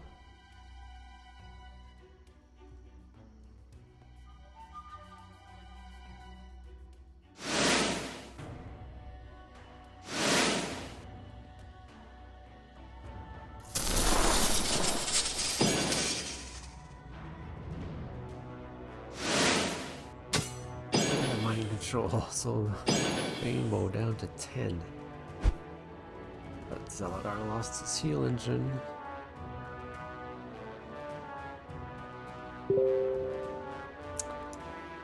Scout reporting a 2-1 victory over Smash. And Nomcastle went 2-0 over Sam-I-Am. This game is going to be pretty close. Down to the wire, only 1 or 2 turns left maybe. Could be a mind control in there. Does he have any left?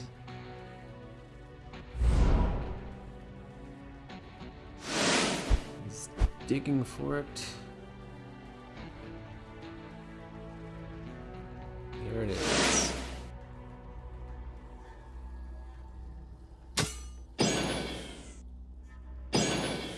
Rainbow down to 6, but he does have an ally on board.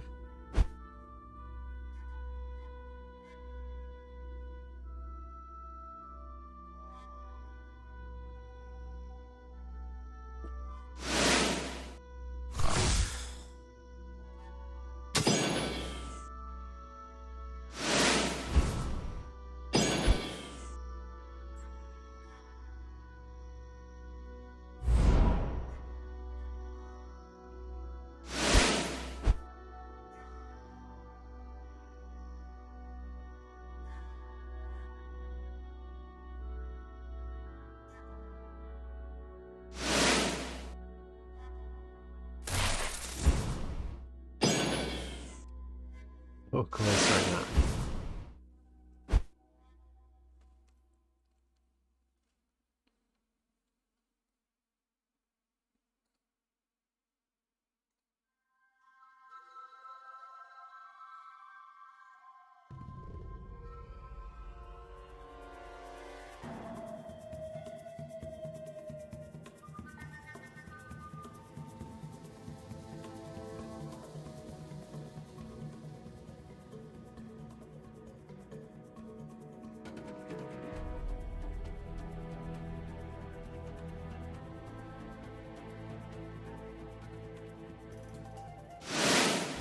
There's a trap. Destroyed the trap. Interesting combo. Look at that.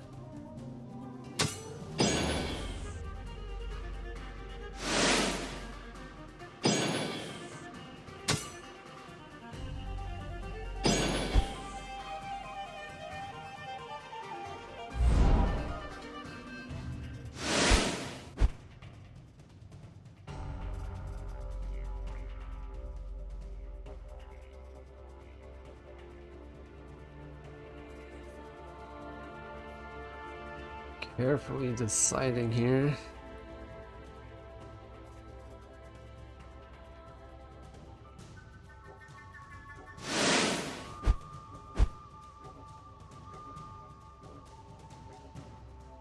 Mind control.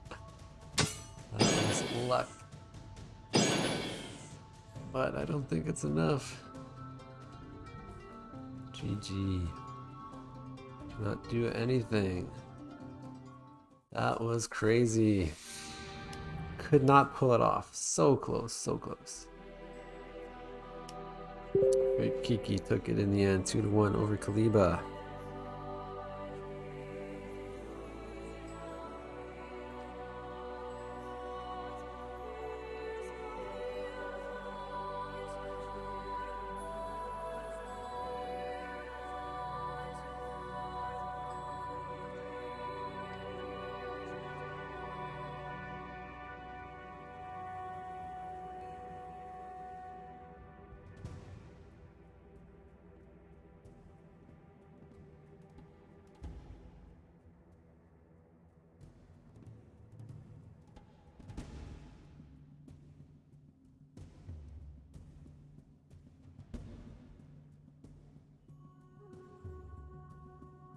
I think that is the final match. Final Eclipse versus Auto 7. Let's go in.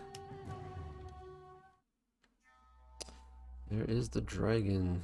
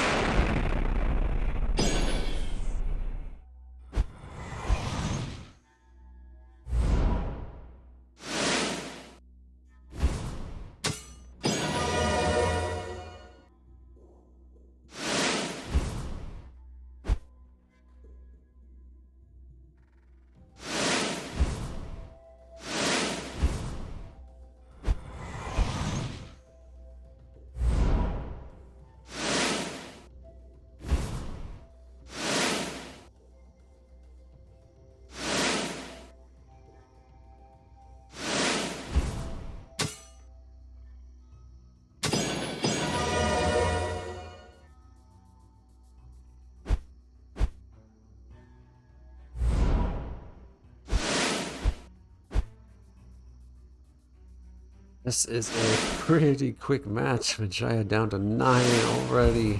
Vess with a million attachments. 29 health.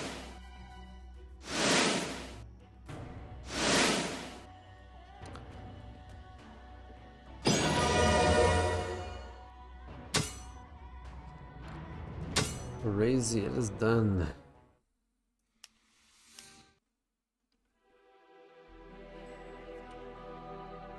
They did not report yet. Final Eclipse and Auto 7. Final Eclipse.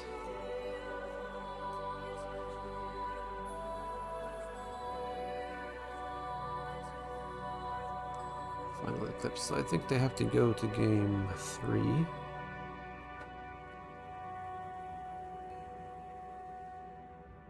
If my calculations are correct.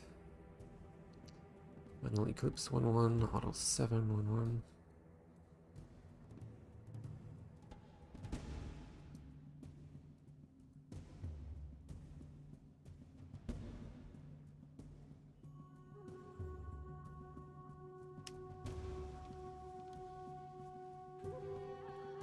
Let us look at the scoreboard while we wait.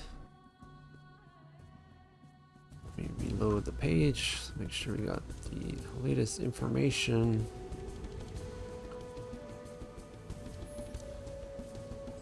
So keep in mind, Final Eclipse and Auto will move up a bit. Based on how I do, it could be 3-2 for Auto, a 3-2 for Final Eclipse. They will move somewhere in the meaty section. Great Kiki undefeated 5-0. We got a bunch of 4-1s. They all move forward. Potentially this is still up for grabs depending on what happens with this final match.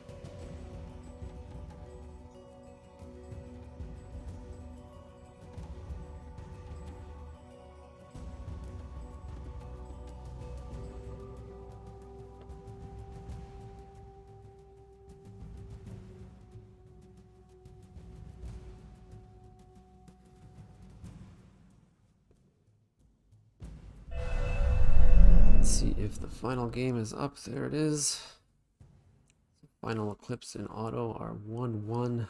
This is going to be the final game. Day 1.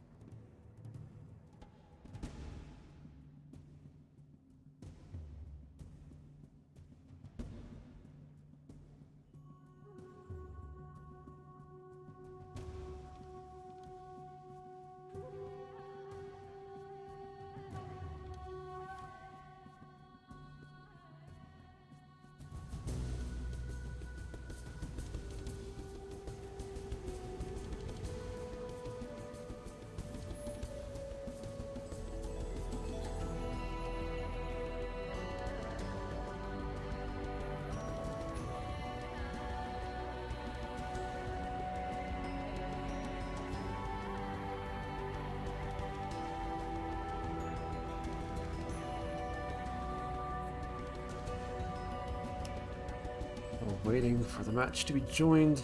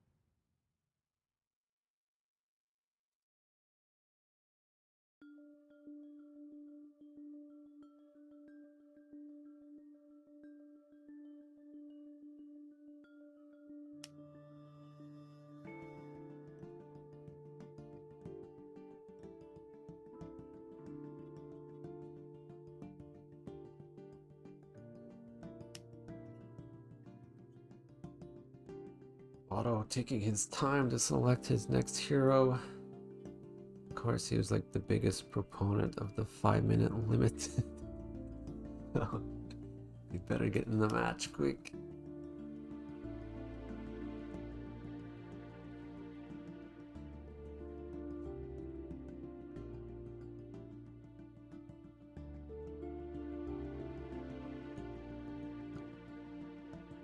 Otto is taking his time.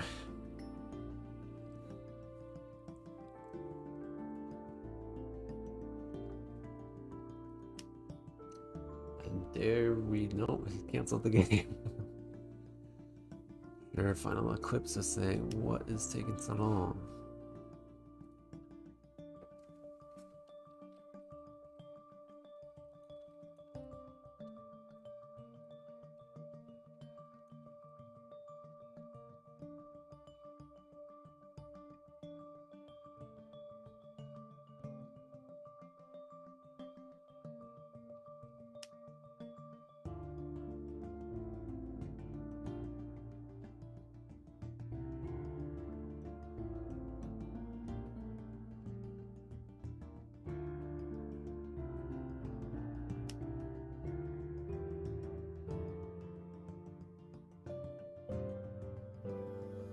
They said yes, they're opening it now. Okay.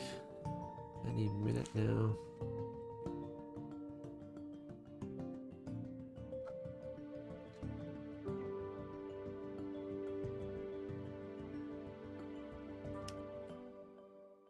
So they both won. Each has one victory. Vess is banned.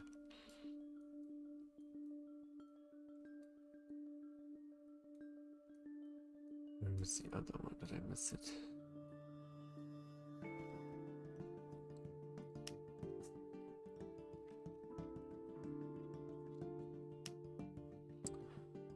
There we go. There's their previous heroes, so you can see what heroes Otto has, and you could call upon today.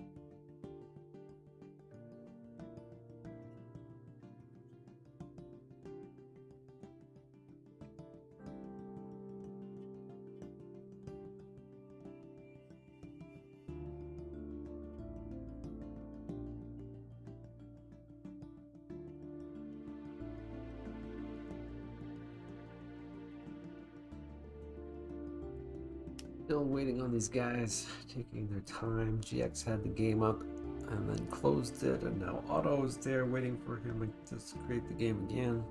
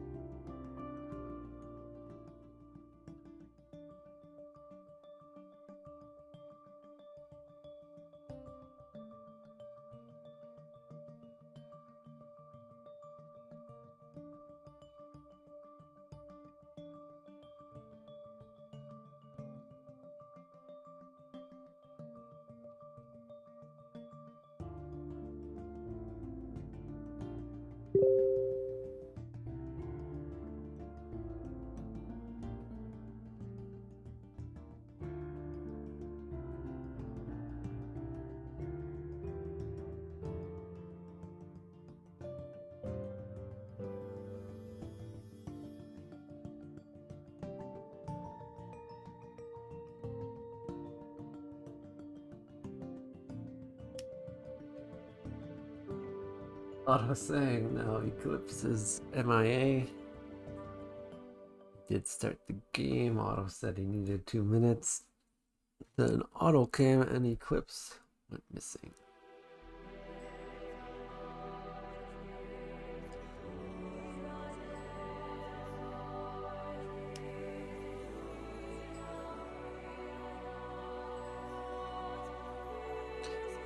There is the game, finally.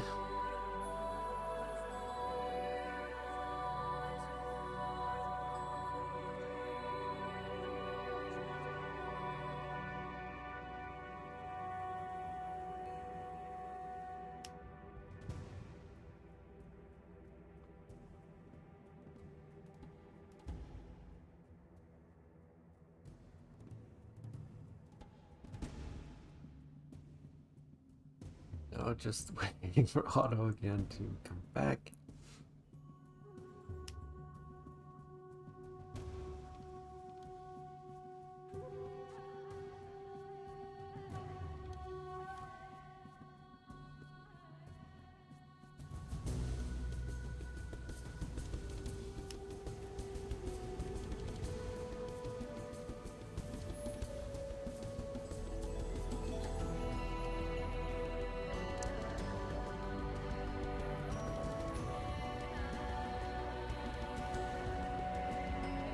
Now did Otto play the wrong hero? You're not allowed to use a hero that is already won. I think that is an error.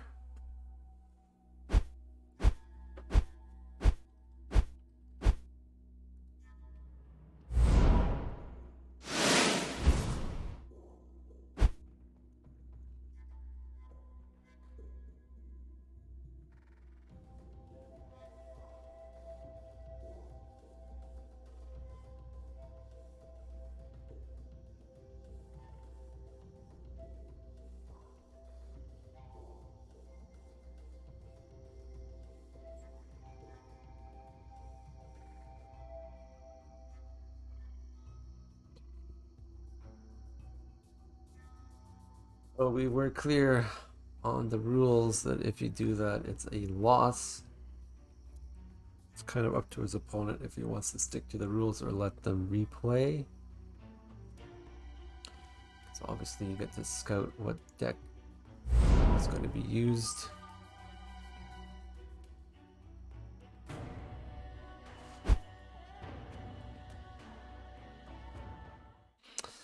It is a plot twist.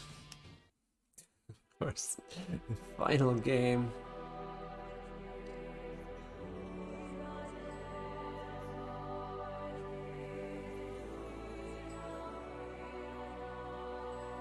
And Otto is a member of the PT committee that is sort of been championing to have all these rules set in stone.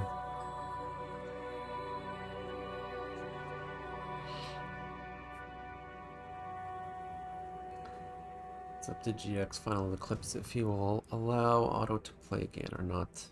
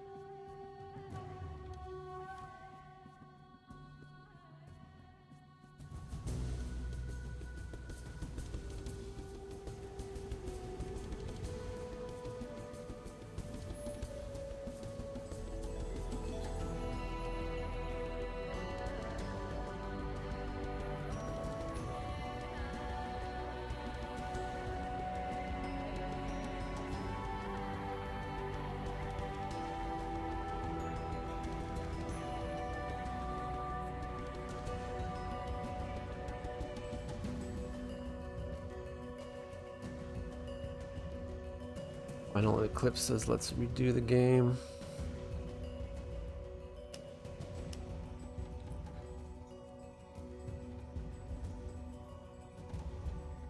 Their last game was created 31 minutes ago.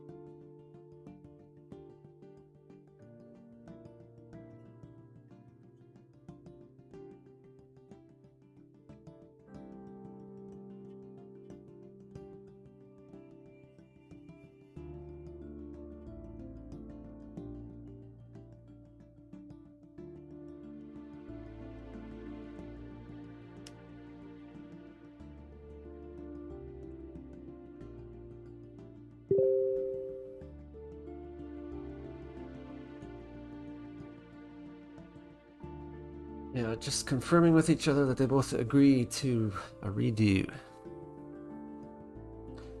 So someone joked that it'll be another 15 minutes before the game is created. But no, it is up, I believe.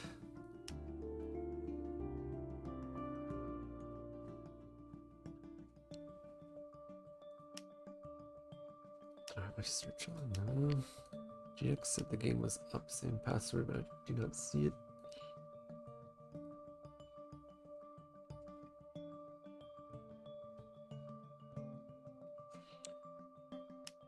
There it is.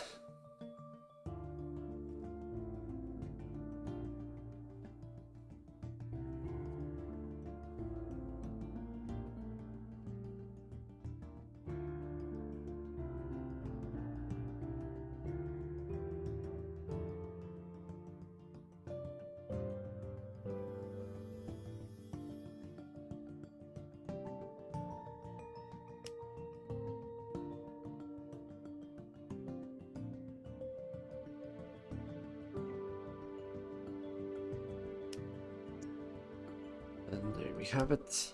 Let's find out how this match goes.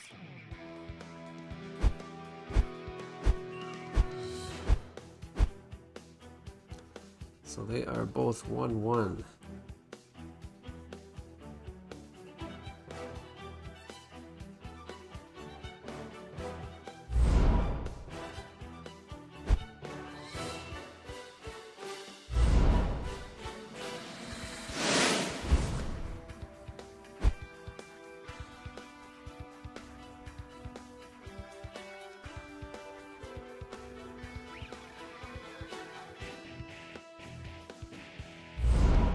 Ooh, Wolven facing it off for the final battle. Bloodfang obviously a little bit more popular than Moonstalker.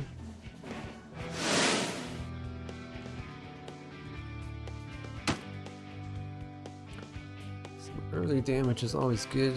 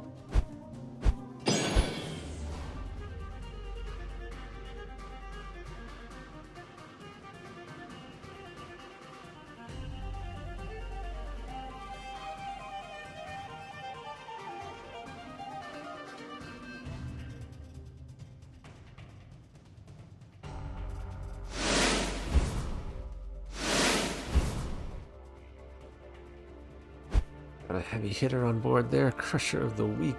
That 7 attack definitely will crush the weak. Of course, Moonstalker can't hide.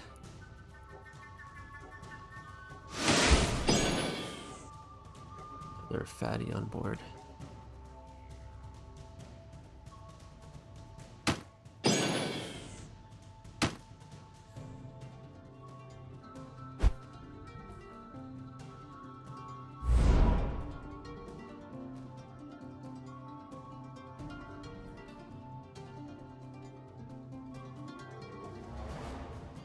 It's looking pretty scary there. Saved up enough shadow energy to hide for 2 turns. There's one.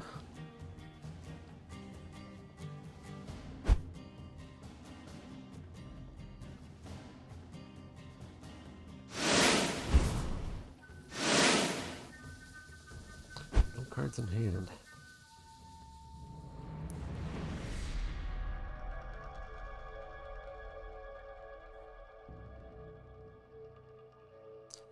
Moonstalker can hide again if he wants. Still has to deal with these pretty soon.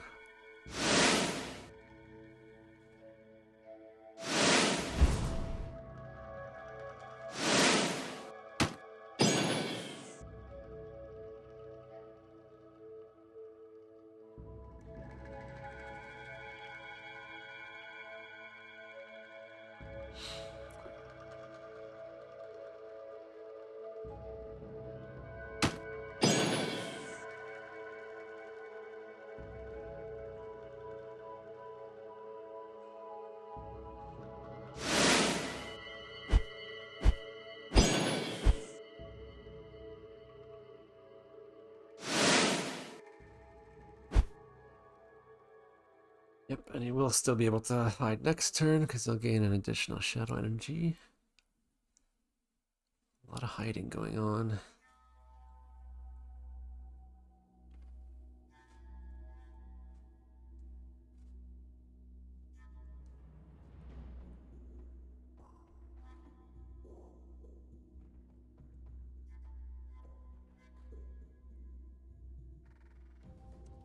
Both have this armor, Blood Moon.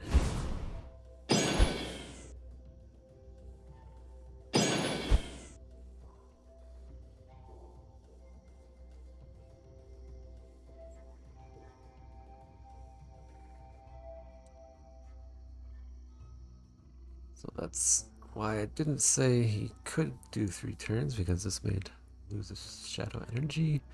Now he's down to 1. He'll be at 2 for next turn and not able to hide.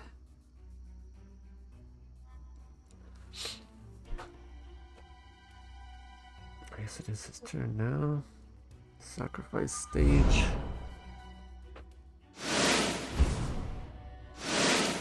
Some brutes come out to play.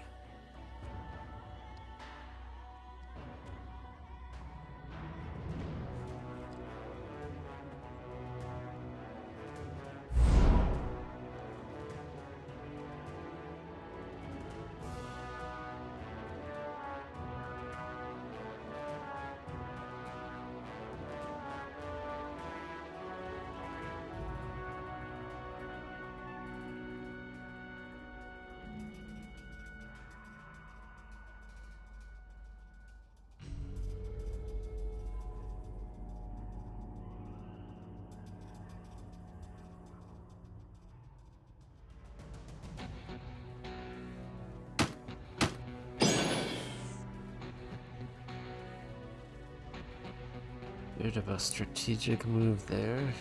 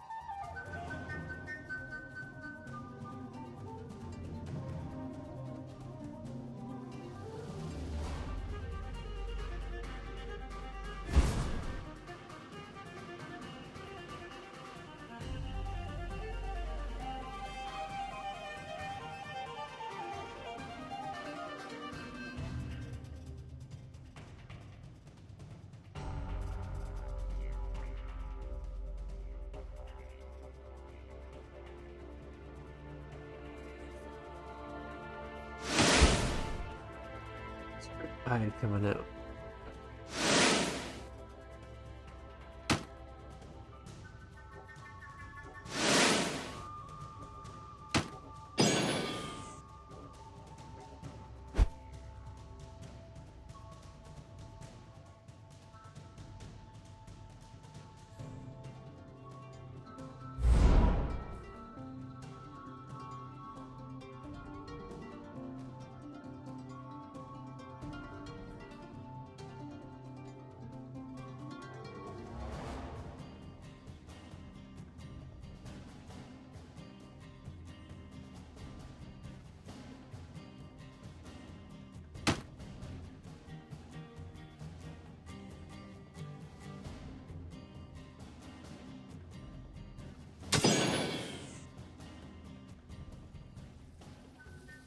Got rid of the armor there.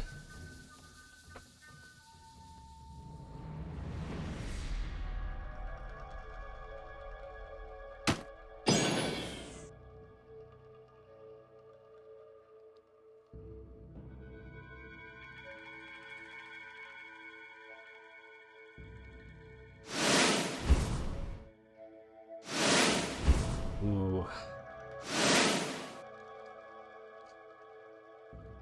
This will be hard to deal with.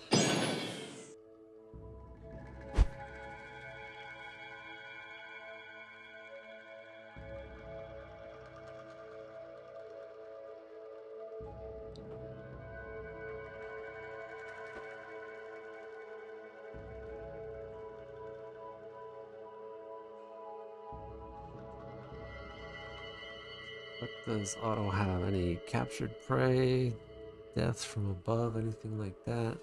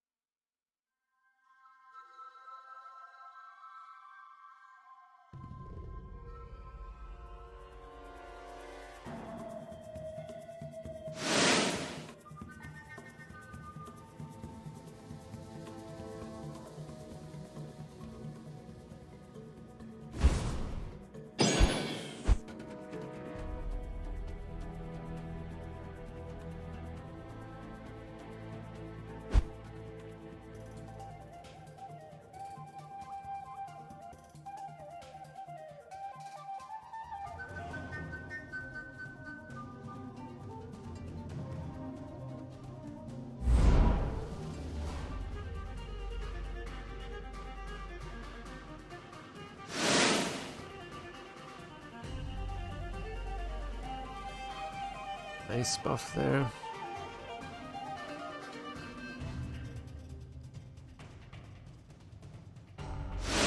Another Shadow Knight helping out. Yeah, it looks like it's over for sure.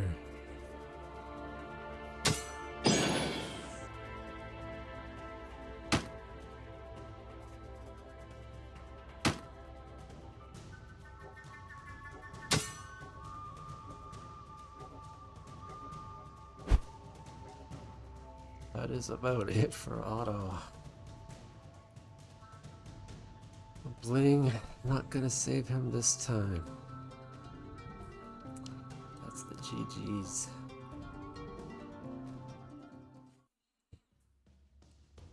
So the most expensive pet, the Red Dragon, not helping out Otto. 2-1 for Final Eclipse, and that is the final match of day one. We will wait for the official report.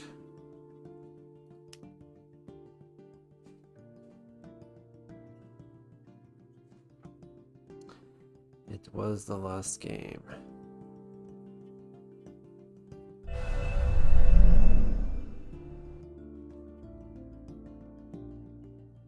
It took forever to get going. Still waiting for the official report so that I can type it in and find out who are the players. Now I should mention that the top 8 are going to day 2. Sometimes there are people tied inexplicably for top 8, but with Buchholz And points difference, it's less likely to happen, but it is possible if there are multiple people tied. Then those people, whoever is tied for top 8, will go. I think they reported the score wrong. You reported 2-0. It was 2-1 for Auto 7, was it not? Auto definitely won.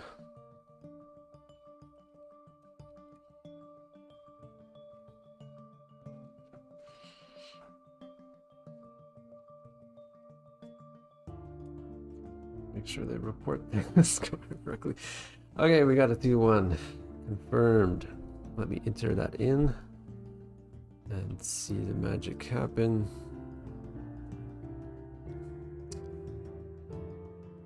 Come on, challenge just like the last one. 2-1. Take a look at what that does to these scores. Fake Kiki on the top. Let's go down. Yep, it is top 8. Atlas snuck in there. Tiny bit better points difference. We have a top 8 going on to day 2. Down smash. Just by like 1 point difference. That means he must have lost like, or must have won 2-1 instead of 2-0. One game made a difference of going to day 2 or not. So congratulations to all the players that make it into day 2. Day 2 is 1 week from now, Saturday, February 26th. Same time, we'll be streaming. It is going to be single elimination, seeded based on these numbers. I think it's like 1 plays 5 or something, 2 plays 6, something like that. I posted it here.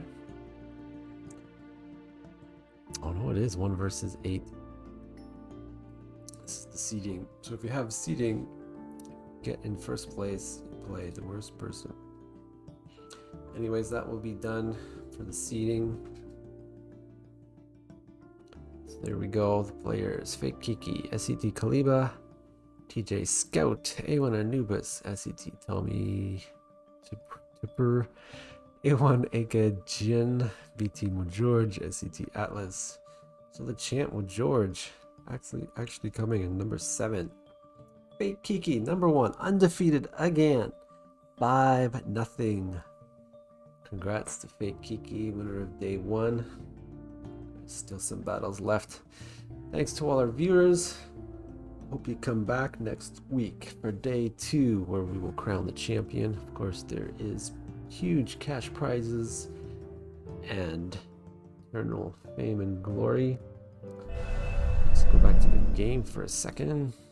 You click on here, top players. You'll see now a list of current champion. Current champion gets to pick the card sleeves that all the players get. He gets to design it. This is what George chose last year. So the winner will get to choose the card sleeves and have their name appear here for a full year.